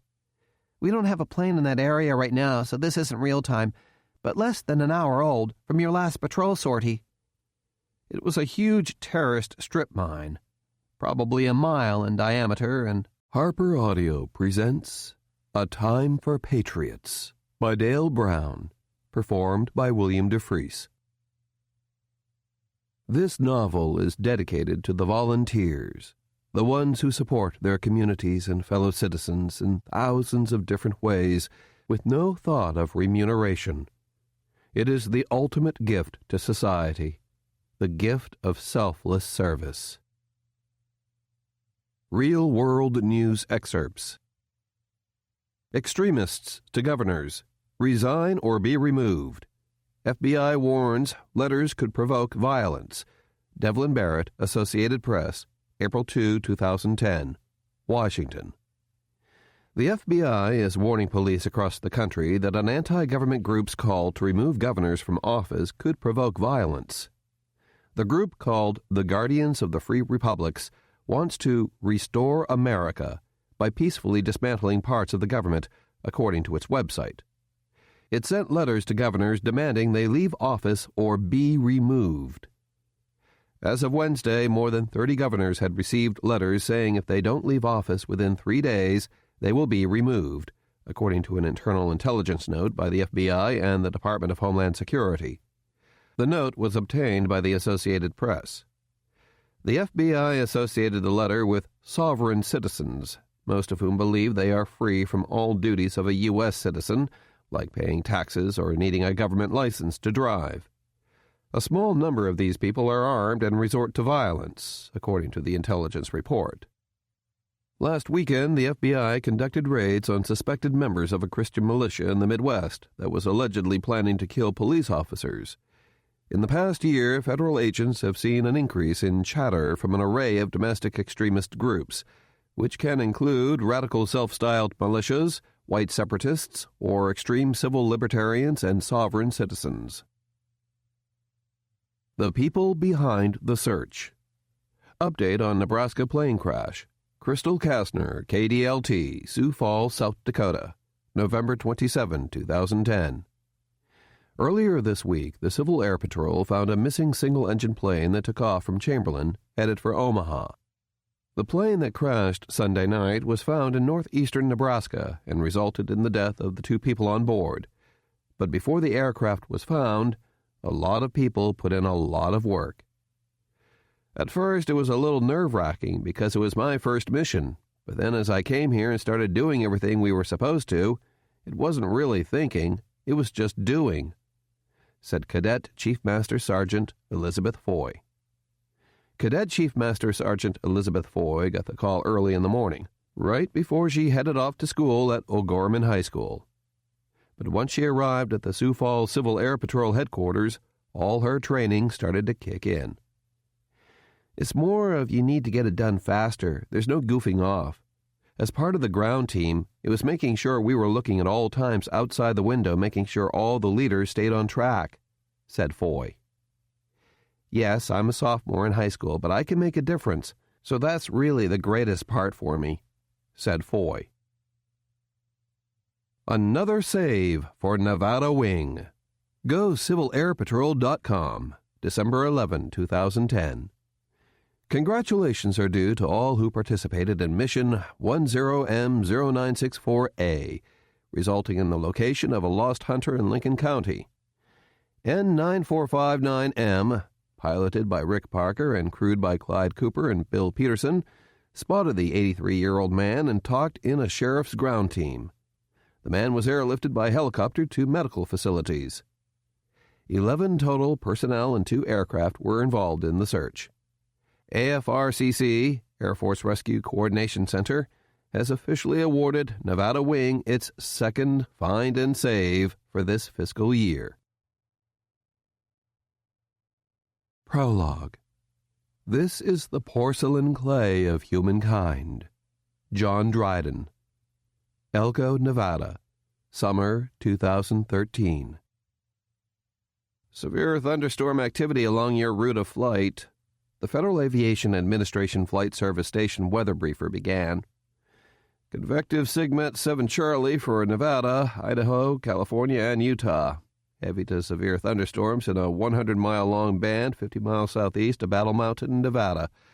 Moving from 220 at 15 knots. Tops above flight level 390 with heavy rain, hail, and damaging winds with gusts over 50 knots. Cripes, the young pilot thought. It was one of the worst weather observations he had ever heard. Frank Post was a software engineer from Silicon Valley. an honor graduate of Stanford University, and a fairly new instrument-rated private pilot, with a bit less than 200 hours of flying time, most in his used single-engine Cessna C-182R Skylane. He looked at his wife sitting beside him, still wearing that impatient expression he had been forced to put up with for the past day and a half. "Where are the thunderstorms now?" Frank asked on the phone. His wife, Kara, rolled her eyes and looked at her watch for the umpteenth time that afternoon. Kara had been in real estate, but the real estate market had all but dried up in California in the current economic meltdown, so she did part-time fill-in work for other agents, mostly doing escrow paperwork and staging and showing homes. She never liked the idea of owning something as complex and extravagant as an airplane, and only agreed to go on this week-long cross-country trip because she was assured of being able to see her parents in Kansas, as well as Frank's folks in Nevada. The northern edge of the band of thunderstorms is about 50 miles south of Battle Mountain, the briefer repeated. Frank's face brightened, and he made a sausage-shaped drawing on the sectional chart he had on the desk in the flight planning room to indicate where the storm was, then drew an arrow representing the storm's direction of movement. Kara looked at the circle and looked relieved as well. "So from Elko I can outrun the storms," he said. "And if the controller tells me the weather is getting close, I can deviate farther north around them." "Do you have weather avoidance or detection equipment?" "No," Frank replied. "How about Next Gen?" "No," he repeated. Next Gen, or Next Generation, was the new air traffic control system that used data links aboard an aircraft to broadcast its GPS satellite-derived position, ground speed, course, and altitude to air traffic control, rather than using ground-based radar. Next Gen was designed to increase air traffic control coverage and efficiency, and eliminate radar blind spots in higher terrain. But it was expensive and not required to be on small general aviation aircraft for several years. "Radar coverage is spotty in that general area," the briefer said. "Unless you're up pretty high or right on the airway, you may be in and out of radar coverage." Left unsaid was the fact that air traffic control radars were designed to track aircraft, not weather. Although newer digital systems were better than the old analog ones, weather avoidance was not a major part of a controller's skills. "I'll plan on being on the airway, and I have oxygen just in case I need to go higher." Kara scowled at that comment. She hated wearing the little rubbery oxygen masks because they dried her nose and throat and made her claustrophobic. "Roger," the briefer said. He continued his briefing with terminal weather conditions and forecasts. Although their destination on this trip was Sparks, Nevada, where they planned to visit the in-laws, the planned overnight stop was Carson City, because they had very inexpensive fuel there at the self-serve pump, almost $2 per gallon less than Reno. The forecast was for cooler temperatures behind the front, but skies would be clear and winds were out of the west, right down the east-west runway at Carson. Perfect. The briefer then read winds aloft forecasts, which were not much better than the radar summary. Strong south to southwesterly winds ahead of the front, switching to westerly winds behind the front, with light to moderate turbulence forecast above 12,000 feet. He concluded his briefing with, "Anything else I can help you with today?" "I'd like to go ahead and file," Frank said. Kara smiled, silently clapped her hands, then turned to her son Jeremy and told him to start packing up his drawing pads and colored pencils, which he had scattered all over the flight planning room floor. The briefer was silent for a long moment, obviously not expecting the guy to launch into such mean-looking weather. But it was not his job to tell a pilot to fly or not to fly, just to give him all the information he requests. "Stand by and I'll call up the flight plan page." "Okay, I have IFR Cessna 2834 Lima, Charlie 182 Slant Golf, departing at 2000 Zulu, route of flight, Battle Mountain, Lovelock, Carson City, direct at 10,000 feet. Go ahead with the rest." 2.5 hours en route. No remarks. 5 hours fuel on board. Alternate is Reno International," Frank replied. He gave his name, his San Carlos, California address, his cell phone number, 3 souls on board, and his aircraft's colors of white with blue stripes. "Your flight plan is on file," the briefer said after entering all the information into his computer and waiting for an accepted message from the FAA's computer servers. "PIREPs are strongly encouraged on 122.0. Have a safe and very careful flight, sir." The briefer was trying everything he could to get this pilot to cancel this trip, short of just telling him, "Wise up, jerk, and keep your stupid ass on the ground." "Thank you," Frank said, and hung up the phone. He turned to Kara. "There's a line of thunderstorms south of our route of flight," he told her, as he quickly packed up his charts and flight plan. "I think we can outrun it because it's moving pretty slow. If it moves up quicker, we can fly farther north around it. And if we can't, we'll turn around and land back here at Elko." "No, we're not," Kara said adamantly. "I've had enough of this little cow town. 2 days stuck here because of thunderstorms. I've had enough." "I think it's a cute little town. All we've seen of it is the McDonald's down the street," she said. "The hotel was nice, the people are nice, and the casino has a bowling alley and movie theater." "I'm not taking my son into any of those casinos. I don't care if they offered free ice cream and movies for life." She turned to her son. "Jeremy, I asked you to please pick up your stuff. We're going, finally." "I have to go cagada," the boy said, using the Spanish word for crap, and he hopped up and dashed off. "Again?" his mother commented. "I hope you're not coming down with something." "I'll start untying the plane and do a pre-flight," Frank said. "Be careful going outside on the ramp." Jeremy was gone for more than 15 minutes. "What took you so long?" his mother asked. "Are you running again?" The boy nodded, embarrassed. "I think that last Sunday at McDonald's was not a good idea. Maybe you should wear the you-know-what this time." "I am not wearing a diaper," Jeremy said. "I'm 10. "It's an adult diaper," Kara said. "If you wear it, you don't have to pee in the bag thing. And if you have an accident, it'll be easier to clean up." "I am not wearing a diaper," Jeremy insisted.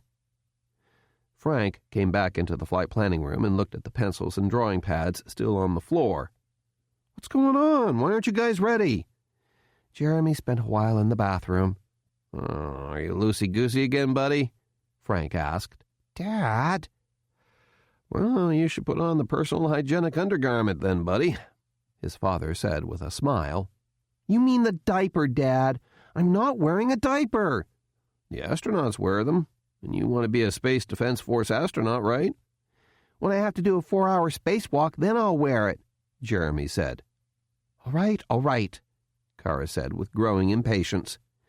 "If you make skid marks in your pants, let's hope your grandparents don't see it. Pick up your stuff and let's go." It took another few minutes for Jeremy to collect his stuff. While he waited, Frank took his iPhone out of his pocket and punched up an app that downloaded NEXRAD radar images. He immediately saw the line of thunderstorms that had been forecast and noted they were farther north than anticipated. "How's it look?" Kara asked. "Mean and nasty. We'll definitely have to deviate around them to the north," her husband replied.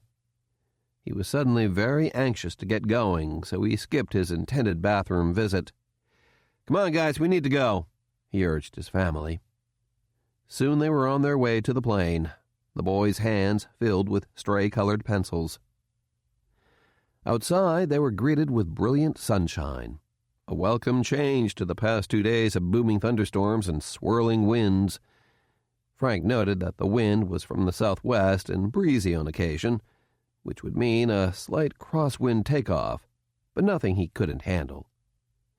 In minutes, he started the Cessna 182 Skylane's engine, received his IFR clearance and taxi clearance from Elko Ground Control, and was soon on his way, splashing through a few large puddles, taxiing a little bit faster than he normally did in order to get airborne as quickly as possible. There was no one else in the pattern or on the taxiways. Frank did a hurried run-up check of the magnetos, then hustled through the rest of the checklist. "Everyone ready to go?" he asked over the intercom. "Ready, Dad?" Jeremy replied enthusiastically. "I'm ready," Kara replied, turning and checking to be sure her son's seatbelt was tight. "Here we go." He pressed the microphone button. "Elko Tower, Cessna 2834 Lima, number 1, runway 23, ready to go," he radioed. "Cessna 2834 Lima, Elko Tower, runway 23, cleared for takeoff. 34 Lima, cleared for takeoff, runway 23. Frank taxied onto runway 23, and instead of locking the brakes, running the engine up to full power, and then releasing the brakes, he kept on rolling, then applied full power as he turned onto the runway centerline. The engine smoothly roared to full power, and the 4-seat Cessna responded as sprightly as ever, accelerating quickly.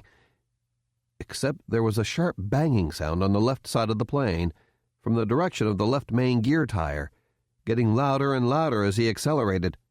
"What the? Something's wrong," Frank muttered, and he jerked the throttle lever to idle. "What's wrong?" Kara asked, the concern evident in her voice. "What's going on, Frank? Why are we stopping, Dad?" Jeremy asked. "Sterile cockpit, guys, remember? No talking until level off except for an emergency," Frank said. He pressed the mic button. "Elko Tower, 34 Lima is aborting the takeoff. Possible flat tire." "Roger, 34 Lima," the tower controller said. "Canceled takeoff clearance. Turn right at the next taxiway and contact ground." 34 Lima, Wilco." "Hey, Dad." "I said no talking, Jeremy." "But, Dad." "This better be important, Jeremy." "I think it's your seatbelt, Dad. Something's hanging out of the plane."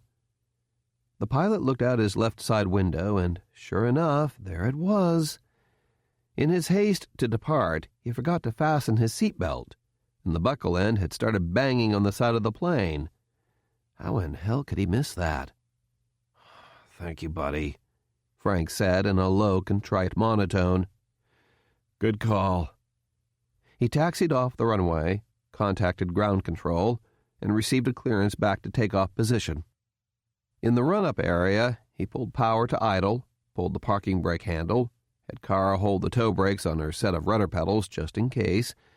Her husband was usually admonishing her to keep her feet off the pedals, and now he wanted her feet on them, unlatched the door and pushed it open.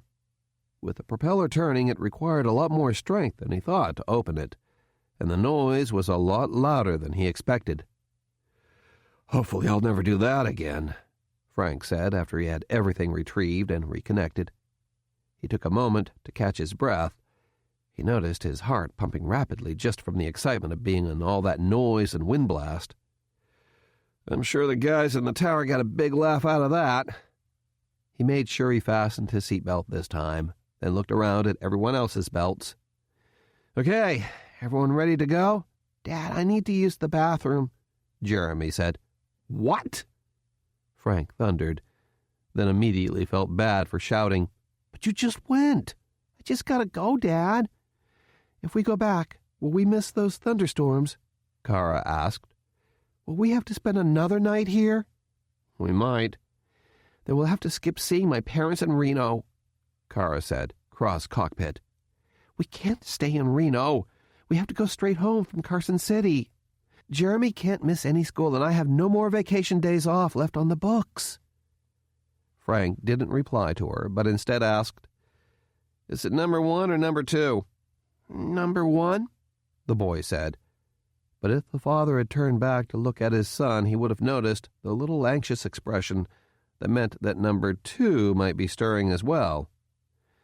"Then you'll have to do it in the piddle pack," Frank said. "We're leaving. Hold it as long as you can." "Okay, Dad," Jeremy responded meekly. Frank called Elko Tower, received another takeoff clearance, and in moments they were rolling down the runway again. This time there was no banging or anything else gone wrong, and they were airborne. The skies were bright and sunny until 30 minutes into the flight, but soon Frank saw it. a dark white, gray, and brown mass of clouds on the horizon. He could see the northern edge of the squall line, but it was far to the right, of course, not to the left, as he had hoped. The thunderheads were towering skyward, and as he flew closer, he swore he could see them rolling up even higher, driven by enough heat and raw energy to light up a city. Salt Lake Center, Cessna 2834 Lima. 34 Lima, Salt Lake Center, go ahead. I'd like to deviate 20 degrees north for weather. Deviation right approved. Report when direct Winnemucca again. 34 Lima, Wilco. Why are we turning? Kara asked. To get as far away from those buildups as we can, Frank said. If we start turning now, we won't be as far off course when we pass them, and we won't have to make as big turns. It's a fairly slow-moving system. We should miss it easily. 34 Lima, Salt Lake Center. Verify that you do not have weather avoidance or detection equipment. The air traffic control controller radioed. That's affirmative. 34 Lima does not have weather equipment, Frank admitted. Several times this summer, which seemed to be particularly thunderstorm active in the west, he wished he had spent the extra money on the portable navigation unit that also downloaded weather and NEXRAD radar images via XM satellite radio. But it wasn't required equipment. He rarely flew in bad weather or at night. It was a lot more money than the unit he had purchased, and the monthly subscription costs were astronomical. The wife was already pissed about how much all the airplane stuff cost already. Roger, the controller responded. On your new heading off the airway.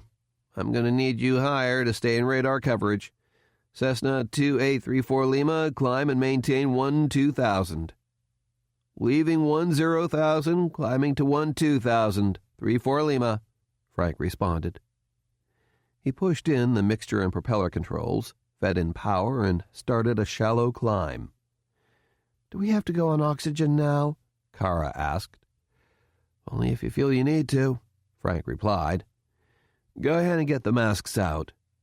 The portable oxygen bottle and the 3 masks were in a canvas bag behind the pilot seat, so it was easy to open it up and get the masks out. Kara swabbed the inside of each mask with an alcohol pad, making sure to wipe hers twice. She always thought it was a veritable germ-breeding ground. As soon as they passed 11,000 feet, the turbulence began. They felt an occasional light bump at 10,000, but now it was a consistent light chop with an occasional moderate bump, and the higher they climbed, the worse it got. 34 Lima, Salt Lake Center, how's your ride? The controller asked as they leveled off at 12,000 feet. Light, occasional moderate turbulence, Frank reported. When can I go back down to 10,000? Not until after Battle Mountain, sir, the controller replied. Can I get VFR on top at 10.5? VFR on top was an option for pilots on an IFR flight plan to fly at VFR altitudes. Even-numbered altitudes, plus 500 feet flying westbound, if they were clear of clouds. Negative, 34 Lima. That's below my minimum vectoring altitude in your present area, the controller responded. You'll have to wait until you get into Battle Mountain approaches airspace. Maintain 12,000. Maintain 12,000, Wilco, 34 Lima, Frank replied. His only other option to fly at a lower altitude out of the turbulence was to cancel his IFR flight plan, but he didn't feel comfortable with that until he was around those thunderstorms. The mountain ranges in this area were pretty high, and if he lost contact with the ground, he'd be in a world of danger. Dad, I don't feel so good, Jeremy said. His wife immediately found an airsick bag, opened it, and gave it to her son. The turbulence was gradually increasing in intensity. It was now getting close to continuous moderate turbulence with an occasional jolt that made their bodies strain against their shoulder harnesses. Can we get out of this turbulence? Kara asked. Not for another 20 minutes or so. 20 minutes? Afraid so. He looked out his left window and was surprised to see how close he was to the thunderheads. Probably less than 20 miles now, the minimum recommended spacing. The turbulence was undoubtedly being caused by the spillover from the tops of the thunderstorm anvil pounding at them from above, The spillover could toss hail and ice as far as 20 miles or more from the center of the storm. "Those thunderstorms are moving a lot faster than forecast." He looked at his GPS navigation device. Sure enough, they were fighting a 50-knot crosswind. The storm was catching up to them. For a moment, Frank thought about turning back toward Elko, but that would really screw up their schedule. And if they had to spend more than one night in Elko, the forecast for tomorrow had the thunderstorms moving back in and staying for days, he could get reprimanded for missing that much work. He could take an airline flight from Elko to Oakland, but that meant more money wasted, and then he would have to take the airlines back to Elko to get his plane. Turning around was an option, but not a very good one. 3-4 Lima, Salt Lake, are you still VMC? The controller asked. Affirmative, 3-4 Lima, Frank responded. We're getting a little bit of rain. How's your ride? Light, occasional moderate, Frank lied. It was more like continuous moderate, with more frequent bumps hard enough to make the top of his headset hit the headliner. The closest cell is at your 10 o'clock, 15 miles, the controller said. You may need to turn southeast to avoid it. Roger, Frank replied. Can you vector me around the cells? Can you keep me away from the cells?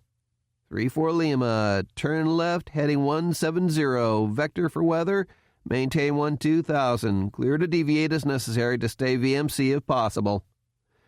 Heading 170, 3-4 Lima. Now they were paralleling the storm, actually flying away from their destination. If the controller was making a strong suggestion to the pilot to turn back toward Elko, this was it. But the storm seemed to know it. Now that they were on a clear avoidance track, the storm seemed to awaken, transforming into the snarling, ugly beast it really was and turning to pursue. But the storm had one more trick up its sleeve first. Frank was relieved to actually see breaks in the cloud wall and decided to steer right for them. I can see blue skies on the other side, he said. We can get through this. He tried to aim right for those breaks, but it seemed as if he was almost flying sideways. The severe turbulence was more persistent now. He heard a beep, beep, beep, and saw a yellow flashing light. The turbulence had caused the autopilot to disconnect. He grabbed the control yoke tighter and fought to maintain control. He knew enough to let the plane wander in altitude a bit and not try to fight the up and down drafts. 3-4 Lima, turn left, heading 150, vectors for weather, cleared in the block 12,000 to 14,000, the controller radioed. Frank realized with shock that he was flying almost north in his vain attempt to fly through the break in the storm, but now he could see nothing but a mass of dark gray. The turbulence had eased up a bit, but now the plane was being pelted by heavy rain and gravel-sized hailstones. He had no idea what his altitude was. It took every ounce of concentration to steer to the heading and keep the wings relatively level. The storm had sucked him in with fleeting glimpses of clear skies, and now its jaws were closing fast. Salt Lake, 3-4 Lima, this is not good, Frank said. I need to get out of this. Say again, 3-4 Lima. Dad? Not now, Jeremy. 3-4 Lima, Battle Mountain Joint Air Base is at your 6 o'clock, 55 miles. Turn right, heading 160. Dad! Jeremy, what is it? Ice on the pitot tube. Frank looked and found the pitot tube and the leading edges of both wings covered in ice. It was July, and Elko had to be 90 degrees when they left. How could there be ice? Frank turned on the pitot heat, then started a right turn, and then a gust of wind and turbulence lifted the left wing up so suddenly and so severely that they rolled completely inverted. Frank heard someone scream and realized it might have been himself. He fought to roll wings level again, but the artificial horizon was tumbling uncontrollably, and the turn and bank indicator seemed frozen in a full-scale right turn.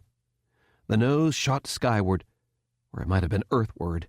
He couldn't tell for sure. Pulling and turning the yoke in any direction didn't seem to do a thing. Dad? Jeremy asked. Not now, Jeremy. But Dad, your heading indicator, your turn and bank. Look at your... I said not now, Jeremy. I'm trying to fly. Suddenly more light seemed to come in through the windscreen. The The pilot realized that a thin film of ice was obscuring the view outside, but he could see. They were out of the thunderstorm. Okay, I got it," Frank said on the intercom. "We made it. And just then he realized that the ground was rushing up to meet them. They were in a nearly vertical spinning dive heading straight for the ground.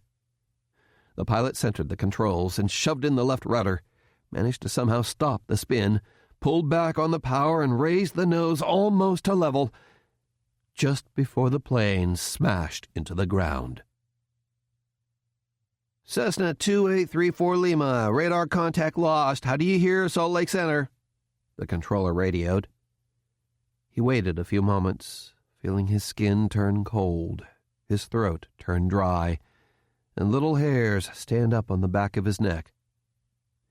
34 Lima, how do you hear, Salt Lake Center?" His supervisor was already standing beside him. "Shit, Bill," he said. "I think I lost him." "Salt Lake Center, United 1217. United 1217, Salt Lake Center, go ahead. We're picking up an ELT beacon on 243.0, the airline pilot radioed. The controller felt his lower lip start to tremble.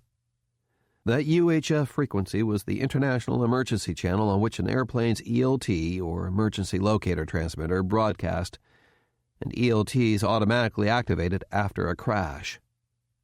A hand touched his shoulder. It was his replacement, come to relieve him so he could get away from the console, pull himself together, and start his grim report. "Copy, 1217. Thank you," he said. "I'll get on the horn to the Air Force," the supervisor said. "No, I'll do it," the controller said. He threw off his headset, kicked himself out of the chair, picked up the phone between his seat and the assistant controller, and hit a red button marked AFRCC. He took a deep breath and waited for the direct line to activate. "Rescue Coordination Center, Sergeant Goris," came the reply from the duty controller at the Air Force Rescue Coordination Center at Tyndall Air Force Base in Florida, which directed all air and sea rescue missions in the United States. "Ready to copy, Salt Lake Center." "This is Adams, Salt Lake Center. Lost radar contact with a Cessna 182, 5 miles northwest of Battle Mountain, Nevada, in an area of heavy thunderstorms. Airliner at flight level 350 reports picking up a VHF ELT overhead that vicinity." "We're on it, Salt Lake," the voice on the other end of the line said. The controller could hear an alarm sounding in the background. "Kellers, fuel on board, pilot's name, and souls on board." The controller picked up the flight plan strip from its holder. "White with blue stripes, 5 hours, three souls on board," he read, his voice catching when he read the grim number off the flight's data strip. "Roger, Salt Lake," the voice said. "When do you estimate the weather will move out of the area?" "It's moving pretty fast, and it's not very big, just long," the controller said. "About an hour." "Thanks, Mr. Adams," the voice said. "I'm sorry. Tyndall is clear." Warehouse complex outside Lincoln Municipal Airport, California. That same time.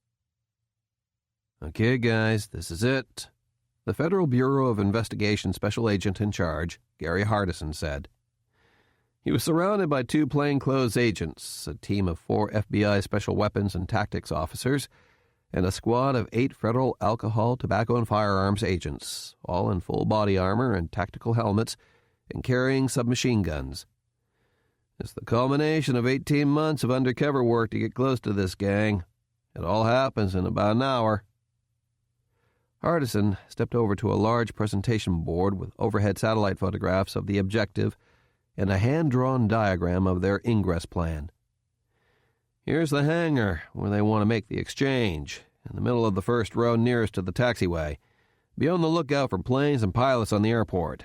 But the weather has been stormy, so the airport manager believes there won't be any pilots on the airport. To be sure, he's deactivated everyone's gate access cards except ours, so they won't be able to get onto the airport until we're done. We've verified that the other hangars are occupied, the identities of the owners have been checked, and the airport manager has deactivated their gate cards so they won't be able to get in." The objective hangar has a single plane, a King Air 350 twin-engine plane that the suspects want to use to transport the materials.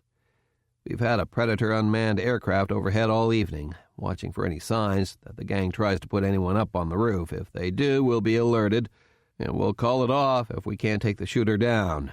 I'll be watching the UAV's video feed from here. Riley will go through the electric gate, which will be under observation by the gang. Hardison continued. Stricker will follow in the sedan. They'll drive through, let the guards check them, the sedan and the truck, then drive up to the hangar. I expect they'll have at least one perp with you in the truck and sedan, and at least one perp staying back at the gate. Once they're cleared in and drive to the hangar, they'll go in first with the cash, and then they'll lead the smugglers out to the truck to let them test the materials. Once they approve the materials and we don't get any warning beeps, you'll take down the guys outside the hangar, and then we'll signal the SWAT and ATF teams to fly in to clear the hangar. Hardison motioned to a lone uniformed officer. Captain Derek Coulter from the Yuba County Sheriff's Department is in charge of the SWAT team, the FBI special agent went on. After we take down the guys outside the hangar and the choppers are en route, he and his men will move in to close the airport and block the runway, taxiways, and exits. They'll be out of sight here in the warehouse complex until the takedown. Captain? We have 6 vehicles involved in blocking the runways and taxiways, with 2 deputies in each vehicle, Coulter said. 2 will be near the hangar where the operation will take place, blocking the north end of the runway and the main taxiway. We'll be monitoring the tactical frequencies, so if you need any help or if the situation changes, we'll be standing by. We also have a chopper standing by at a fire department helipad, just a couple of minutes away. My guys have worked with the FBI on numerous occasions. Good luck. Thanks, Derek, Hardison said. To continue, the SWAT helicopters will touch down on the taxiway outside the hangar, which hopefully will be the first indication to those inside the hangar that something's up. The hangar door should be closed. There's a single walk-through door on the left side of the hangar door. The hangar has a 20-foot-high roof with a lot of beams overhead, so everyone be sure to clear upward as well as around. It's fairly cluttered in there with rolling tool chests, lights, jacks, and the like. So Hess, Scott, Edwards, and Caffery, be extra careful. The hangar has a bathroom in the southeast corner and a second-story studio apartment in the northeast corner. Those are the important areas to cover, Hardison went on. The bathroom has no windows. Harris and Vasquez, you'll have to make your way around the plane to cover the can. Be careful for air hoses and other trip machines on the floor, and the roof of the bathroom has a flat surface that they use to store shit, so cover that too. The apartment has a single window overlooking the hangar, but no window on the door, so Carter and Meredith, you should be able to get up the stairs while McGinty and Cromwell cover the window from below. Hartman and Benz, you guys got the King Air 350. Entry door on the plane's left side and small opening window on the right and left sides of the cockpit that's big enough to poke the muzzle of a gun out, so be on the lookout. There's an emergency exit on the plane's right side, but you should have lots of time to notice it if they try to pop it out to fire on you. Stay sharp. Once the hangar is clear, we'll bring in forensics and hazmat and start scrubbing the place down. Hardison fielded questions, got an update on the weather and the status of the Sheriff's Department personnel, did a time hack with everyone, then dismissed the teams to do their own briefings and check their weapons and equipment. At the prearranged time, the teams headed to their cars, and the operation was underway. 4 Bell Jet Ranger helicopters were parked in the large loading area between 2 long rows of vacant warehouses, and the SWAT guys started to board. Riley drove the windowless panel van to the proper airport entrance gate, followed by Stricker in a small sedan. Inside the gate, a lone car sat under a tree at an airport car rental parking lot. When the FBI agent flashed his lights, a man with sunglasses, a plaid shirt with a white T-shirt underneath, and what looked like cowboy boots got out of the car inside the gate.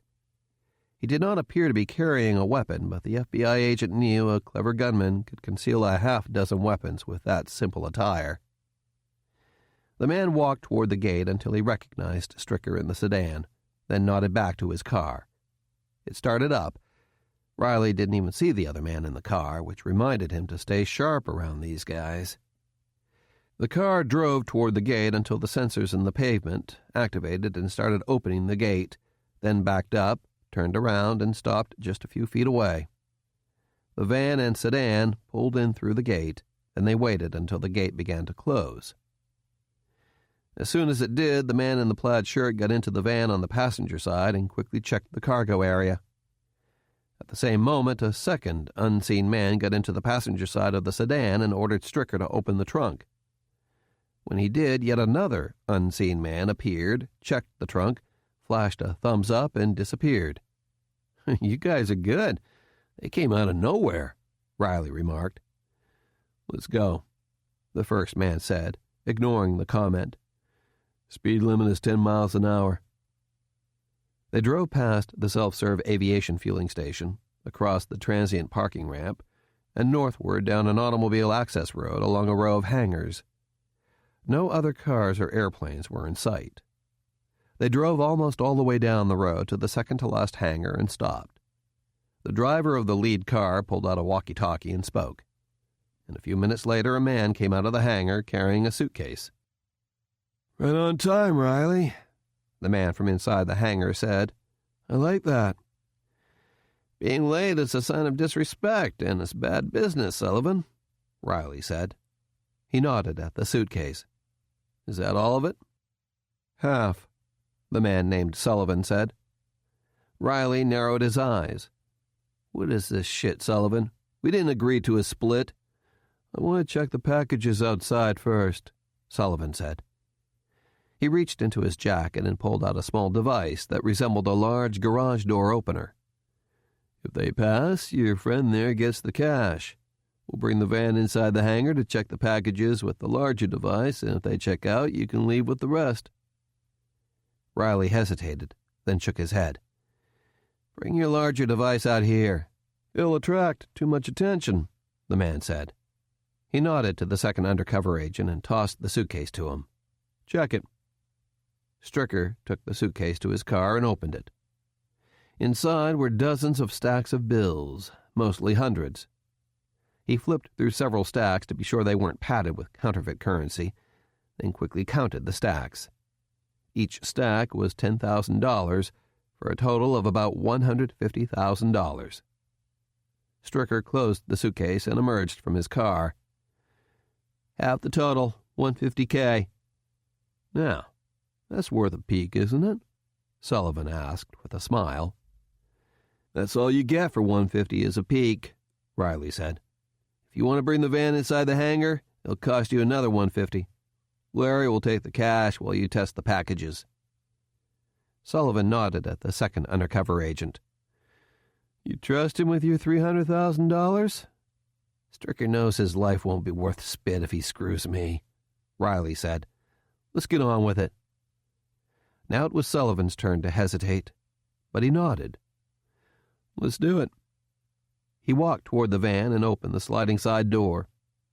Inside were 4 large steel cylinders, about 3 feet high and 12 inches in diameter. He nodded. "Oh, the real deals, not homemade containers." "I'm not crazy enough to drive around with amateur-built containers," Riley said. "Do you know how to operate it?" "No, but my guy Carl does," Sullivan said. He spoke into a walkie-talkie, and a few minutes later a man emerged from the hangar. He had trouble walking. His hair was thin and missing in several spots, and one eye looked clouded over. He took the detector from Sullivan's hand and examined the casks. "Carl was a pilot for the Department of Energy for 15 years, Sullivan went on. "He flew that shit all over the United States in every kind of plane. One accident, and they fire him without benefits. 3 years later, he finds out he's got leukemia." The man named Carl turned the device on, waited for it to initialize, then looked at the display. "No leaks." "Every agency has got radiation detectors nowadays," the undercover agent said. "I'm not driving around waiting to get popped by some local yokel." Carl examined the first cask, then punched commands into a small keypad on the side of the large steel container. A motor opened a thick steel shutter, revealing a tiny window on the side of the cask, and Carl held the detector up to the open window. "Shouldn't he stand away from that window?" Riley said. Carl knows a few more doses won't kill him any quicker, Sullivan said. Carl? Beta particles and gamma radiation. Fairly high levels, Carl said. He closed the window. That's the iridium-192, Riley said. The stuff's half-life is pretty short, but you said that was okay. Sullivan nodded, but kept on looking at Carl as he worked. Carl checked another cask. Gamma radiation only. Very high levels. Cobalt-60, Riley said. Carl checked the third cask. Neutrons, protons, beta particles, and gamma rays. Plutonium-239. Lastly, he checked the fourth. Alpha particles, beta particles, and uranium, neptunium. He closed the window, stumbled back to Sullivan, and gave him his detector back. The tester inside will give us the exact amounts and levels, sir. Thank you, Carl, Sullivan said, clasping him on the shoulder as he walked by. Get ready, okay? Yes, sir. Neptunium-237 is ordered, Riley said. The rest of the cash, and you can take him inside your hangar. My man Stricker will count all the cash, drive out to our rendezvous point, and I'll stay until you accept the packages. Done, Sullivan said. He radioed again, and another man brought out a second suitcase. Stricker counted all the bills, carefully this time, nodded in agreement, and drove off. Sullivan radioed for the hangar door to be opened. When the inspection shutter on the first radioactive waste container had opened, the radiation dosimeter on board the Predator unmanned aircraft orbiting overhead detected the released radiation and transmitted an alarm to the command center in the warehouse complex near the airport. The first cask was unsealed, Hardison said to his assistant. Spin 'em up. The assistant went outside and signaled to the strike team leader to prepare for takeoff, and the helicopter pilots began starting engines. At that moment, a Yuba County Sheriff's Department cruiser turned into the entrance to the warehouse complex that concealed the 4 helicopters. The assistant looked at his watch, wondering what the deputy wanted. The cruiser parked about 30 yards away from the front row of helicopters, and a man in a suit, tie, and sunglasses emerged, taking his identification badge out and slipping it into his top jacket pocket, with the 7-pointed sheriff's star visible. The assistant hadn't met the sheriff, but he thought he recognized him. The newcomer gave the pilots a thumbs up as they approached the assistant special agent in charge. "Sheriff Adamson?" the assistant asked. "No," the man said, and he withdrew an automatic pistol from under his jacket and shot the assistant in the chest 3 times. Immediately he withdrew a small device from his jacket, pressed a button, then walked inside the warehouse. 2 seconds later, a 300-pound homemade explosive device in the back seat of the police cruiser detonated. The first row of helicopters disappeared in a ball of fire and engulfed the second row, and in a fraction of a second, all 4 choppers were destroyed and 12 SWAT officers perished. The man trotted to the door to the office that was being used as the command post and dropped to one knee just as Hardison dashed out, weapon drawn, rushing to see what caused the horrific explosion outside. His bulletproof vest saved him, but the force of the 3 bullets hitting his chest dropped him. The man calmly looked down at the agent and shot him in the head twice, then turned and headed out. The hangar door was almost open enough to drive the van inside when Riley noticed a Yuba County Sheriff's Department SWAT armored Suburban roar down the taxiway toward them. "Shit," he thought. "They're early. Where in hell are the helicopters?" The vehicle screeched to a halt in front of the hangar, and 2 officers in black battle dress uniforms and Kevlar helmets dashed out, and a third emerged from the back of the vehicle, carrying the 2 suitcases of money. "Hey!" Riley shouted, holding up his hands in surrender. "What the hell is—" At that moment he heard the explosion and the sounds of screeching and ripping metal from the direction of the warehouse complex, and he realized that the operation was blown, even before the driver of the Suburban pulled a pistol from his holster, aimed, and fired 3 rounds into the FBI agent's face. "Report," the man named Sullivan said. "The SWAT teams were eliminated, sir," the driver said. "The Sheriff's Department vehicles were placed to block ingress to the airport as much as possible, and the Bravo and Charlie strike teams are reporting to their post-mission rally points. No casualties." "Very well," Sullivan said. "Excellent work. Help the Alpha team get the casks on board the plane and secured, then report to your rally points." "Yes, sir." The three men trotted inside the hangar, where the radioactive waste casks were already being unloaded by a forklift. Sullivan followed them inside, where he met up with Carl, who was looking over a sectional aviation chart. Sullivan noticed Carl's pale, sweaty skin and trembling hand as he took a sip of water. "Are you okay, Carl?" he asked. "I'll be fine, sir," Carl replied. "I took the last of the meds a few minutes ago. They'll last me for several hours. Long enough." Sullivan nodded and clasped Carl on the shoulder again. "You're a true patriot, Carl," he said. "A real hero." "Thank you, sir," Carl replied. He tapped the sectional chart. "I'll be in constant radar contact in the valley at any altitude. No way to avoid that," he said. "But once I get over the Sierra, they'll lose me. I'll ridge hop to the south, change courses, stay away from population centers, and make my way to the airstrip to offload the 3 casks and refuel." "Very well," Sullivan said. "You planned this operation well." "It was my honor and pleasure, sir," Carl said. "As will be the last phase. The strike teams all performed brilliantly." "They did, thanks to your inspiration." "Thank you, sir." Carl stood at attention and saluted. "It has been an honor to serve you, sir," he said. Sullivan returned his salute. "Not me, Carl. We serve the true republic," he said.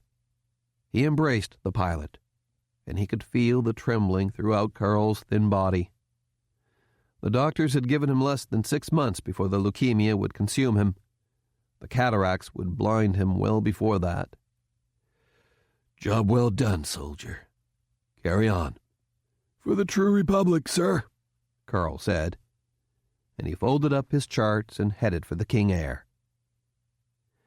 Long before the first FBI agents and police units arrived at the airport, the King Air was loaded up and airborne, heading east at low altitude. The men at the airport scattered via cars, motorcycles, and even boats, escaping to secure safe houses throughout the area to wait for nightfall and stay on the lookout for any sign of pursuit. 1. I hear many condemn these men because they were so few. When were the good and brave ever in a majority? Henry David Thoreau. Battle Mountain, Nevada. That same time. The recent thunderstorms had turned the yard, if you could call their little patch of dirt, grass, and rocks a yard, into a brown, crumbly paste, like soggy, half-baked green-colored brownies.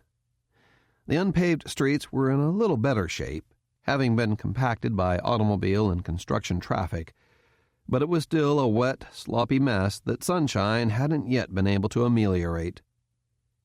This could have been war-torn Iraq or Afghanistan or some remote Chinese village. Instead, it was a relatively new subdivision in the community of Battle Mountain in north-central Nevada. Battle Mountain began life as a small railroad depot and mining camp in post-Civil War north-central Nevada, nothing more than a small collection of warehouses, shops, saloons, and brothels. Although it became the seat of Lander County, the community never got around to becoming an incorporated town, city, or even a village. Even when the interstate highway was built nearby and the U.S. Army set up a B-17 bomber crew training base outside of town, the community never really grew far from its mining camp bump in the road past. And that's pretty much what Bradley James McClanahan thought of Battle Mountain. Yet another bump in his road.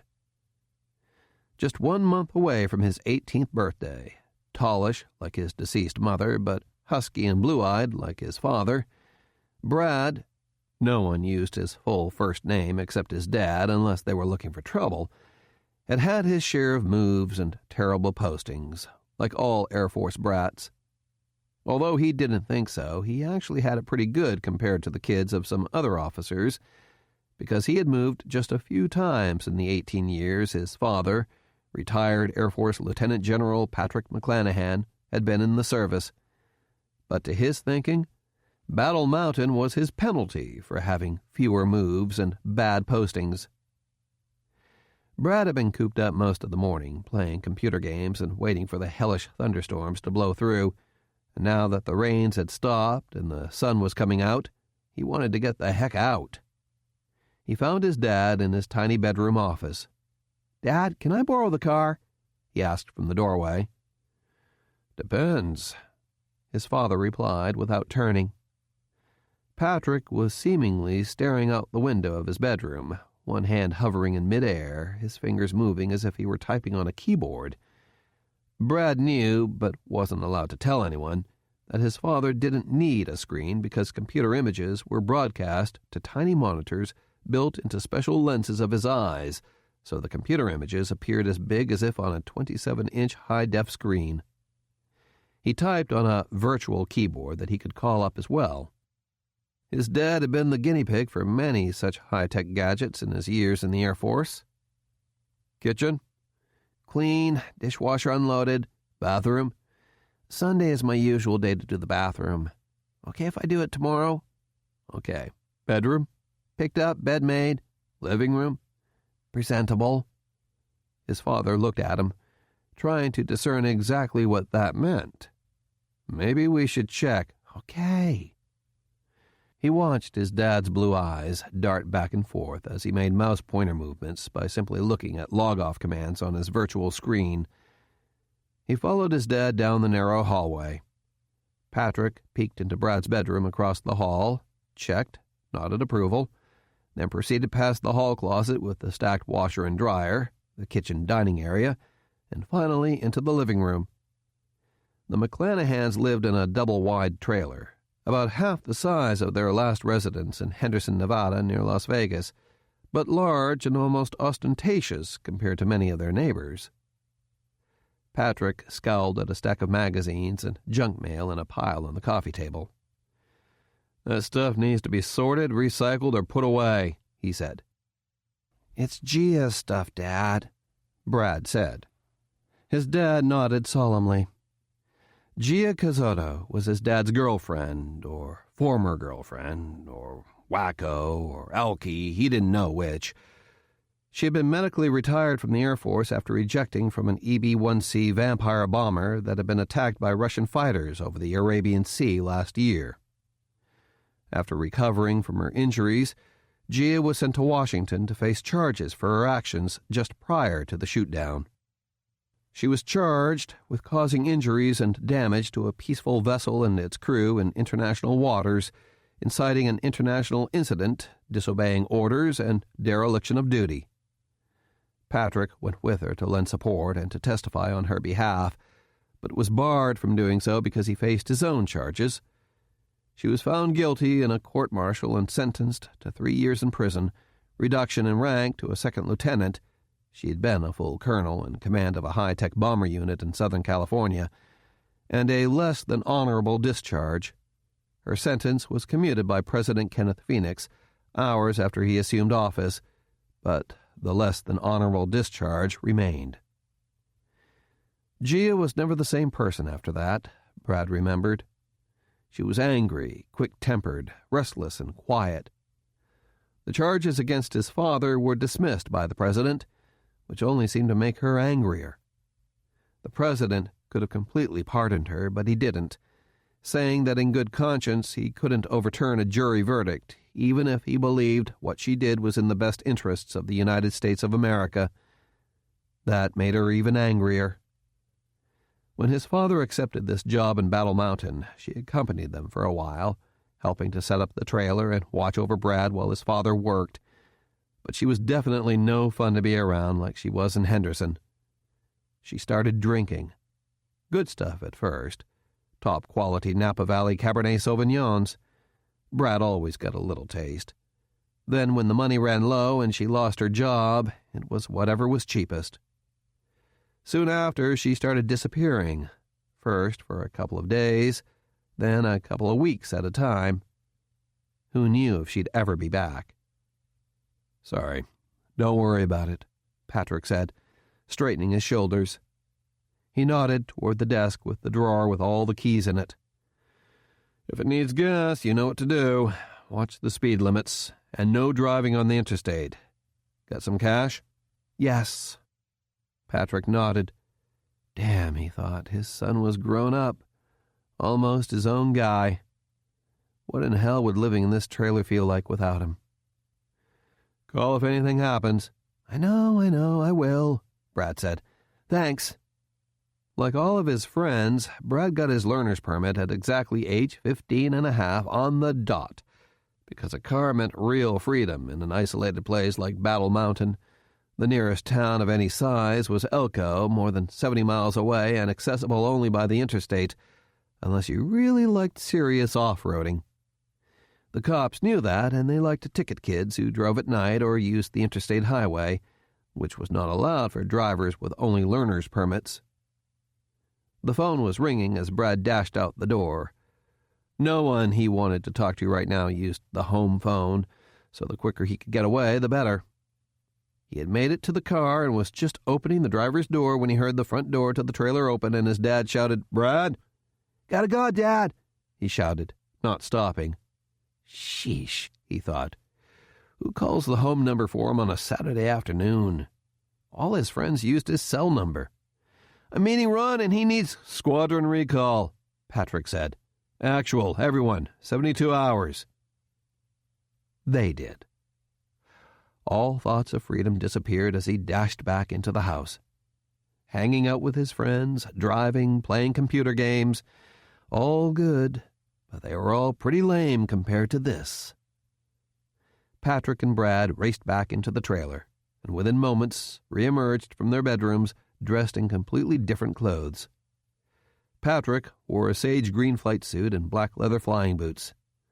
The black leather nameplate above his left pocket had a set of Civil Air Patrol wings, his name, the letters CAP in one lower corner, and his Civil Air Patrol rank, COL, on the other. Even though Patrick retired from the Air Force as a lieutenant general, the highest rank he could attain in Civil Air Patrol without earning advancement points was colonel, along with Civil Air Patrol and Nevada wing patches. Brad wore a camouflaged battle dress uniform with blue and white cloth name tapes with McClanahan on one side and Civil Air Patrol on the other, along with a green camouflage cap, an orange safety vest, and black leather combat boots. Both carried backpacks with extra gear. Brad carried a smaller pack on his web belt. "Ready to go, big guy?" Patrick asked. "Ready." Like the costumed heroes Batman and Robin heading to the Batmobile, the two raced to Patrick's four-door Jeep Wrangler and drove off. The roads in the trailer subdivision were muddy from the recent thunderstorms, but the Wrangler handled them with ease. The subdivision was a temporary trailer housing settlement built during the expansion of the airbase located nearby. At least it was meant to be temporary, until the sudden and dramatic downturn in the economy and the new president's response to the crisis made the trailers permanent. The roads were still unpaved, and now half of the trailers were empty. It took about 5 minutes to get back on paved surfaces, and then another 10 minutes before reaching the outer perimeter of the airfield. The perimeter was a simple sign and chain-link fence, designed more to keep tumbleweeds and coyotes out, and an unmanned guard gate. But Patrick and Brad both knew that their identities were already being remotely determined and recorded, and their movements carefully tracked by the airbase's high-tech security sensors. Joint Air Base Battle Mountain didn't look much different from the surrounding high desert, but at this place, looks were deceiving. What was now Joint Air Base Battle Mountain had a colorful past, most of which the public was unaware of, or at best indifferent to. It started life as Tuscarora Army Air Corps Field in 1942 to train bomber and pursuit crews for service in World War II. After the war, the airfield was turned over to Lander County, and some of the government land south of the field sold to mining companies.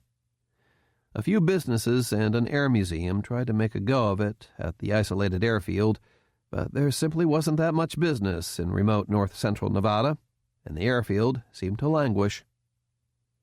But the underground elevators, buildings, rail lines, power distributors, and ventilation systems that popped up around the airfield were never meant for miners. The U.S. government secretly constructed a vast underground cave network beneath Tuscarora Army Air Corps Base.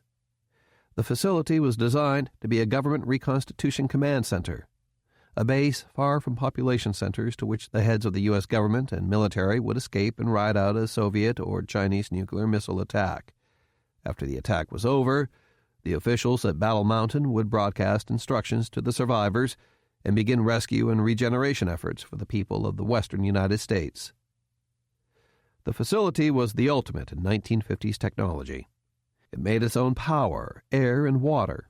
It was built to withstand anything but a direct hit with a 1-megaton nuclear warhead. It even boasted an underground hangar with elevators that would take aircraft as large as a B-52 bomber below ground to safety. The base was so isolated that most miners and ranchers never realized the facility existed. But when the Cold War ended, Battle Mountain was shuttered, until it was reactivated in the early 21st century by General Patrick McClanahan as the headquarters for a new high-tech aerial attack unit called the Air Battle Force. The Air Battle Force contained some of the most secretive and amazing air combat machines ever built. 200-ton bombers with the radar cross-section of a flea. Bombers fitted with lasers that could shoot down ballistic missiles and satellites in low Earth orbit. Even multiple flights of unmanned bombers that could fly supersonic combat missions halfway around the world. Still, the little community and its mysterious underground base went almost completely unnoticed by the rest of the world until the American Holocaust, when the United States was attacked by waves of Russian bombers launching hypersonic nuclear-tipped missiles. Almost the entire fleet of American long-range bombers and more than half of America's intercontinental ballistic missile arsenal was wiped out in a matter of hours. But Battle Mountain's little fleet of high-tech bombers, led by Patrick McClanahan, survived and formed the spearhead of the American counterattack that destroyed most of Russia's ground-launched intercontinental nuclear missiles and restored a tenuous sort of parity in nuclear forces between the two nations. Battle Mountain emerged from the horrific tragedy of the American Holocaust to become the center of American air-breathing strategic combat operations. All of America's surviving heavy bombers, intelligence-gathering planes, and airborne command posts were relocated to Battle Mountain, and a fleet of long-range unmanned combat aircraft began to grow there.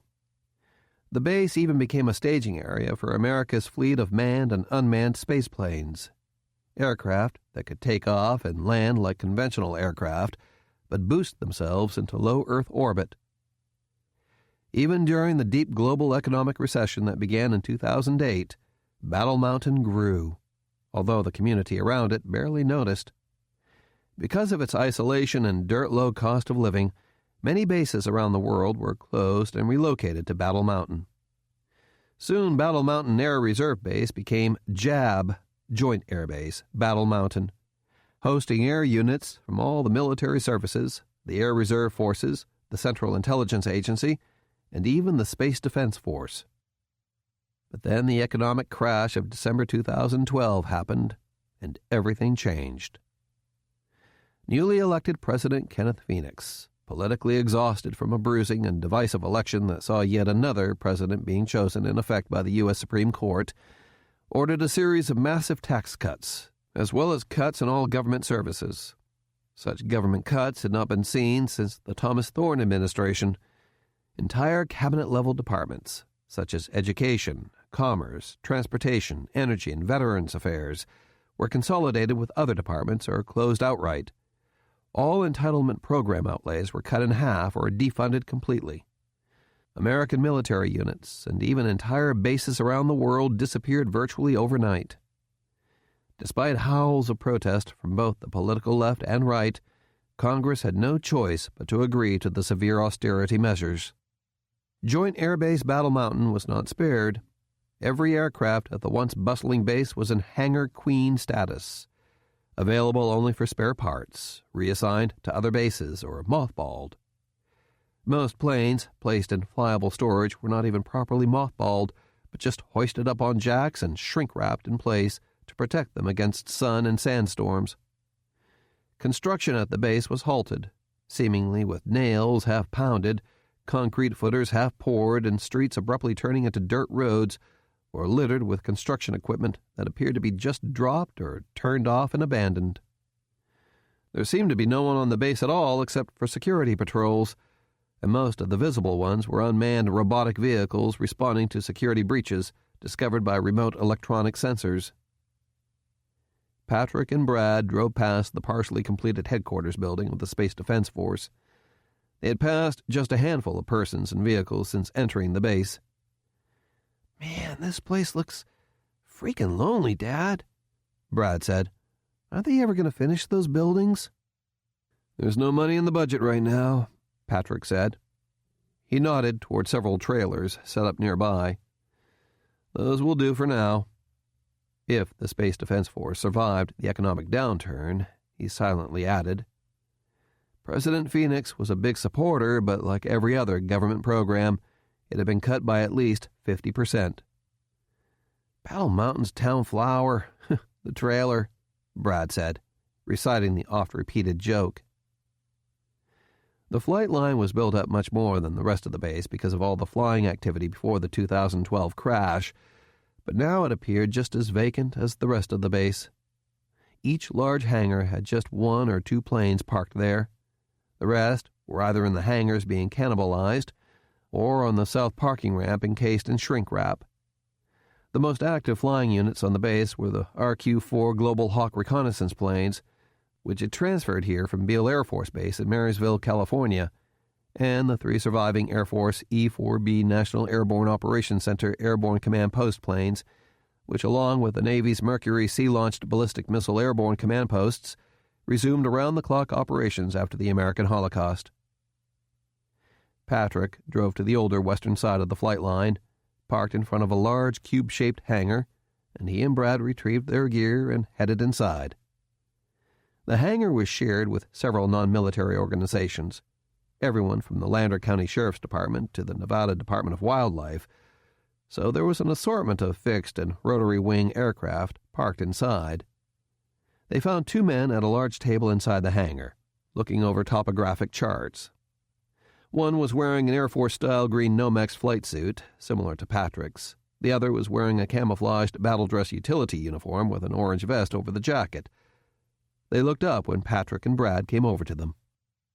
"The McClanahans, first to arrive, as usual," the man in the flight suit, Civil Air Patrol Lieutenant Colonel Rob Sparrow, said. Sparrow was a retired Army Kiowa Scout helicopter pilot and commanded an Army helicopter training squadron before retiring. He held a variety of helicopter-related jobs now, doing everything from flying skiers to fresh powder on mountaintops, to air ambulance, to maintenance and repair. He shook hands with Patrick, then handed him a clipboard with a sign-in roster. "You're the first pilot to arrive, sir." Even though rank in the squadron was rarely observed, everyone called Patrick General or Sir. "Feel like flying the 182 today?" "Absolutely," Patrick said immediately. He completed the sign-in, then had Brad sign in. "Good," the other man, CAP Captain David Belleville, said. Belleville was the vice commander of the squadron and the commander of cadets, a 10-year veteran of the Civil Air Patrol, a 22-year veteran of the U.S. Air Force, and a physician's assistant. "I'll be your flight release officer. I'll enter you into the ICU and give your crew a face-to-face when you're done pre-flighting." The ICU, or Incident Commander Utility, was the computerized data input system for the Civil Air Patrol, which did away with a lot of the paperwork required by the Air Force. "I like to fly a scanner, sir," Brad said.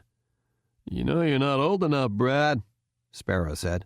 "But I finished all the training and you know how I feel about father and son flying together. If there was an accident, it would be an even greater tragedy," Sparrow interrupted. "Then can I be on the DF on the ground team, sir?" Sparrow had turned back to his incident planning and looked a little peeved at the question. "The initial mass briefing will be in 30 minutes, Brad." "I can start inspecting the LPER." Sparrow looked as if he hadn't heard him. I'm here early and I did navigation on the last exercise. I can... Brad, we're trying to work here, Sparrow said. He paused, then nodded. We'll put you on DF. Go start pre-flighting it. Briefing in 30. He gave Patrick a short glance, and Patrick nodded and followed Brad to the equipment room. As Brad unlocked the door, Patrick said, I know you're anxious, big guy, but you shouldn't badger the squadron commander like that. He'll give out everyone's assignment in the mass briefing. He doesn't have time to address each individual in the unit. He gave out your assignment, Brad said. I think that was a courtesy, Brad, Patrick said. I didn't ask him if I could fly as mission pilot. Courtesy because you're a retired general? Probably. Patrick detected a slightly angry expression. What? Nothing. Spill it. Still silent.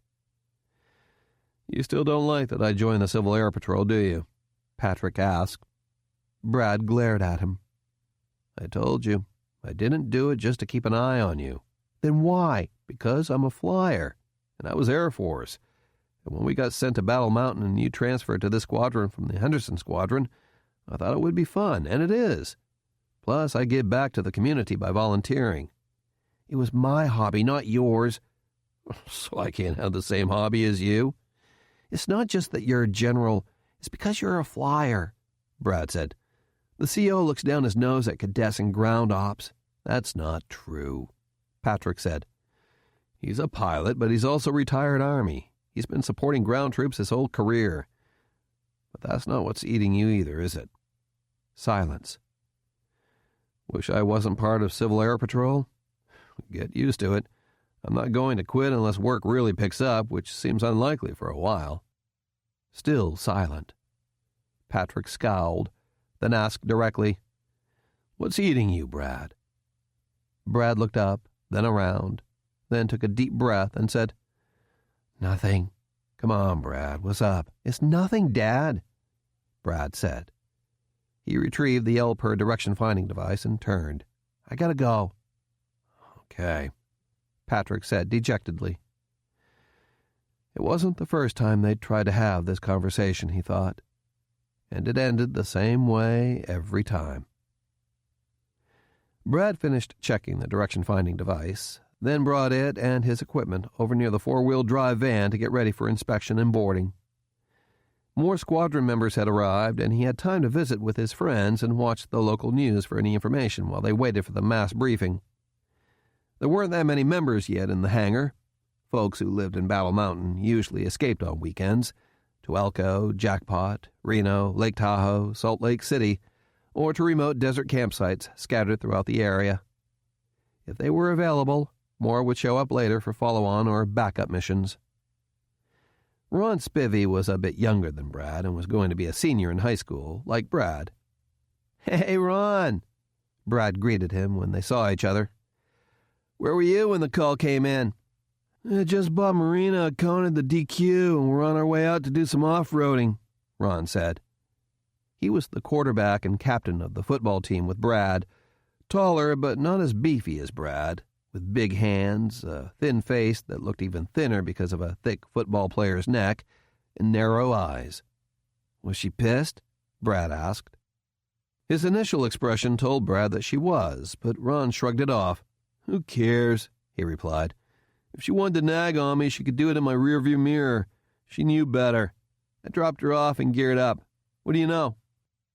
"Plane went down northwest of here," Brad said. "I'll bet they'll put us on a hasty team. Maybe we'll get to see victims." "You're a sicko." "Beats those stuffed scarecrow things they put out on the Sarexes." A few moments later, another young boy came up to them, stood in front of Brad, and saluted. "Cadet Sergeant Markham reporting, sir," he said. He was 15 years old but looked about 10, with a round face and body, a nose way too small for his freckly face, and big green eyes. Brad returned the salute. "You don't have to salute indoors, Ralph," he said. "And you don't have to report to me. You report to the IC or whoever's signing us in." "Sorry, sir," Markham said. "Don't apologize either. Did you sign in?" "Yes, sir." "And you don't have to sir me unless we're in formation," Brad said. But he knew that Ralph Markham liked the military formalities and wasn't going to stop. They'll probably put us together on a hasty team. Got all your 72 gear? Yes, sir, Brad, Ralph said. Out by the van ready for inspection.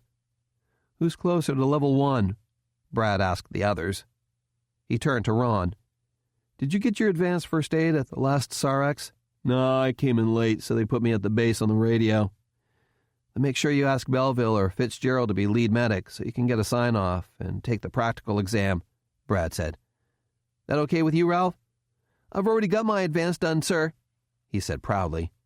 Excellent, Brad said. The practical, too? Mr. Fitzgerald gave it to me last week. So what do you need for your level 1? Tracking and DF, sir. They said they're getting an ELT signal, Brad said.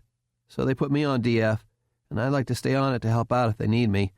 But if we're on foot, I'll have you organize a line search and take us through some tracking procedures. Remember, verbalize what you see to the rest of the strike team, and take lots of pictures or drawings. If you get a sign-off, we'll do some tracking practice on our own and get you ready for your practical exam. The DF sign-off will have to wait for another actual or Sarex next month, unless you can go to the California Wing summer camp in 2 weeks. I can't, Ralph said. I have summer school. Oh, bummer, Brad said.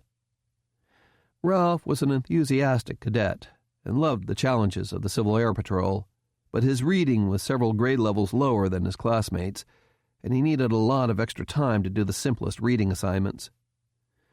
No problem. You know your stuff. We just got to get you some practice and a senior to observe you. You'll get your first class before you know it, and I think you'll skate through urban DF, too. You could be up for officer promotion. Ralph looked as if he was going to explode with pride. Brad turned to Ron. You got to get busy on getting some sign-offs, Cap. You've been a second class for what, a year? Hey, BJ, I'm busy, okay? Ron spat back irritably. Brad's face turned stony. Ron Spivey was probably the only person who could get away with using that pejorative nickname, and only if he used it very sparingly. I got 2 lousy part-time jobs that don't pay shit. Watch the language around the younger cadets and the seniors, bro. Football practice twice a day, Ron went on, ignoring Brad's remark. And a girlfriend who thinks I'm her personal chauffeur and cash machine. I'll do the stuff when I can get the time. I'll help you, Ron, but you got to make the time, Brad said. When this is over, we'll go online. I'll take a look at your Squitter progress record, and we'll figure out. I said I'll do the stuff when I get the time, McClanahan, Ron said, and turned on a heel and walked away. A few minutes later, all of the senior and cadet members who had arrived took places around the conference table. Thanks for coming so quickly, everyone, Rob Sparrow began. He gave a time hack, then began. This is an actual search and rescue mission. Approximately 40 minutes ago, the Air Force Rescue Coordination Center was notified by Salt Lake Air Traffic Control Center that a Cessna 182 with 3 souls aboard was lost on radar and presumed crashed in heavy thunderstorms. A commercial airliner flying in the vicinity picked up an emergency locator transmitter beacon on VHF guard frequency about 55 miles northwest of here. The Air Force notified the Civil Air Patrol National Operations Center, who called Nevada Wing headquarters, and the colonel made me the incident commander. The storm system has blown through, and clear skies with gusty winds are expected in the recovery area, Sparrow went on. Several airliners had picked up the ELT, and air traffic control actually put together a pretty good triangulation based on signal fade. The plan is to launch the 182 and begin a search grid at the approximate location given by the airliner. Unfortunately, the ELT is an old-style transmitter and isn't picked up by satellite or doesn't transmit its position, so we do a search the old-fashioned way. General McClanahan will be mission pilot, with DeCarteret as observer and Slotnick as scanner. Because we got an ELT signal, and we might have a mostly intact plane with survivors, I'm going to deploy a hasty team immediately, Sparrow went on. Belleville will be the ground team leader, with Fitzgerald as deputy team leader, driver, and comm, McClanahan as DF, and Spivey and Markham as medics. Repeater setup will be Romeo 17. Everyone wrote that designation on their briefing cards. The repeater network, a series of FM radio towers on several mountain peaks throughout remote areas of Nevada, California, Oregon, Washington, Colorado, Montana, Wyoming, Idaho, and Utah, would allow the incident commander to communicate with air and ground units simultaneously, even if in a remote area or not in line of sight. Be sure to carry medical equipment and supplies for 3 victims. Unfortunately, the GA-8 Archer is undergoing its 100-hour inspection, so it's not available until Tuesday, but I'm hoping to find this objective before then. Archer, which stood for Airborne Real-Time Cueing Hyperspectral Reconnaissance, was the most sophisticated non-military airborne ground sensor in the world, capable of detecting 50 different wavelengths of electromagnetic energy in a single pass. It could detect tiny pieces of metal, disturbed earth, or even spilled fuel. Archer could not be operated at night and had difficulty seeing through dense trees or deep snow, but in the deserts of the western United States it was an ideal sensor to help locate downed planes. Because of its capabilities, Archer, mounted aboard an Australian-made Gippsland GA-8 Airvan single-engine plane, was borrowed quite often by other cap wings. It flew so often that it underwent a 100-hour inspection about once every 3 months. Our Cessna 206 is on its way back from Las Vegas, Sparrow went on. It should be available tomorrow if necessary. Elko and Reno squadrons are issuing alert notifications, but I haven't heard if they have backup planes available yet, so for right now, we're it. Cell phone signal forensics hasn't picked up anything yet. The Civil Air Patrol had the capability to triangulate a person's cell phone signals to help locate that person, even if the phone wasn't in use. Depending on the number of cell towers activated, the position could be determined within a few miles. Questions? He waited a few moments, then said, Conduct your task force and team briefings, then head on out. Good luck, good hunting. The air and ground teams got together for a joint briefing. Based on approximate positions of aircraft flying overhead, and relayed to us from air traffic control, the IC picked grid SFO 448 to search. Belleville began, pointing to a topographic chart that had been overlaid with hundreds of numbered rectangles. I suggest we start on the southwest corner of the grid. We'll plan on driving west on the interstate to exit 234, north on Grayson Highway, north on Anderson Road, and go off-road at Anderson Ranch. Hopefully the 182 will have spotted the objective by the time we get there. Fid? Yeah, the Anderson family has already given us permission to access their land at any time. Michael Fitzgerald, the deputy team leader but a much more experienced Nevada high desert outdoorsman, said. Fitzgerald, a Nevada Department of Wildlife field agent and firefighter, was a tall, imposing guy with long hair and whiskers, definitely not military-looking, and he delighted in that. I have my charts marked pretty well with gate locations. We've lucked out because the grid is relatively flat, with the east face of Adam Peak and the northwest corner the only high terrain to worry about. I just hope the ground isn't too soggy. Patrick made some notes and checked his sectional chart, which had been marked with the same grid lines as of the topographic briefing chart, then nodded. Sounds good, Fid, he said. We'll enter the grid on the southwest and try to steer to the ELT. If we're lucky, it'll still be emitting. If not, we'll contour search Adam Peak, then do a parallel search course in the grid half-mile tracks at 1,000 feet AGL. Based on sun angles, I'll do a north-south track and hope we can pick up some good contrasting shadows. I know our target is a Cessna 182. Any details about the 3 passengers? Well, the fixed-base operator at Elko said it was 2 adults and 1 young boy on board that plane, Belleville said. Patrick couldn't help but look over at his own son, and Brad looked back at him with sorrow on his face. They had flown together for many years. Patrick was a flight instructor, but in these tough economic times, Brad was usually his only student. But the thought of losing Brad in a plane crash was almost too awful to think about. If the ELT is still on, Patrick said, swallowing hard and shaking off the thought of Brad being in that situation, they may have survived the crash, and they may be trying to signal us. I feel good about this one, gang. Same here, sir, Belleville said. He and Patrick exchanged more information, double-checking radio repeater channels and charts so they could communicate, and have common references in case anything was spotted, then shook hands. "Good luck, sir." "Same to you, Dave," Patrick said, and the air and ground teams broke up to do their own team briefings. "A few more thoughts, and then we'll mount up," Fitzgerald said to the ground team members. "Looking at the objective area, we might be able to stay on the wash, but the thunderstorms that move through the area might make it impassable. Hopefully the ground will have had a chance to dry out by the time we get there. It's fairly flat, but we might have a few deep gullies to traverse. In any case, our job is to move fast to help any survivors. We'll try to drive in as far as we can, but be prepared to do some quick hiking." Belleville referenced a data card given to him by Sparrow. "We're on the lookout for a Cessna 182, the same type of plane as 3 Double Echo, which I know you've all flown on.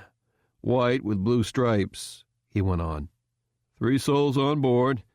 The flight originated from Elko en route to Carson City, so it might have lots of fuel still in its tanks, so be careful of spilled fuel and fire." Belleville paused, then looked at Spivey and Markham, the 2 youngest members of the ground team. Spivey was 17 and a bit younger than Brad, and Markham was 15. "Guys, let me and Fit approach the scene first, okay? I know you guys have been on actual missions, but you've never seen accident victims before, right?" Both cadets shook their heads, their eyes wide. "I know you guys are fully qualified in emergency services, first aid, and field operations, but encountering victims of a plane crash is a whole nother world. You've got to ready yourself for some pretty awful sights. I'm not going to push you away from the scene or keep you from doing your assignments, but I'm not going to shove that horror on you either. Let us seniors check out the scene first, okay?" Both of the younger cadets nodded silently. Brad did not. "Good. Get your packs ready for inspection outside the van and let's move out."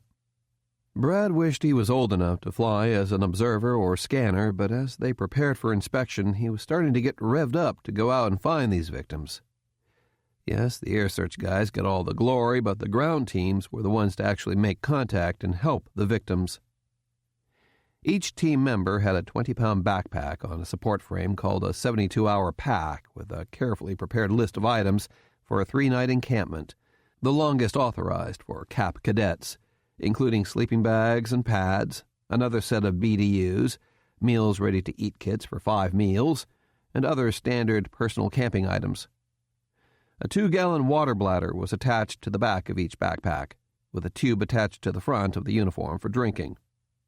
They also carried a fanny pack with a personal first aid kit and other essential items that they could access without having to dig through a backpack, such as gloves, goggles, a compass, maps, a headlamp, sunscreen, and other items.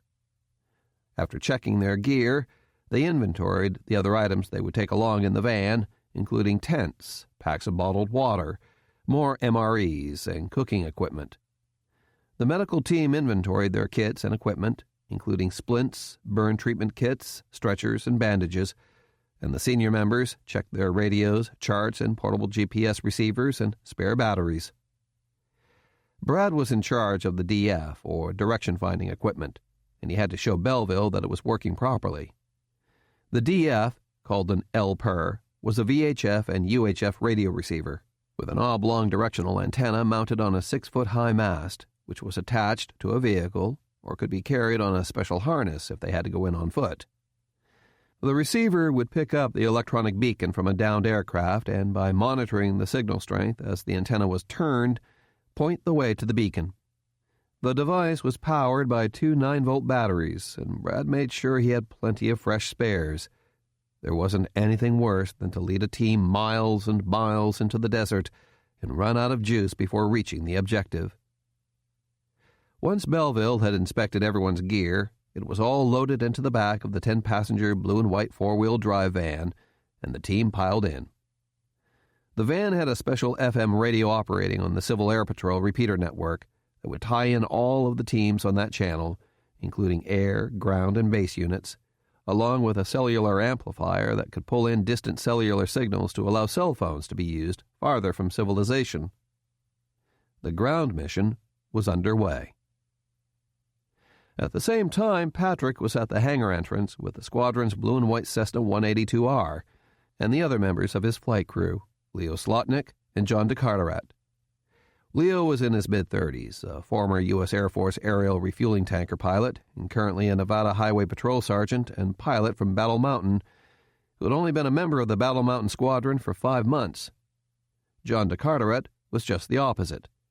He was in his early 60s, a retired captain in the U.S. Coast Guard, and was the co-owner of a gas station and convenience store in town just off the interstate with his wife Janet, also retired Coast Guard and a CAP volunteer. He had been in the Civil Air Patrol since he first came to Battle Mountain 11 years earlier and was qualified in numerous emergency services specialties, both ground and flying. Even though he was a pilot, he preferred to be a mission observer and act as co-pilot and mission commander. Slotnick could qualify for mission pilot after flying a few more actual or exercise sorties as a mission scanner and taking another flight check. Rob Spera came over with several forms. "Flight release and weight and balance," he said. To the entire crew he asked, "How's everyone feeling today? No one popping open any brewskis early on a hot Saturday afternoon?" "A couple of hours later and I might have," Leo admitted.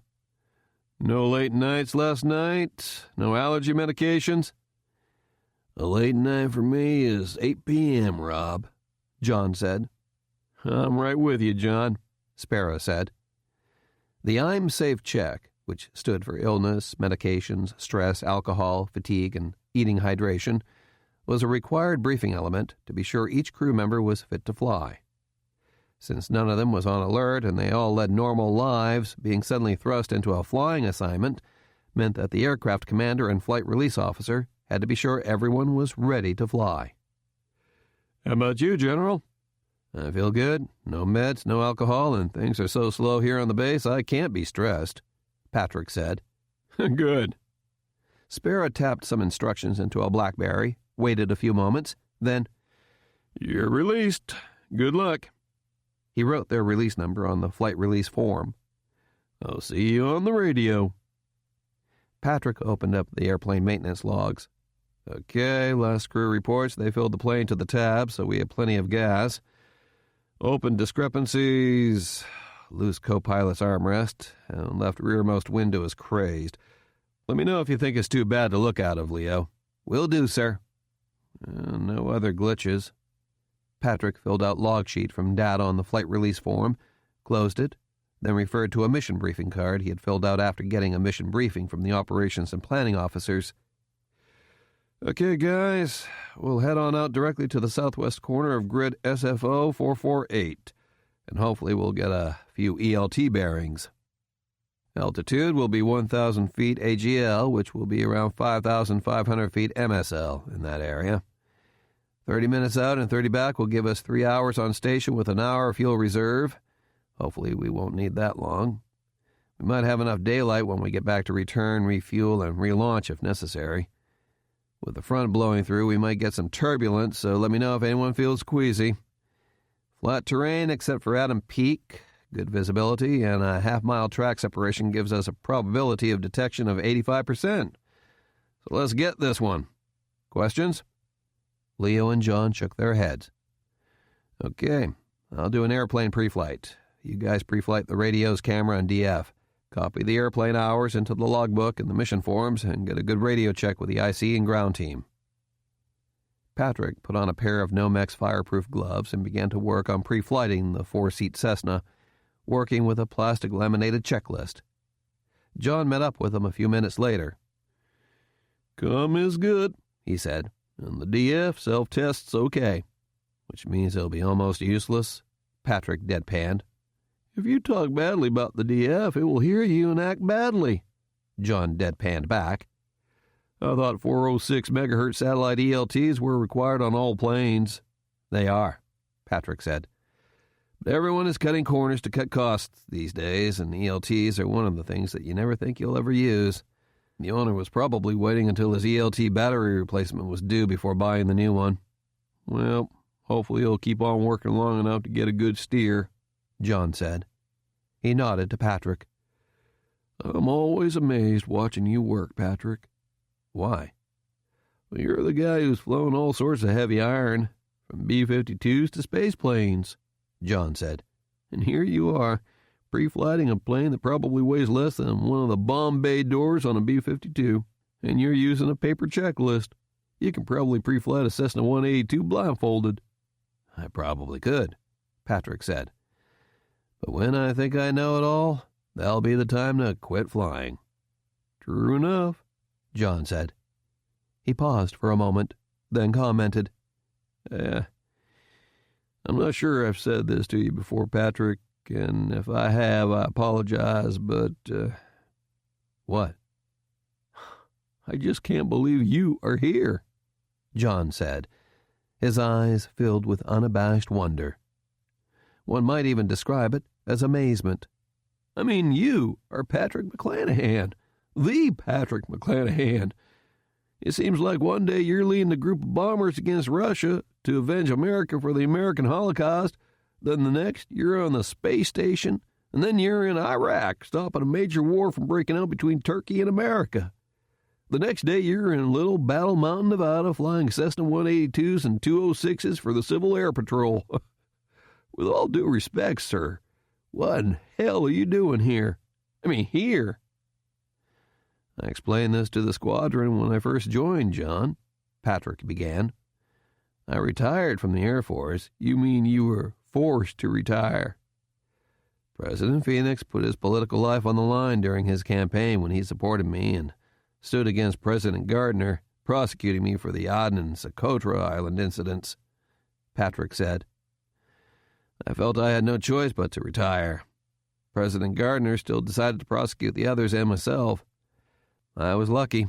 The case hadn't gone to the jury by the time President Phoenix was sworn in, and he pardoned me. The others weren't so lucky. I know, Patrick said somberly. A lot of good people had their lives turned inside out because of the orders I issued, even though no one spent any time in prison. He straightened his shoulders. Okay, let's get our heads back in the game, John. But wait, Patrick, the retired Coast Guard officer said quietly. He put a hand on Patrick's arm in earnest. You still didn't answer my question. Why here? I explained that, Patrick said. Battle Mountain is still a vital bomber, spaceport, UAV, and joint air facility. It's been downgraded to part-time status, but there's no money in anyone's budget for a large support staff. I'm familiar with Battle Mountain and all the Air Force and Space Defense Force activities here. The high school has a good football program for my son, and he likes being part of the Civil Air Patrol. Probably most important, I can work for $1 a year and live pretty well off my retirement, government housing, and expense reimbursements.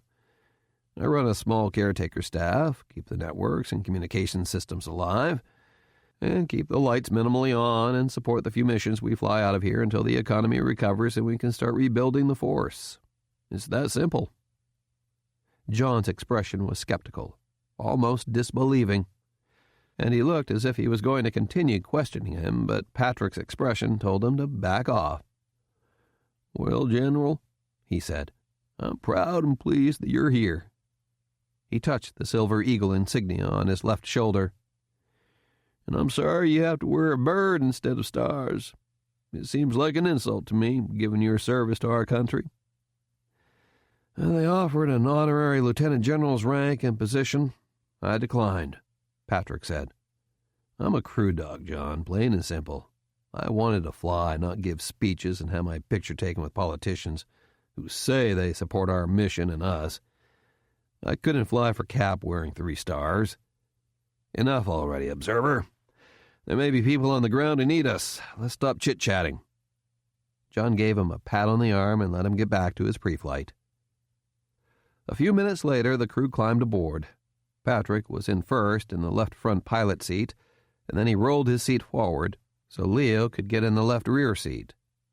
Leo carried a flight bag with charts, his own personal headset and other gear, and another padded canvas bag with a digital telescopic camera for recording pictures for upload to the Civil Air Patrol National Operations Center after their mission was over.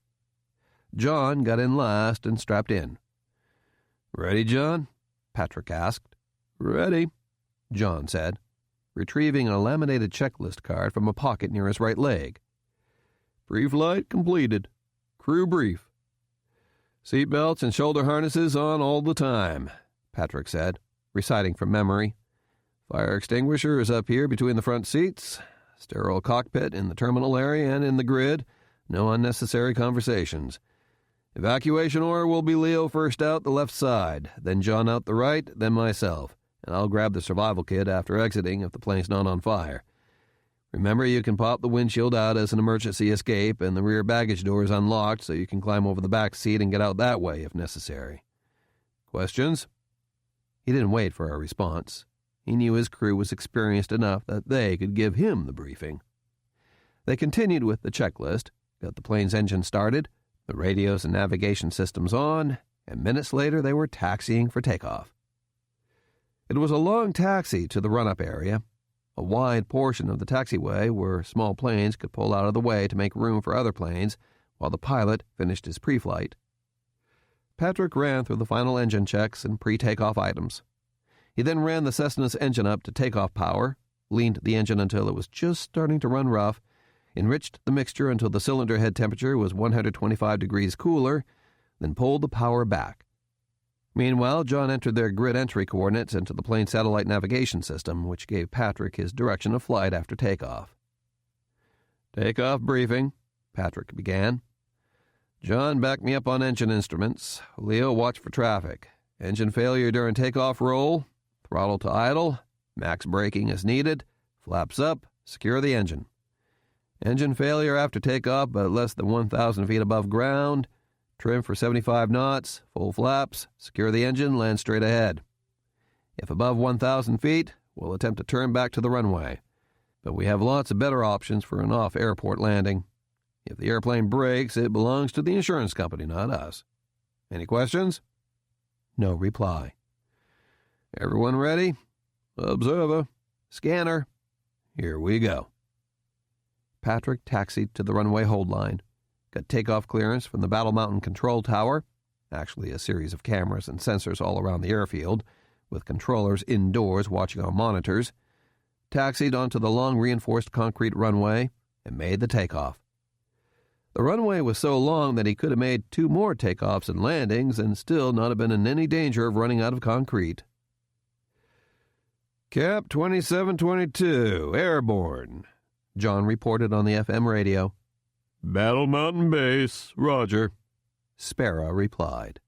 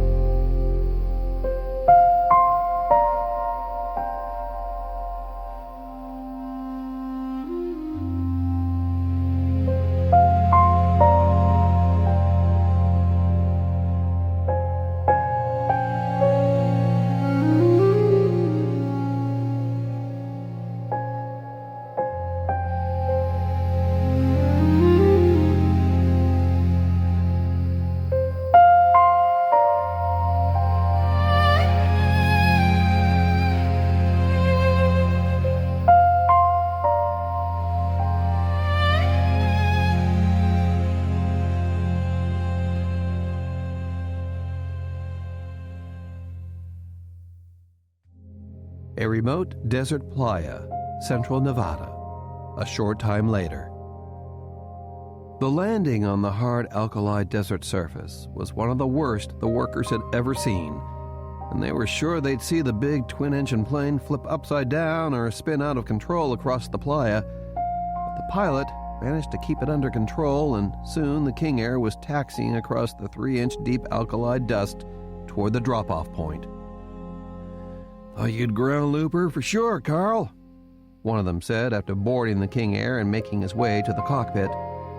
The engines were still running at idle power, and a cloud of white dust swirled inside the plane. "You still got the touch, though. I should have warned you that the winds were squirrely, but I didn't want to." The man stopped, and a chill ran up and down his spine. The pilot, named Carl, was slumped over the control wheel, still strapped in his seat, which was covered in bloody diarrhea, urine, and vomit. At first, he thought Carl was dead. A few moments later, he saw him raise his head and look back. "Carl?" the man asked. "You look like shit, man." "Funny," Carl breathed. He coughed up more bloody substances, smiled, and sat up. "I feel like hell, not shit." "You gonna make it, Carl?" the man asked. "The commander said to unload all the casks if you don't think you'll make it." "I'll be okay." Carl breathed. He wiped his mouth, looked at the bloody mess covering his legs, floor, seat, and most of his instrument panel, then shook his head. "Just great. Perfectly good breakfast. Wasted." "You want me to clean all that up, Carl?" "Screw it. Carl said. Won't matter anyway." He seemed to doze off, then reawaken with a start, look around as if regaining his bearings, then turn back toward his comrade. "You got any whiskey, Joe?" he asked.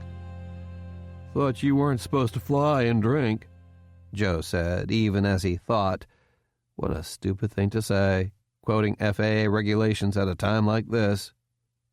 But before Carl could repeat his request, he nodded. "You got it, Carl. Sit tight and relax." About 10 minutes later, the worker named Joe returned to the cockpit with a plastic canteen. Another worker was maneuvering one of the casks behind him. "Here you go, Carl," Joe said. "A little blackjack for you." Carl took the canteen and drank. Most of it dribbled out of his mouth, but he didn't seem to notice or care. "Yeah, we got the payload up here for you, too." Joe dropped a ratcheting wrench onto the co-pilot's seat, then said apprehensively, I can loosen a few of the bolts if you need." Carl looked at Joe's taut face, smiled, and shook his head. "No reason for both of us to get zapped, Joe," he said. "I can handle it." He held out an emesis-stained hand. "Thanks, brother. For the true republic." Joe hesitated for a heartbeat, but swallowed his fear and took Carl's hand. "Good luck, Carl. For the true republic. See you in Asgard, brother." He turned and made his way out of the aircraft and closed and dogged the door shut. For several minutes, Carl sat in the cockpit, staring at the floor, trying to remember what he was supposed to do. But one look at the large steel and concrete cask sitting beside him reminded him of the task before him. On the handheld GPS navigation system attached to the control yoke, he called up Flight Plan 9, the flight plan he had developed and tweaked over the past several weeks for this mission.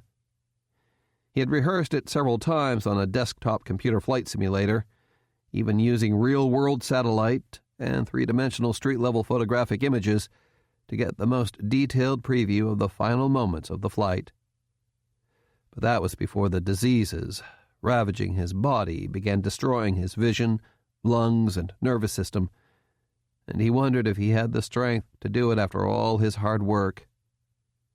It would be so easy, he thought, so peaceful, to just let go of his sense of duty and responsibility, accept the horrible death that had been imposed on him, and let the inevitable happen.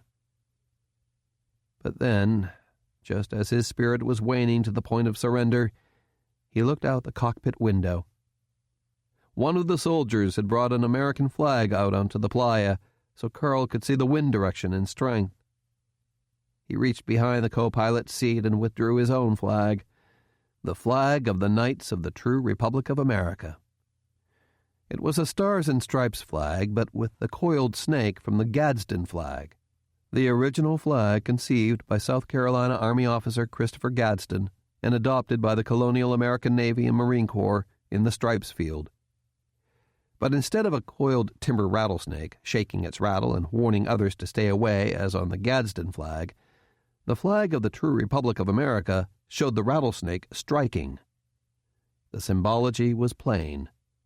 Those who carried this flag would no longer be warning our enemies not to oppose us, but its followers were ready to attack. The persons he was working for weren't members of the Knights of the True Republic, but it was clear that they shared the same ideas and vision, and he was happy to contribute his flying skills for them. There were armies of men, women, and even children throughout the West willing to risk their liberty and even their lives to stand under the Knights' flag, willing to do whatever it took to wake up a comatose American public, warn them of the danger of those bureaucrats and politicians who wanted more government and more taxation, and call on others to follow them into battle against those who were driving the nation into the ground. But it was not enough to rally around the flag. Someone had to carry it into battle. This flag was special. He had fashioned it out of material from old uniforms. He hated to soil it with his own blood and vomit, but a flag carried into battle would naturally be soiled with the stain of battle. The important thing was not to make sure the flag stayed clean, but make sure that the world, and especially the enemy, saw the flag at the front of an advancing and angry army. That was his mission, to carry the flag in the Knights of the True Republic of America's next and greatest offensive. He started the right engine of the King Air, manipulating the controls more by rote memory and feel than by sight, then taxied forward onto the playa. It even seemed as if the winds cooperated and died down right at that moment, so he had his choice of which way to go.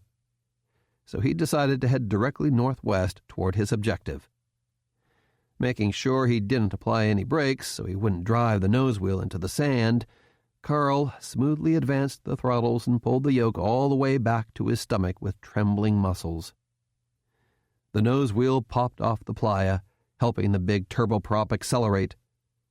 As soon as the King Air left the ground at best angle of climb airspeed, Carl pushed the nose forward, flying just a few feet above the playa in ground effect, being buoyed by the plane's wingtip vortices reflecting off the ground.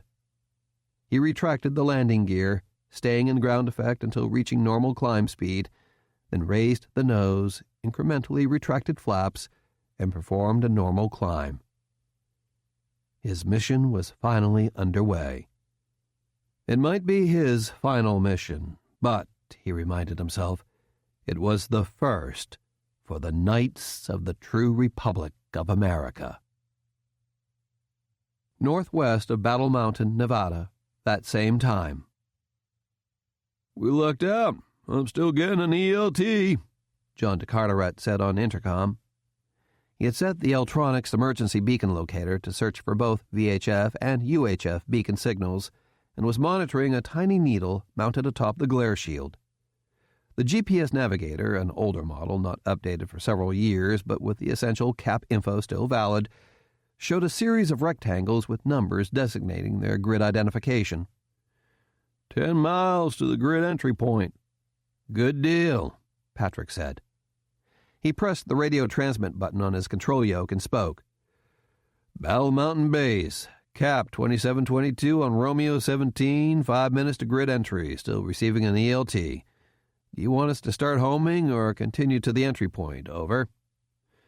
"Cap 2722, Battle Mountain Base. Start homing right away," Rob Sparrow radioed back.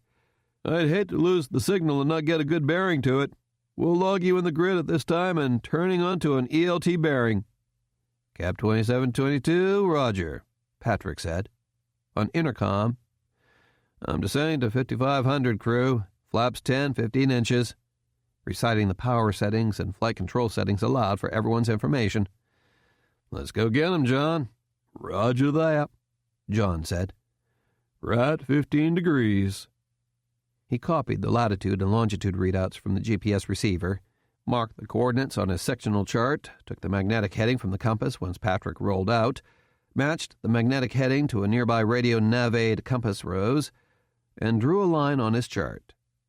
That was the first search bearing. Their target was somewhere along that line on the chart. Unfortunately, the ELT signal was not very strong and the directional needle refused to stay steady. Patrick made a few course corrections, trying to average out the swings and the directional indications, but it still refused to stay in the center of the dial. He made a few adjustments in the signal gain and volume, trying to get the needle to stay steady, then shook his head in frustration. "I'm chasing that needle too much and not getting a true bearing," he said. "Let's try a wing shadow and see if we can get a bearing." He made a slight right turn so Leo could clear for traffic on the left, then said, "Coming left." "Clear left," Leo said. Patrick began a 15-degree bank left turn, and they all listened to the emergency locator beacon's ping, ping, ping sound. Just before completing a circle, the signal stopped. As they continued the turn, the signal returned. The Cessna's wing blocked the ELT signal from reaching the antenna atop the plane, which indicated that the ELT was somewhere off the right wing when the signal went dead. "Got it," John said. "Bearing 050. "Roger that," Patrick said. 050. He turned to that heading, and both John and Leo searched out their windows. John punched up the GPS coordinates, marked the spot on his chart, then drew a line corresponding to the wing shadow bearing to the ELT. "Let's get this sucker, guys." But after 10 minutes on that heading, nearing the edge of the grid, they hadn't seen a thing. "I'll go south, and we'll try another wing shadow before that ELT dies," Patrick said. "Coming right." He flew 5 minutes on a southerly heading, then set up another orbit. The signal faded again, much quicker this time, indicating that the ELT's battery was quickly dying, and John computed another bearing.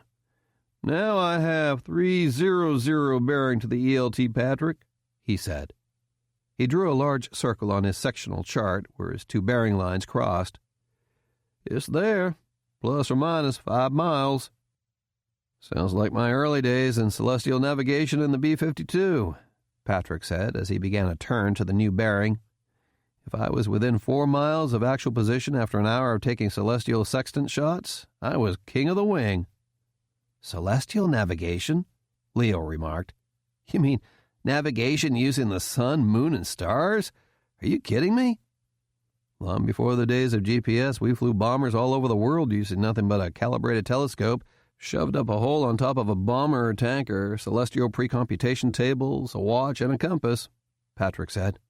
"Just 2 generations removed from Sir Francis Drake, circumnavigating the globe, and 1 generation from Curtis LeMay in World War II, leading hundreds of bombers across the Atlantic. The idea was to get close enough to your target to see it visually, or at least on radar if you had it and it was working. We're doing the very same thing now. Relay the coordinates of the center of that circle, and we'll have the Hasty team head that way." "Battle Mount Hasty copies those coordinates," Belleville radioed after John had transmitted the coordinates on the FM repeater channel. A moment later, "Looks like it's at the southeastern edge of the Townsend Ranch. Can you give them a call and get us permission to go on their land base?" "Roger that," Sparrow replied. "We'll get him this time," Slotnick said as they rolled out on the new heading. Leo began a series of visual scans, starting at the top of the window he was looking out of, then traveling down toward the bottom of the window in a series of stop, look, scan segments, then starting at the top again but shifted slightly in the direction of flight.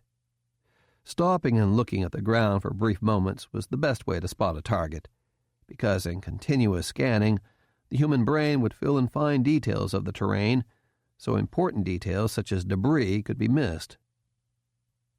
But after 30 minutes of searching both bearings they had computed, Patrick could tell Slotnick was getting frustrated. "How's it looking, Leo?" he asked. "Nothing," Leo said. "As clear as a bell. There's no vegetation or anything blocking the view, but I don't see anything. No smoke, no signs of disturbed ground, nothing." "We're losing the ELT," John said. "The needle on the DF is just flopping around. Maybe we should go to the center of the grid and search from there." "I'm not ready to give up on it just yet, John," Patrick said. "I think we had a good position. It's the best clue we've got. How are you doing back there, Leo? Need a break yet?" 5 minutes would be good," Slotnick replied, rubbing his eyes. "I'll start a right expanding box search around the intersection of those two bearings," Patrick said. "You got it, John." John programmed the GPS receiver with the starting coordinates and a right expanding box search pattern, then started his own search scan of the right window as Patrick reversed course and began flying the box search pattern with shallow right-hand turns. Patrick had to make shallower turns because otherwise the lowered right wing would block John's view out the window. Meanwhile, the ground team was approaching the original search reference point. The ground was muddy but drivable, using four-wheel drive. "Okay, guys, we're coming up on the original intersection spot," David Belleville said to the others in the van.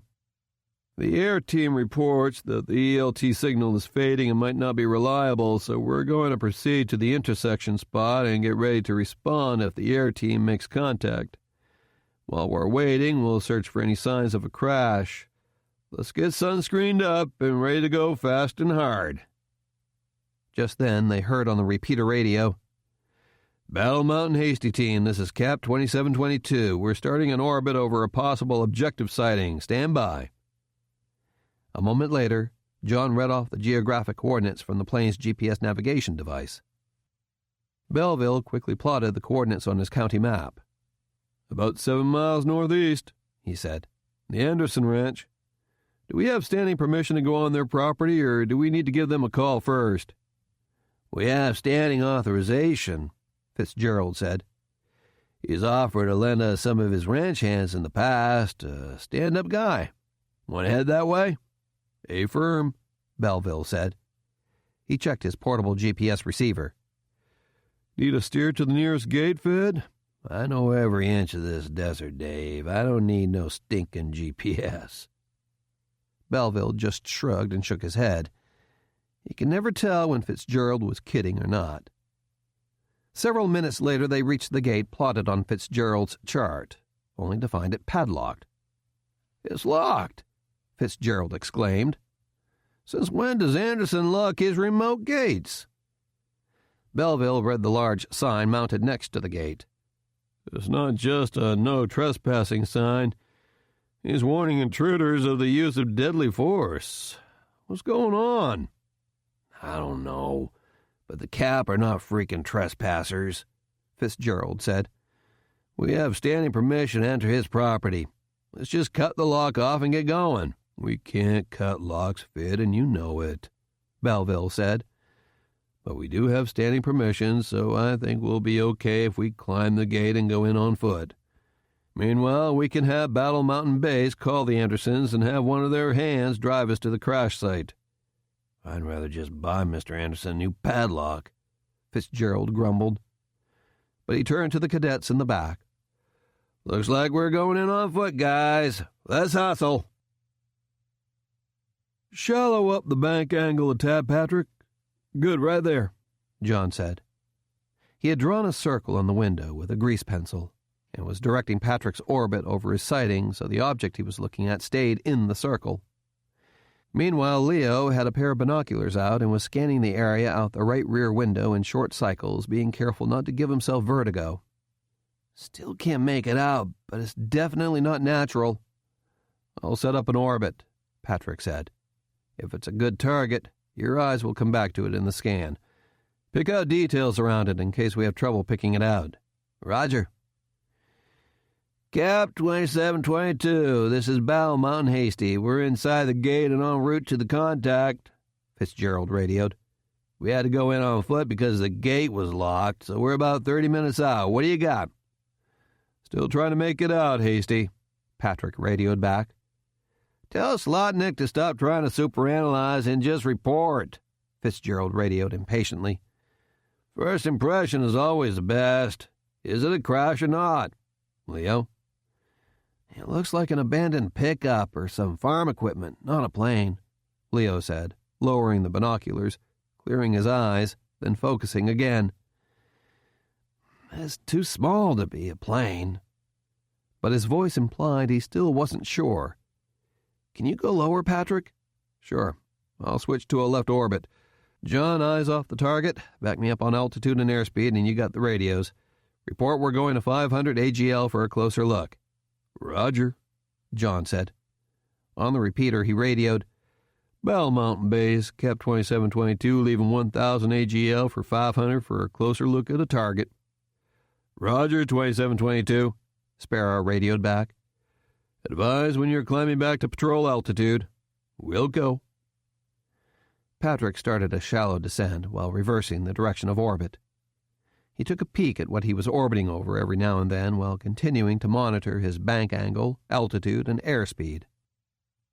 "Still hard to tell," he said. "But I think you might be right, Leo. I don't think it's a plane. I'd expect our objective to not be busted up so bad if the ELT is still working," Leo said. "Try not to create any expectations," Patrick offered. "We're looking for evidence of a down plane, not a down plane. Don't decide ahead of time what it's going to look like. Crashed airplanes almost never look like airplanes." "Roger." Leo used his telescopic digital camera to study the scene. "No, looks like an old hay baler or something, with pieces of tarps lying around," he said. "We can go back up to patrol altitude, Patrick." "Roger," Patrick said. "John, report that we're—" "Stand by!" Leo suddenly shouted. "I saw a glint of a reflection, like off a windscreen. Possible target contact, 8 o'clock. "Keep it in sight, Leo," Patrick said, forcing himself to not get too excited and forget about flying the plane. Every mission had dozens of false sightings. "I'll do a shallow left turn and stay at 500. Leo was straining to keep the target in sight out of the left rear window. "It's about 50 yards south of the hay baler. I fixated on the hay baler and stopped scanning," he said. "It's lying on its left side. No wings, but the cockpit and cabin look in pretty good shape. Hot damn, I think we got it." "Everybody calm down and relax," Patrick said. "Let's stay heads up and keep on doing our jobs until we set up an orbit around it." "John?" "Got it," John said. On the repeater, he radioed, "Battle Mountain Base, Cap 2722, maneuvering to investigate a possible target contact, remaining at 500 AGL. Roger, 2722. "Battle Mountain Hasty copies, and we have 2722 in sight on the horizon," Belleville radioed. "We're about 20 minutes away." A few minutes later, Patrick had set up his orbit around a blue and white light aircraft. The belly was badly crumpled, as if it had been pancaked in at a high rate of descent. The landing gear and wings were gone, and soon they saw that the engine and propeller were ripped off the fuselage, too. "Call it in, John," Patrick said. "Good job, Leo." "With pleasure, sir." On the repeater, John radioed, "Battle Mountain Base, Cap 2722 has made target contact. Fuselage of a white and blue light plane, undercarriage, engine, propeller, and wings missing. No evidence of fire. No sign of any persons yet." "I got one," Leo said as he snapped pictures. He saw the grisly sight of a body half protruding from the right side of the windshield, bent backward along the right side of the fuselage at a very unnatural angle. "I see one victim sticking out through the windshield." John called it in. "Base, this is Hasty. We found a section of wing," Fitzgerald radioed a few minutes later. They passed by the crumpled piece of aluminum without stopping. "Marking the position. We're 10 minutes out. We copy the report of a victim." "Okay, guys, you heard it," David Belleville said, stopping to address his cadets and let them rest. Each member of the team was carrying his 72-hour pack. Brad and Ron were carrying the canvas bag with the medical equipment, while Ralph and Michael were carrying the water and camping equipment. They all immediately doused their heads with water while David spoke. We have at least one victim. Fit and I will check the scene first for survivors. If there are any, we'll have you come in, and you'll have to do your best work around the victims. If there are no survivors, we'll photograph the scene, then talk about what we see until the rescue helicopter and sheriff arrive. No one has to go near the victims if you don't want to, but doing so will teach you a lot and help you do your jobs in the future," Fitzgerald cut in. "We're not going to force you, but do a gut check right now and stay part of the team." Belleville looked at Fitzgerald, silently telling him to shut up, but he said nothing. Fitzgerald noticed the expression. "They're level 2s, and McClanahan is a level 1. They're expected to go on in and stay as a team." Again, Belleville said nothing. He actually agreed with Fitzgerald, but Civil Air Patrol regulations never required anyone to go near a crash scene with victims, especially cadets. After a few minutes, they continued on toward the circling Cessna in the distance. Soon enough, they arrived at the scene. Brad was surprised at how clean it looked. No post-impact fire, no billowing smoke, no big crater in the ground, just a white and blue piece of battered aluminum lying in the desert, as if someone had dragged it out there and discarded it, rather than its falling from the sky. But soon they could also make out the person sticking through the windscreen. "Oh, man," Ralph whispered. "Looks like it shot through the windshield and got caught in the slipstream and bent all the way backward, still stuck in the glass," Ron said. "Wicked. Looks like a chick, too. All her clothes ripped off. Button it, Ron," Brad said quietly, after he noticed Ralph's wide eyes and face almost drained of color. "Make yourself useful and take pictures of the scene." When Ron left, he turned to Ralph. "You can wait back here, Ralph." No, I want to help," the younger cadet said. "I'll get the medic gear ready just in case." "Good idea," Brad said. "Keep hydrated and listen up on the radios." "Yes, sir." Brad grabbed his camera and approached the aircraft. It was indeed a woman protruding from the windscreen, he noticed, but she was so badly mangled by the crash and so completely covered with dirt and sand that she was hardly recognizable as human. "McClanahan," Belleville started. "I'm okay, sir," Brad said. "Spivvy is taking pictures and Markham is back in the van getting the medical kit out." Belleville nodded, giving silent approval to stay. "Good on you, McClanahan," Fitzgerald said. "It's part of the job." He continued his careful inspection of the aircraft. "I see the pilot underneath," he said. "Looks like he's been crushed." He bent down for a closer look. "I've seen victims look worse than this who are still alive, but he has no head that I can see." Brad decided to stay on the right side of the fuselage. He wanted to participate, he told himself, but only if the victim needed help, which obviously that one did not. But in reality, he admitted finally, he just didn't want to see a crushed human body. The dead woman sticking out through the windscreen was pretty horrible too, but he wasn't afraid. He just felt sorry for her. "Can you see an ELT shut-off switch in there, Brad?" Belleville asked. "Stand by, sir." Brad strained to look behind the front passenger seat, which had left its rails, and scan the instrument panel. Most newer planes had a manual activation and shutoff switch for the emergency locator transmitter. "I can't see one, sir, but the left side of the panel is pretty busted up." He apprehensively looked in the rear of the plane, expecting to see yet another horrific sight, but he didn't see what he expected. "Sir?" "Yeah, Brad?" "The third soul is missing." "What?" Fitzgerald asked. "The third passenger is missing, sir." Fitzgerald looked at Belleville, and Belleville turned to Brad. Brad immediately understood his silent command. "Sergeant Markham!" he shouted. "Sir?" Markham replied immediately. "Examine the area around the plane for a child's tracks, then organize a line search immediately." There was a brief hesitation, but a few moments later he heard Markham reply, "Yes, sir," and Markham trotted over. He was careful not to step any closer to the plane than he needed to, but now that he was there, he was frozen in place, uncertain as to what to do next. "You know exactly what to do, Ralph," Brad said quietly so the senior members couldn't hear. "Think about it, then verbalize what you need to do." Markham was still unsure. "Let's get with it, Sergeant," he said, a little louder this time. "We have a missing child. Tell me what you want to do." Ralph still seemed confused, but that slowly seemed to fade away. "Lieutenant Spivey!" he shouted. "What do you want, Markham?" Ron shouted from across the crash scene.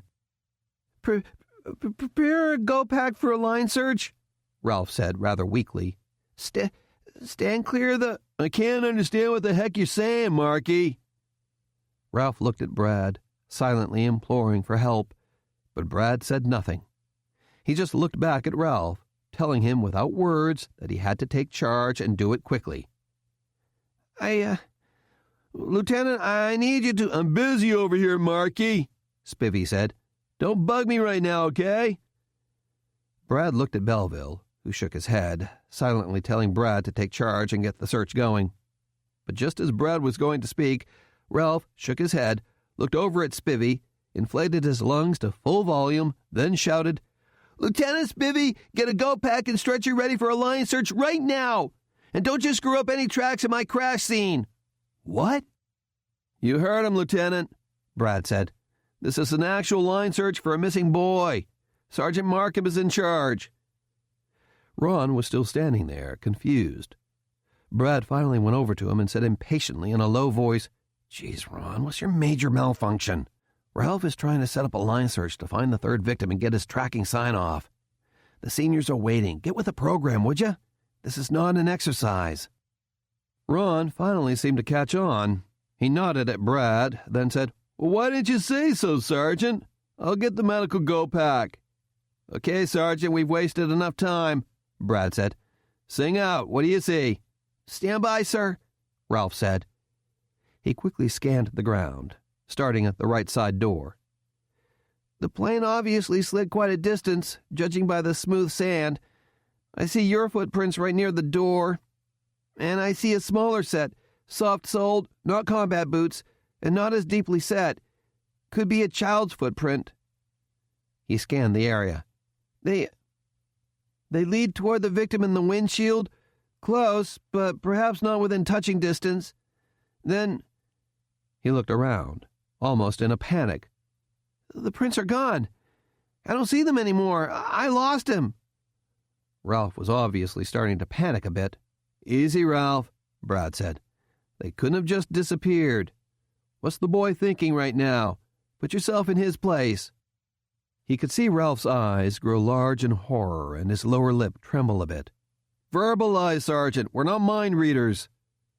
The young cadet hesitated, his mind's eye still filled with a horrific image of his own making. "You can do it, Ralph." No, I can't," he said. Brad nodded. "It's okay, Ralph," he said. "This is an actual, and it's a bad one. We'll wait for a Sarex or encampment to get your sign-off. No worries. Ron, take Ralph's place and conduct the search." Just as Spivey started to move forward, the younger cadet said, No, I'll do it, sir." "You sure?" Brad asked. Ralph looked at Brad warily, then nodded his head and looked off into the distance. He's just seen his dead mother," he said in a low voice after a short silence. He closed his eyes and took a deep breath, immersing himself again in the image of the crash scene coalescing in his mind. "He's probably already seen his dead father. Maybe he tried to awaken him, then realized he was dead. He didn't recognize his mom at first, but he can tell something awful has happened to her. He climbed out of the plane. Now he can see his mom, or what's left of her. He's scared and alone, surrounded by death. They were swatted out of the sky by the angel of death, but he somehow survived, and he's wondering how. Why? Why was I allowed to survive?" "For Christ's sake, Ralph," Ron said perturbedly. Let's not get so twilight here, okay? Brad held up a hand to silence his friend. He's doing it his way, Ron, he said. He turned to Ralph. What else do you see, Ralph? What's happening? He didn't stay with the plane, Markham said curiously. Why wouldn't he stay? The plane wasn't on fire, and except for the farm equipment, there's no sign of civilization within sight. His parents are dead, but they are still his parents. Why didn't he stay? Why? Ralph swallowed, and Brad saw a tear run down his cheek. He thinks it's his fault his parents are dead, he said weakly. He's running because he's scared and he doesn't want to be found. What? He thinks it's his fault, Ralph repeated. He thinks he'll get in trouble, maybe be arrested and put in jail if he's found, so he ran, and now he's hiding. What a load of crap, Ron sneered. We need a direction, Ralph, Brad said, after shooting Ron another shut-up glance. Ralph scanned the ground, his head darting back and forth. Brad thought he looked like a golden retriever hunting for a faint scent. Finally, Ralph looked toward the west, away from the hay baler, and held out his arms out to his sides. This way, sir, he said. Away from the crash site and civilization. Verbalize what you want, Sergeant, Brad prompted him again. Line abreast, 6 paces between, Ralph shouted. He got out his compass and took a bearing on a distant mountain peak. Initial bearing will be 260. Let's go, Belleville said. They lined up, with Brad in the middle. Make a report to the air team, sir, Ralph said. We may have a survivor that doesn't want to be found. That'll make it more difficult. Good call, Belleville said, impressed with the young cadet's procedures and growing confidence. He pulled out his portable FM radio. Cap 2722 and Battle Mountain Base. This is Battle Mountain Hasty. We're beginning a line search for the third soul, a boy. We believe he's running and may be hiding from searchers. Initial heading from the crash site will be 260. How confident are you in that bearing, Hasty? Rob Sparrow radioed from base. Belleville looked at Ralph, then smiled and nodded. Very confident, he replied. Very well, proceed, Sparrow radioed. Cap 2722 suggests you begin an expanding square search just in case that's not a good bearing. 2722 copies, Patrick radioed from the Cessna orbiting overhead. John programmed the GPS aboard the plane to begin the search from the crash site, which would describe a square-shaped pattern that started at the crash site and got larger after each leg was completed. Meanwhile, on the ground, the team began to move westward, staying roughly in line and carefully scanning the ground. After about 100 yards, Ron shouted, I spot a sneaker, and it looks fairly clean. How about that? Marky guessed right. Good call, Ralph, Brad said. Is it a left or right sneaker? Ralph asked. What the hell difference does that make? Ron asked. He'll be favoring the other foot, which means he might start turning in that same direction, Ralph said. He'll be taking longer strides with his right foot, which means he'll be turning left. Where'd you learn that, Marky? On a cornflakes box or from a comic book? Ron sneered. Ralph looked hurt and didn't reply, which made Brad immediately come to his defense, although he had never heard of that theory either. It makes sense, Brad said. Which is it, Ron? The left one, oh great white lucky-ass tracker, Ron replied. Alter the track 10 degrees to the left, Ralph said. New bearing 250. Sir, radio the search plane that we have found an artifact from a survivor. We are altering the search track to 250 and recommend they switch to a creeping line search along that track. The creeping line search would fly 1 mile on either side of the track, going back and forth away from where the sneaker was found. Roger that, Sergeant, Belleville said, after a slightly stunned nod of his head and an impressed smile. Way to kick butt, guys, Patrick said, cross cockpit. On intercom, he said, We're switching to a creeping line search, 1 mile each side of track, quarter-mile spacing. The ground team found a sneaker along the track they predicted. John reprogrammed the GPS for the new search pattern. A creeping line search was a series of turns perpendicular to the search bearing, moving outward along the search bearing from a known point, such as a crash site, road, or runway, useful when a target's direction of movement or travel was known.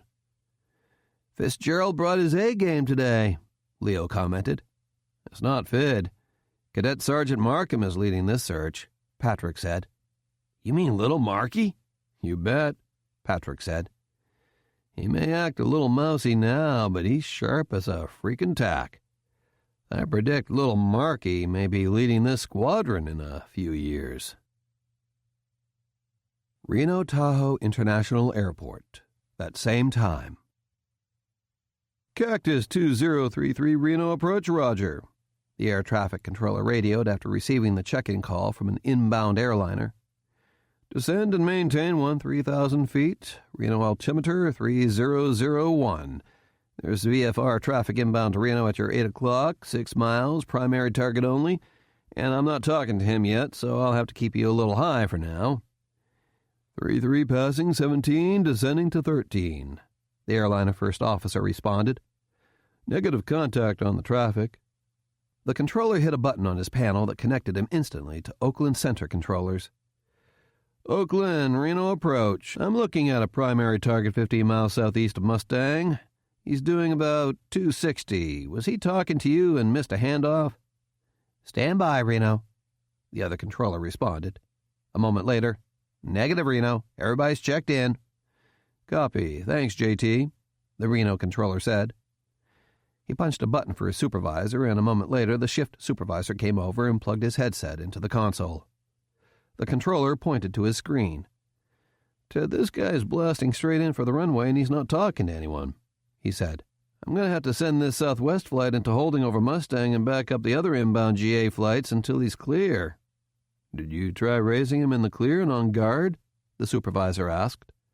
"Well, that was my next move." The controller hit a button on his console that allowed him to talk both on his assigned frequency and on the UHF and VHF guard emergency frequencies. "Aircraft on the 150-degree radial and 15 DME from Mustang, airspeed 260, heading 280. This is Reno approach control on guard," he radioed. "If you can hear me, turn to a heading of 180 to remain clear of Reno Class C airspace and contact me on this channel or switch to 119.2. There is traffic at your 2 o'clock position less than 4 miles. No reply. He repeated the instructions several times in between vectoring other traffic away from the unidentified airplane.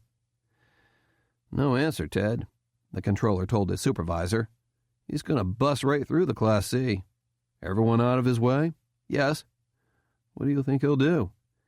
"He's got to be Nordo or a pinch hitter," the controller replied. Nordo meant no radio, meaning the pilot was unable to talk to anyone on the radios. A pinch hitter was someone other than a pilot at the controls. "I'm betting he'll see the runways Reno or Stead and try to make a landing or just circle and decide what to do." "This is not good," the supervisor said. "He could close us down for hours." He punched a button on the console. "Tower, TF, we've got a Nordo inbound, about 11 miles to the southeast."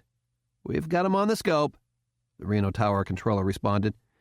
"He's at 7,800 in level, just southeast of Dayton Valley. We've got him at 250 knots airspeed now. Same up here." "Okay, I've got the Southwest flight set up to orbit over Mustang, and I'll keep all of the other inbounds outside of the Class C until this guy either calls or zooms through," the approach controller said.